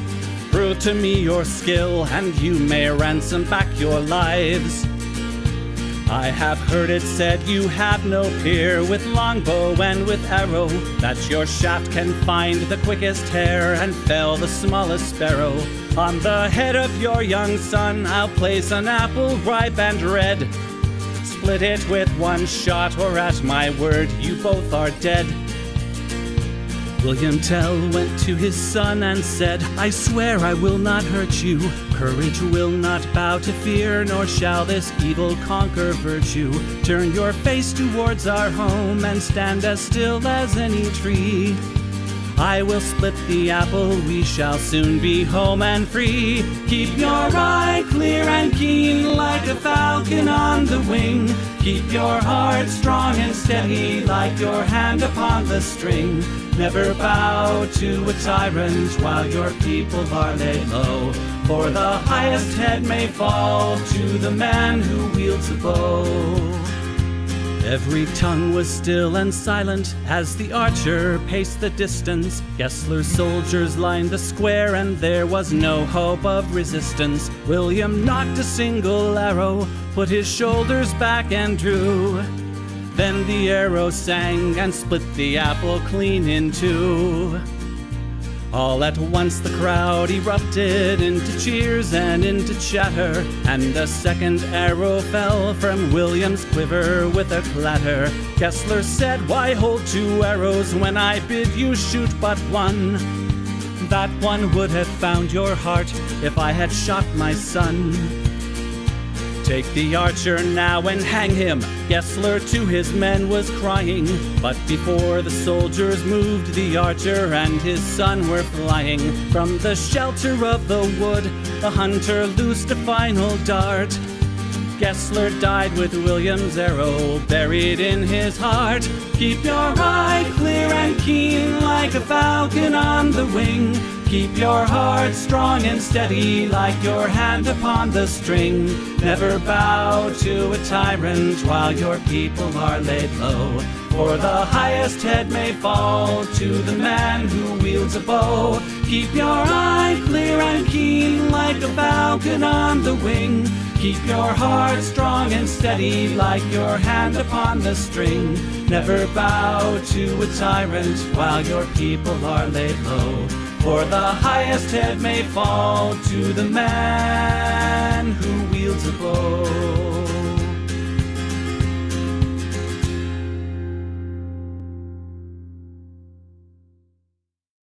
Those who make peaceful revolution impossible will make violent revolution inevitable. Yes, we have to deny so many claims upon lives to meet our shareholders' expectations.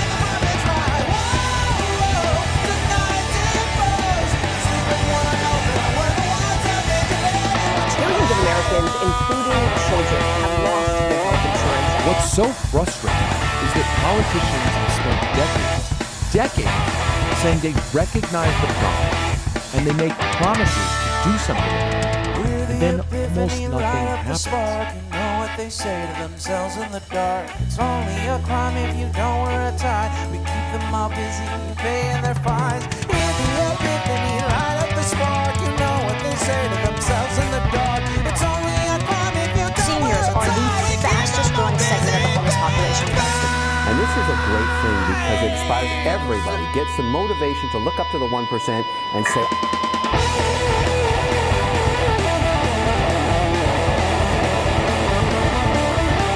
Now they're looking at your post, they're looking at your anger, and they're moving to apprehend those who say something in anger.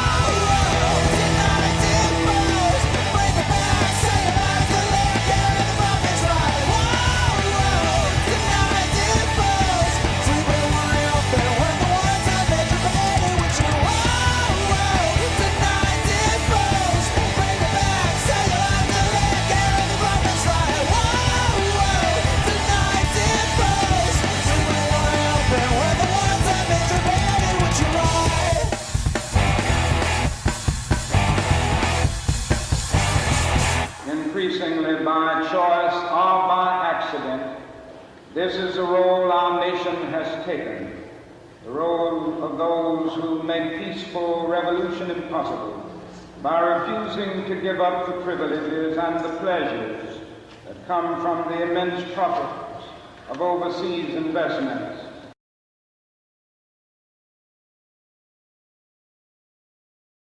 Hello, everyone. I'm back. And I have freeze-dried tart cherries from Trader Joe's. So I'm more powerful than I've ever been. Are you guys ready? Are you guys ready to stare into the eyes of someone who is just truly has nothing left to lose?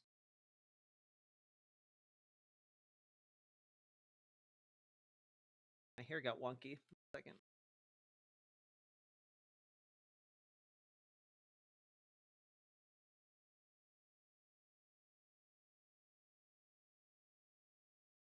There we go. I need those cherries. They're so fucking good, little Morphine Annie. They're so tart.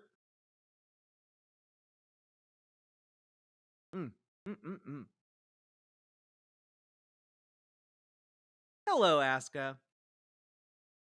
No, they're not chocolate covered. They're just like freeze dried at like their most kind of sour, and they are amazing. If you're trying to kick like a candy habit or something, they are 10 out of 10. Anyway. Mini-me! Quiz time. Is this TM Walz or Tim Conway? This is Tim Conway. Probably. Does look an awful lot like Tim Walz, though.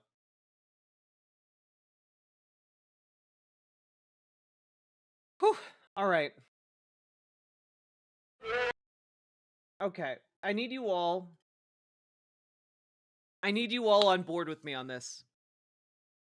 This is an all hands on deck moment. Red alert. Hit the Wii U sounds, okay? The ship is sinking. All hands on deck. We need to do what we can to survive this because Gavin Newsom has a new podcast. You know, Gavin Newsom, the governor of California. And I need you all to understand that this is how he decided to brand his podcast. And this is maybe one of the most how do you do fellow kids things I've ever seen in my life. You know? This is like literally like, you know, 50 something year old guy rolling up on a skateboard being like, how do you do, fellow Gen Z kids? I have a backwards baseball cap. That's how you know I understand you. Ha. Ha. Radical, am I right? And that's just my take on the logo and color scheme of the show. Let alone the fact that just superimposed on top of it is Gavin Newsom himself with a shirt that looks like it has a popped collar on it. And genuinely, I can't get over it. I can't get over this. Like, it's not like on his own he would look bad. But there's just something very American Psycho about this particular combination of factors in a way that I find unsettling. Like, this is a podcast we'd see in a movie about a serial killer who also has a podcast. You know? Like, that's the vibe I'm getting. You know? You know, like a true crime podcaster who's doing the true crimes. And yes, as some of you have already begun noticing, the podcast is titled and this is Charlie Kirk. I don't know why the and like the and has a comma after it, and I feel like that's really unnecessary. But like the name of the show is This is Gavin Newsom and This is Charlie Kirk.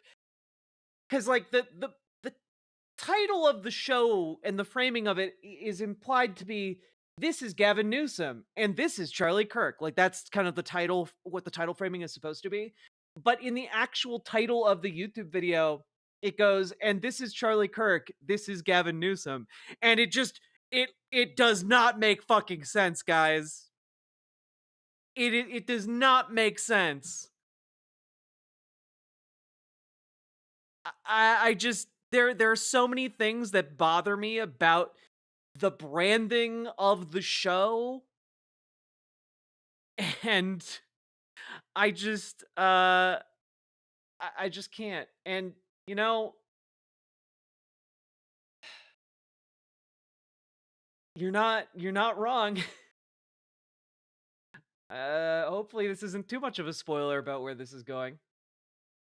Anyway, let's watch This is Gavin Newsom together, folks, cuz how could this be bad? She says knowingly. Boy, howdy, have I ever wanted to see Charlie Kirk talk with the governor of California for no reason, to no one's benefit. Surely there isn't anything else the governor of California could be doing aside from a podcast. Just, okay. Obviously, fashion critique has to happen. On the one hand, Gavin Newsom's fashion, it's fine. Like, it's aggressively guy you probably wouldn't want to be cornered at by at like a dinner or cocktail party once you get older. But I think his shoes are a bad match for his outfit. Like, they're kind of like olive colored a little bit. Like, they kind of have the greenish undertone, and everything else has kind of like that bluish undertone that he's wearing. His shirt's a bit too tight, but like, you know, it happens. You know, people change sizes. It happens. I'm not gonna fault him for that. Meanwhile, Charlie Kirk looks like actual dog shit. Can we like just real quick, like the suit and the socks and the shoes are a bad combo. It's just a bad combo, you know? Like, you know you're going on a show. Why are you wearing like these glorified sneakers with your outfit? You know? Like, I have nothing wrong with like sneakers and a suit, but like sneakers have to fit the suit, and these do not fit the suit. You know? You got to coordinate that shit. And yeah, the pants probably should be a bit longer, but yeah. Also, like the blue shirt his light blue shirt doesn't really go with the darker blue jacket, and then you're pairing that with black socks and black shoes. It just doesn't work. It doesn't work. You got to have a lighter colored shoe to match the lighter colored undershirt. Like, By the way, I knew you were at USC early because oh my God. Mini-me, he does look like a disgraced televangelist. He does. That is a good call. He looks like a guest character on the right. You do not, in fact, have to hand it to Charlie Kirk. Also, I'm sorry, but if I ever had a kid, and that kid told me that his highest aspiration was to meet Charlie Kirk, I might blow my brains out. I would be a danger to myself. I would feel like it'd be like one of the biggest failures I could possibly imagine. You know, like I cannot imagine a greater failure for myself. You know, like, I'm sorry, like, Charlie Kirk is a Christian fascist. He's a Christian nationalist who carries water for fascists and that's at the bare minimum. That's best case scenario. He's an apologist for rape. He's an apologist for toxic folks like Andrew Tate. And like, I just, I know that the term is Christo-fascist, but every time I try to, like, I approach saying that word with my brain's like, no, that is incorrect. You are conflating two words that need to be two separate words. I know it's crispy fascist. But like, you know, there are conservative figures I can hypothetically see like a potential offspring like being attracted to or gravitating towards, and you know, being like, well, no, it's part of their journey, you know. But Charlie, and being able to live my life. Charlie Kirk is not one of those. Okay. But I appreciate that. I mean, it's the reason you're here, because I think people need to understand your success. You're such a big deal. Obviously, you're resonating with people, and obviously, Charlie, it's you resonating with people, and not the fact that you've been backed for like the last 15 years by billionaire benefactors. You know, like it's clearly your charisma and not the massive amount of moneyed interest that's propelled you forward. What is your secret aside from all of the money? What got ridiculed in the press was not the fact that there was content oriented towards men. Content towards men has literally always existed. Like that's like a thing that has always existed. So the manosphere's innovation was not being directed towards men. Why does Charlie Kirk look like a much smaller human in a bigger human suit? He looks like Zim Santa.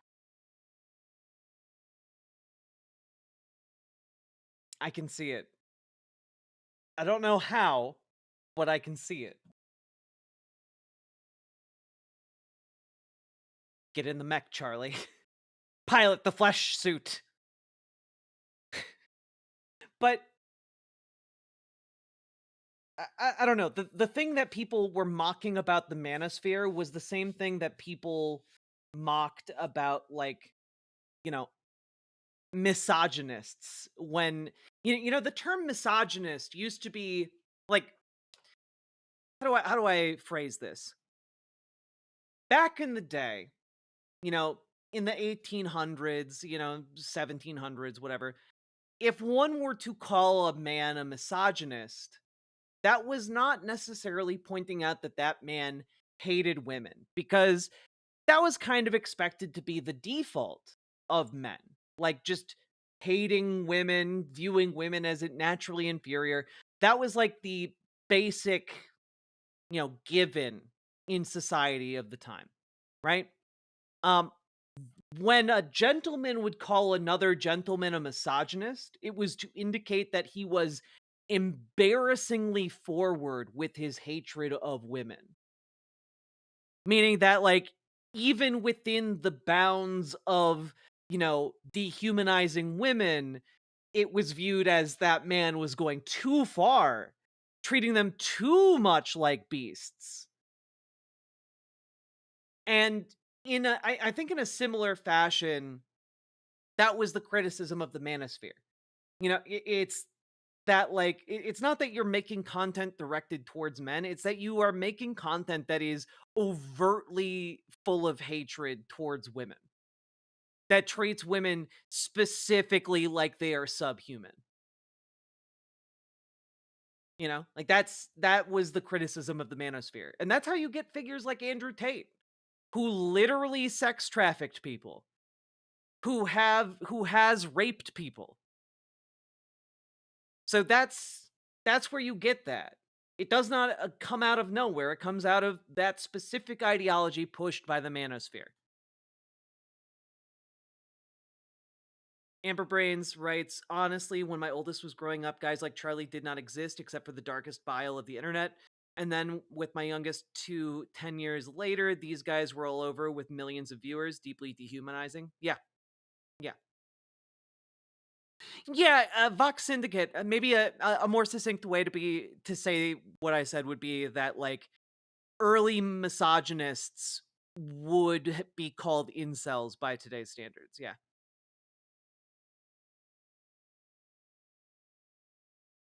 Necessary for any society. What's crazy to me is that, like, Gavin Newsom talked about his 13-year-old being into Charlie Kirk, because let me tell you, there's literally nothing cool about Charlie Kirk. Literally, look at this motherfucker. There is nothing cool about him. You know, like,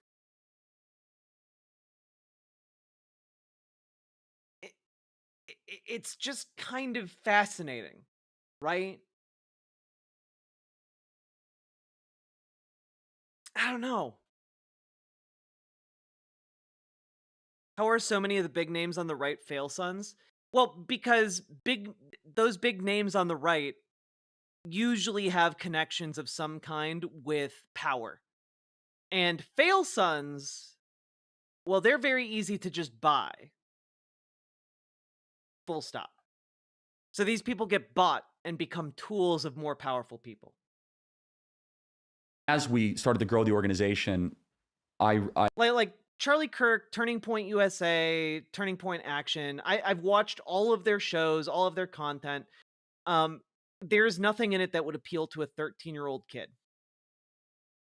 I recognized that there was a ideological imbalance on a lot of these college campuses, and we wanted to go. How would you go about talking to your kid if they like Charlie? Well, I would hope that I would raise them well enough to not like Charlie Kirk. But if they were showing an interest in Charlie Kirk, we'd have to have a heart-to-heart about how they got to that point. Like, why are they interested? And I'd have to explain like the kind of damage and the kind of thing that I would have to explain to him or her or them, the kind of damage that people like Charlie Kirk do and what their goals are and why that's bad. And I think I think a 13-year-old could get that, you know? I think kids of almost any age can get that, you know?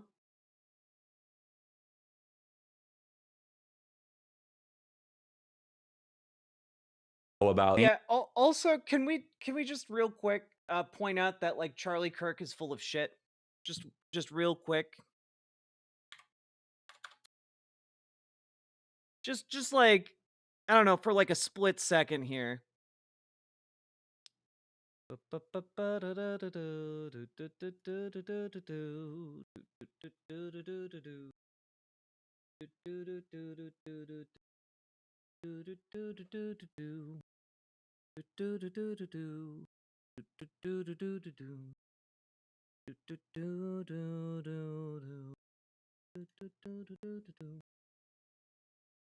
Real quick here.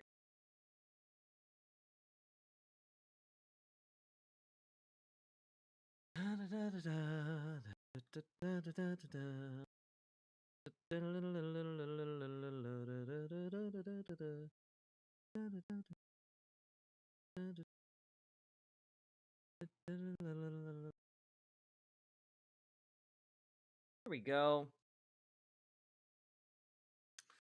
Here is a study from 2023 about political ideology by generation.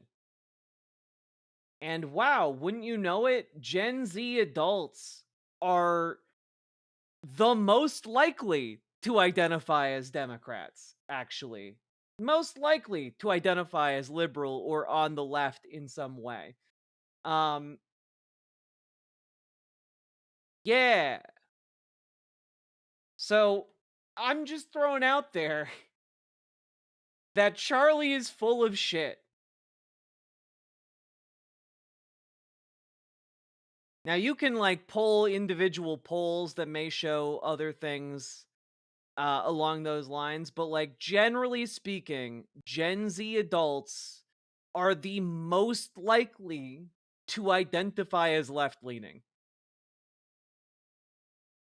with younger voters that Joe Biden did in 2020, and she would be president right now. And remind us what Joe Biden did in 2020 with It was younger voters. 13 points. Yeah, but the thing about Kamala Harris is that younger people did not turn out to vote for her, not because they stopped being on the left and started being on the right. They didn't turn out to vote for her because they did not support her stance on Gaza, her stance on, economic policy. They did not support those things. They did not like the toning down of the rhetoric that was getting them fired up at the beginning, like of her race, of her campaign. So, like, again, Charlie is manipulating a lot of. He's being real loosey goosey with the facts here to massage out a narrative that has him riding an unstoppable wave of public support into victory. You know, and that's just not the case. Better. That's just horseshit.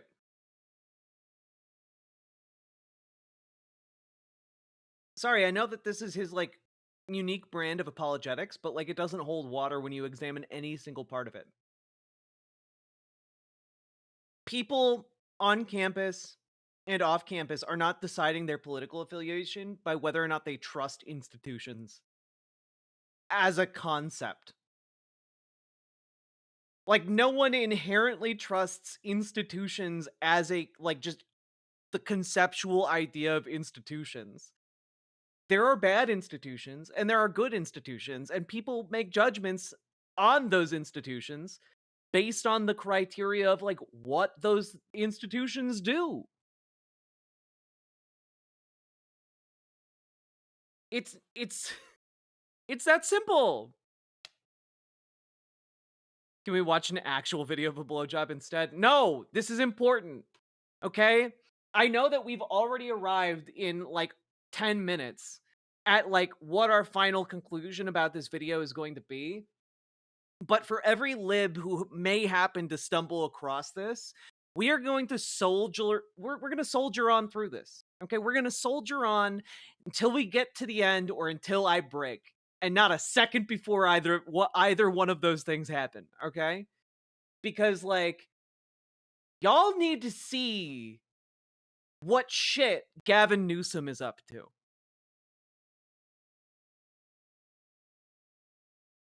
And honestly, if the DNC does love this garbage, we need to get even more people inside of it to oust whoever is applauding this kind of move. Any kind of political figure that expresses support for this, no, they're not someone we can trust with our political future, guys. Not even one iota. While we're here, though, and on like a bit of a break and a bit of a tangent, if you're enjoying the stream, hit the follow button, hit the subscribe button, and like the YouTube stream, okay? Do it. Do it. And consider dropping those subs, donos, memberships, etc., super chats, because this show is brought to you by viewers like you. I could not make this happen without you guys. So consider oiling up the riverboat. Otherwise, the engine will start getting clunky.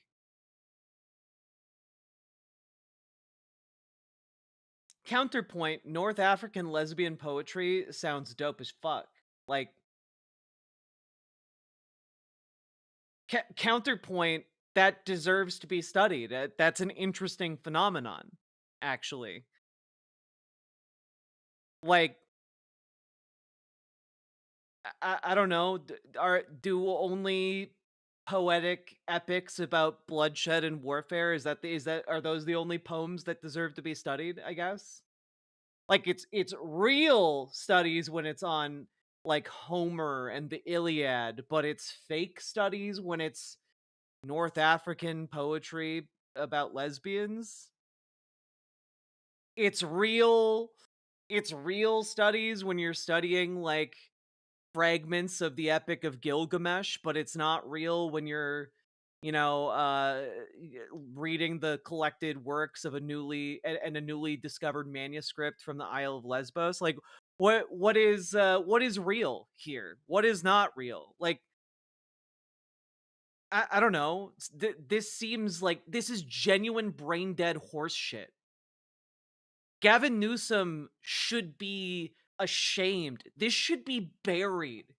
Like, this has been up for how long? 13 hours. And this is maybe one of the most embarrassing things I have ever seen in my life. Also, can I just say something real quick that I noticed from the comments? Do you know how difficult it was to find this video? It's getting scary hard. They bury in content these days. YouTube suppressing this is hilarious. Why is this video 100% unsearchable? It's insane. I'm a Republican and really just wanted to scope this out, but entirely throttled by YouTube. I needed to go to Gavin's X feed to get the direct link. And I Googled it and found it like in 5 seconds, guys. It's not being suppressed. Like, I'm sorry that apparently conservatives are like have strapped themselves into like the I don't know, chat GPT machine that needs to spoon feed them content, but like it's not hard to find. And I wish it was harder to find because then we wouldn't be watching it. Frankly, it's because they can't spell. True. Harold Dean, thank you for the 100 biddies. Thank you for introducing a tiny bit of BWA energy here on the stream late at night. Appreciate you. How you doing, McWiggin?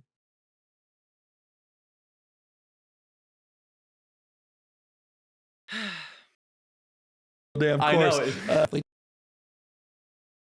Out of 510,000 athletes, you're talking about 10.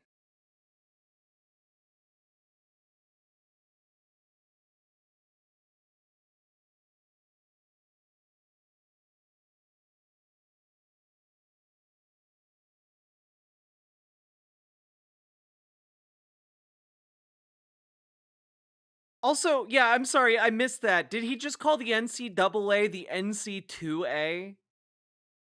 I was confused what he meant about that, but that is exactly what he said, and that's what he meant.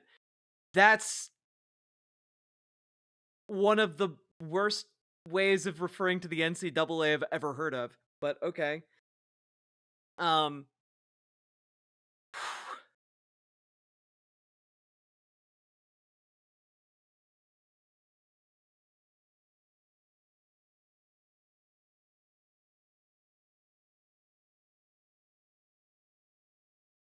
Yeah, exactly, Shrub Girl. Anyone is allowed to speak in my chat, but like, I don't know, people aren't. You know, if you say something stupid that disrespects folks, they gonna they gonna mock you. I just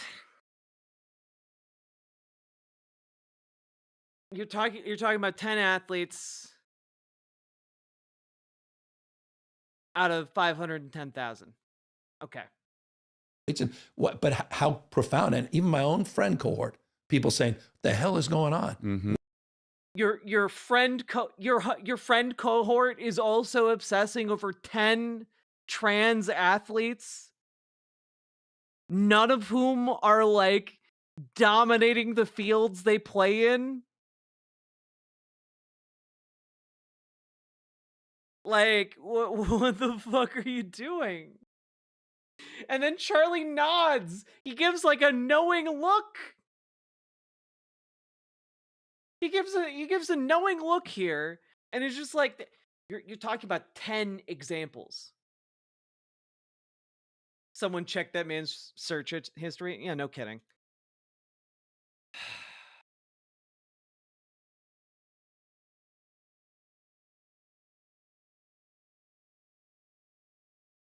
Like, I'm real sorry, guys. But we're talking like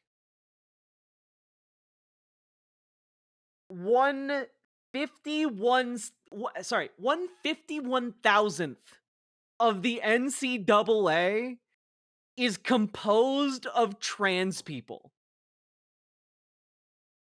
I want to reiterate that. 151,000th of the NCAA is made up of trans people. And these people want to treat it like it's a national fucking issue.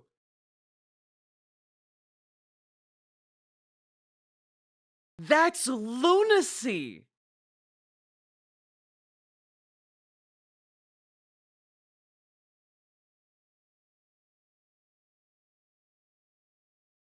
One out of every 51,000 athletes in the NCAA is trans.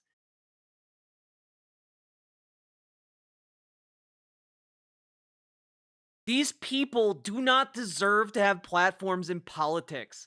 What, they, literally right now, children are starving across the world. Hundreds of thousands of them are on the brink of death because we halted US aid.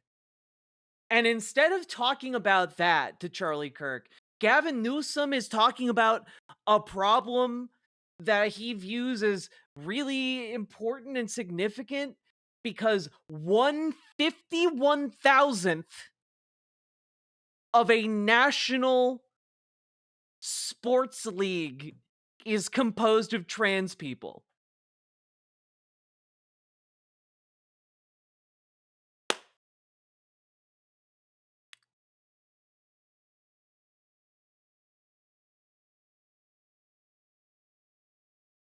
I don't know. This is an abdication of responsibility to such a degree that, like, I can't. It is fucking pathetic, Tipster.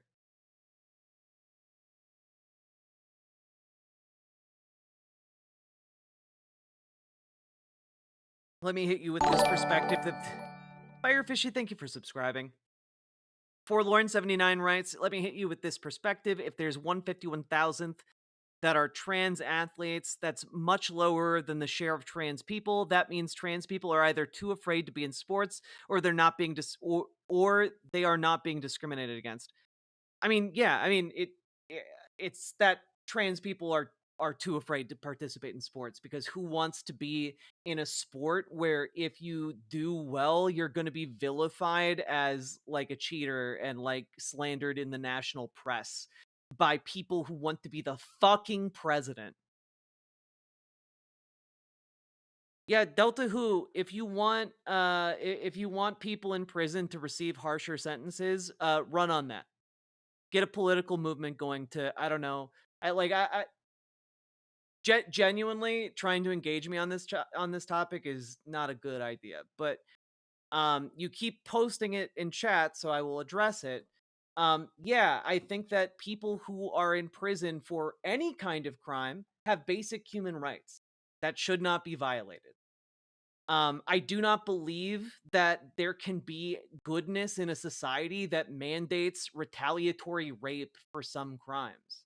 I think any such society should be burned to the ground. And I think that, like, that's bad, in fact. I think that would make us almost as bad of monsters as the kind of monsters you're trying to imagine in your head. I think that if your brand of justice is fixated on vindictively torturing people you view as bad, that can easily be weaponized against someone like any kind of normal passerby on the street.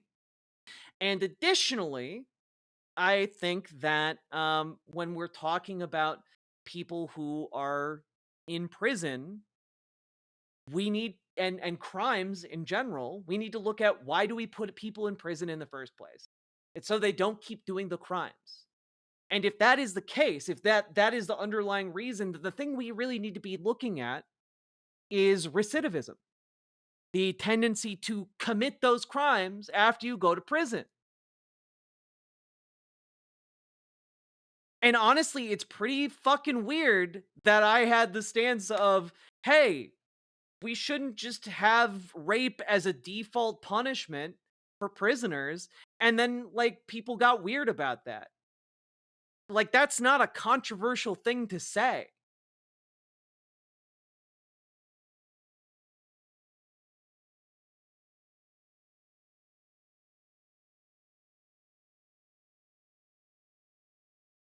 God.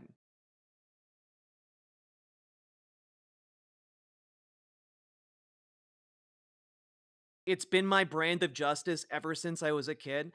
Yeah, Delta Who, get a better brand of justice. If your solution to a rapist is to rape them, that's gross. That's disgusting. And honestly, like, deeply unsafe for anyone to trust you being around them. I'm going to time you out for 24 hours. I feel like I should ban you. But I'm going to time you out for 24 hours so you have an opportunity to think about what the fuck kind of messed up ideas you have about justice. There are better ones. I suggest you seek them out.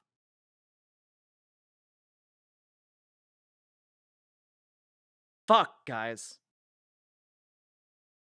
If your brand of justice is just vindictive torture, revenge porn, like, that's just to satisfy some kind of sick desire in yourself.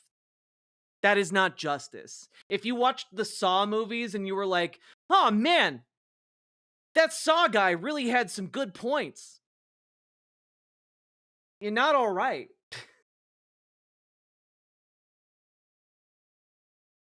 Not familiar with Prop 16 in California. What is it? It's a ballot proposal from 2020. Allowed diversity as a factor in public employment, education, and contradicting decisions.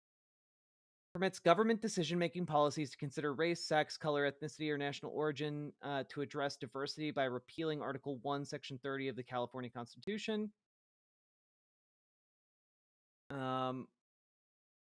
Let's see. Yeah, what is this?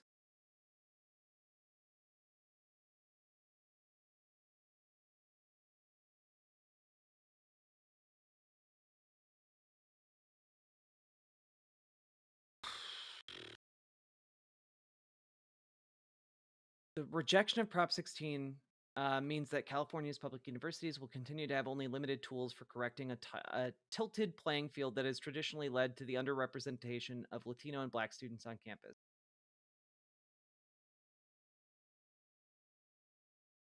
Okay.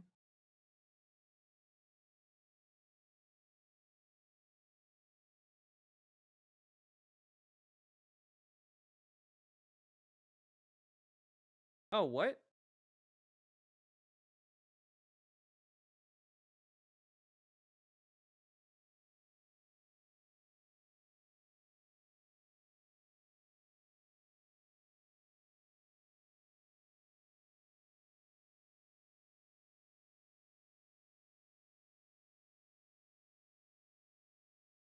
Are we back? We back?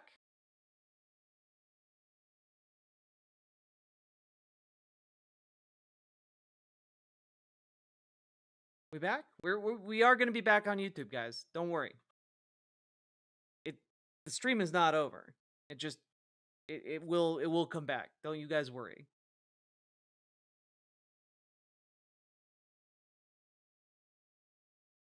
The DNC heard you were talking shit. They clapped. We're back. Don't you guys worry. Oh man. Fortunately, I do think that what this means is that we're not going to be able to finish this. So that's good news. I think we covered about as much as we can cover. What happened? It got DMCA'd. So when you get DMCA'd during a live stream, what ends up happening is that the stream will go blank and say like policy violations, but like once it stops automatically detecting the content that was flagged, it resumes the stream.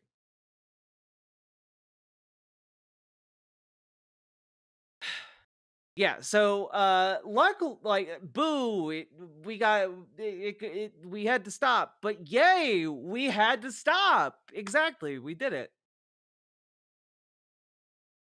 But you were doing fair use, am I correct on that? You are correct on that. But the automated system is not capable of distinguishing between fair use and unfair use.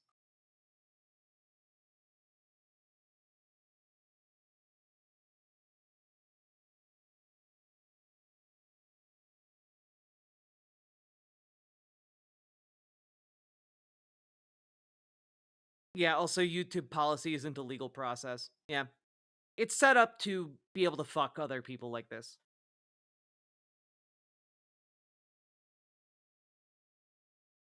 Gruesome Newsom. Yeah, I don't know.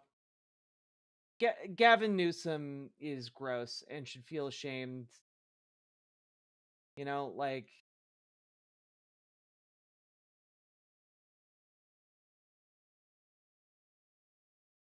I don't know.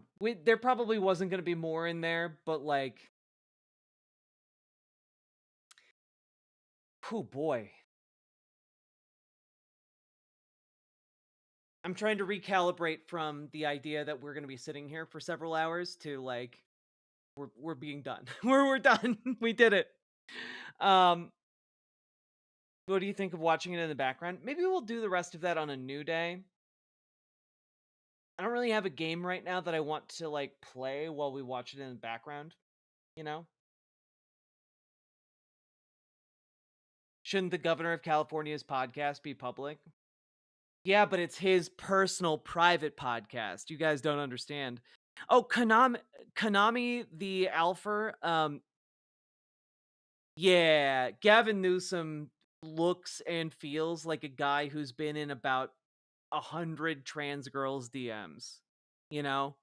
Under some, like, assumed name, like Edward Suavo or something like that, you know? Like...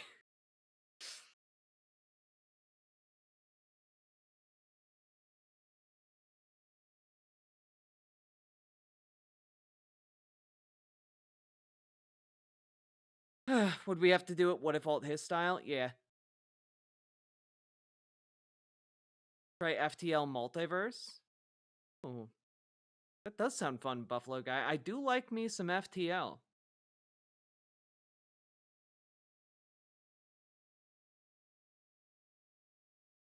Does that mean FDR's fireside chat is private? No, because FDR's fireside chat was addressed by the president, which is almost in all cases public domain.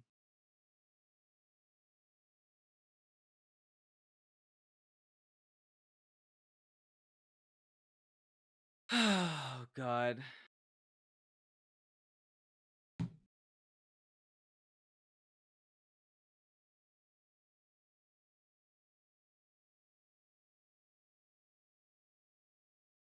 He's not even good at throwing shade at Republicans anymore. There was no attempt in there for him to throw shade.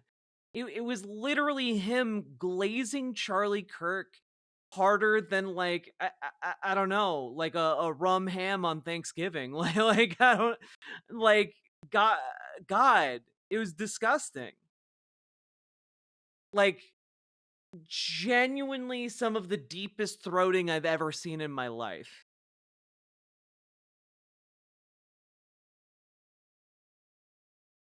What a fucking nut job. Yeah, more like full-on knob slobbery. Exactly. Bricka Crick, thank you.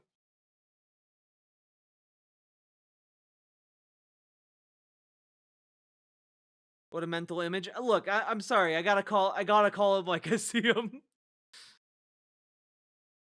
Yeah, that was the biggest confirmation that Charlie Kirk and Gavin Newsom are into dudes.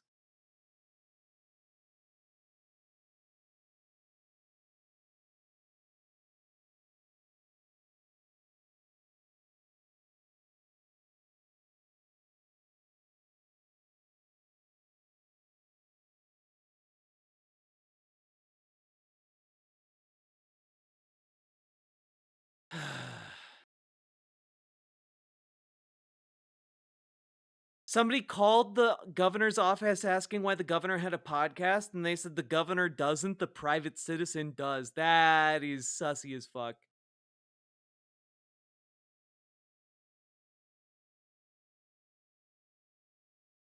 Anyway, folks, it's 3 o'clock in the morning. I've been going for over 6.5 hours. If you're enjoying the stream, please hit that follow button, hit the subscribe button, hit the like button, and consider dropping those subs, donos, memberships, super chats, etc. because this show is hard to do for 6 hours every night. And also, it's only made possible thanks to viewers like you. And appreciate all y'all. Hope you guys had a good time. You know?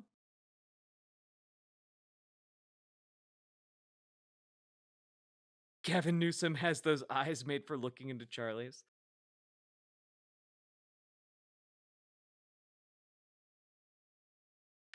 I never thought Gavin Newsom was a strong social progressive, but I did think he had stronger principles than this, and my bar was already extraordinarily low. So it takes a lot to shock me these days, but Gavin Newsom just genuinely in that category. Folks, we're gonna raid over into Tofu Ghost. Gonna do our best to support our tofu. Yo, Aquaball, thank you for the $10 Thank you for super making chat. my birthday start well. Thank you very, very much. And y'all have a good time over on Tofu Ghost's stream. Yeah, apparently an emergency fundraising stream. So if you can, consider helping him out. Help her out. Let's go.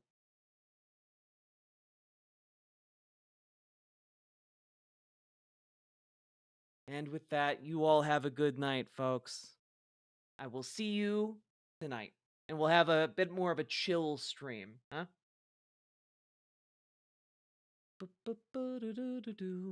Bye.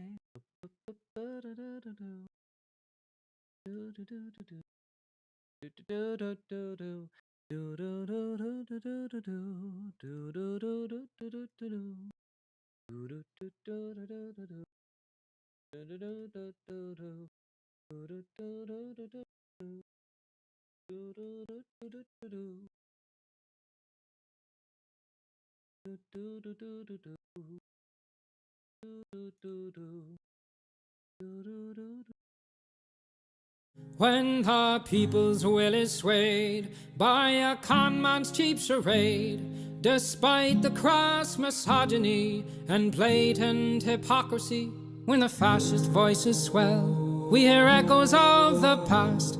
They vilify the immigrants, the leftists and outcasts, when the opposition croaks and the people just don't vote for the same old tired rhetoric of neoliberal politics. We must organize the fight for our universal rights, for democracy and empathy to permeate this life. For it's not the immigrant who labors for some bread, who's making us toil till we drop dead. No, it's not minorities or peer-reviewed authorities, or queer folks and trans folks, or a multitude of deities. I say all are your comrades and none are your enemies in the momentous fight against all bourgeois priorities.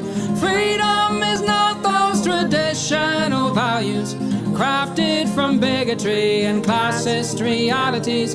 Freedom is freedom to move and disobey, to rely on one another to keep would-be kings at bay. Say none of us can stand alone against their power. We must stand together and make them cower. For the laws of this land have us used and abused, owned and subordinate to our patriarchal roots. I say it's high time we reinvent this whole operation to make mutual benefit our sole occupation. Because freedom is freedom to move and disobey, to rely on one another to keep would-be kings at bay. Say none of us can stand alone against their power. We must stand together and make them cower. Here we go. Yes, freedom is freedom to move and disobey, to rely on one another to keep would-be kings at bay. Say none of us can stand alone against their power. Rise, proletariat, and make them cower. When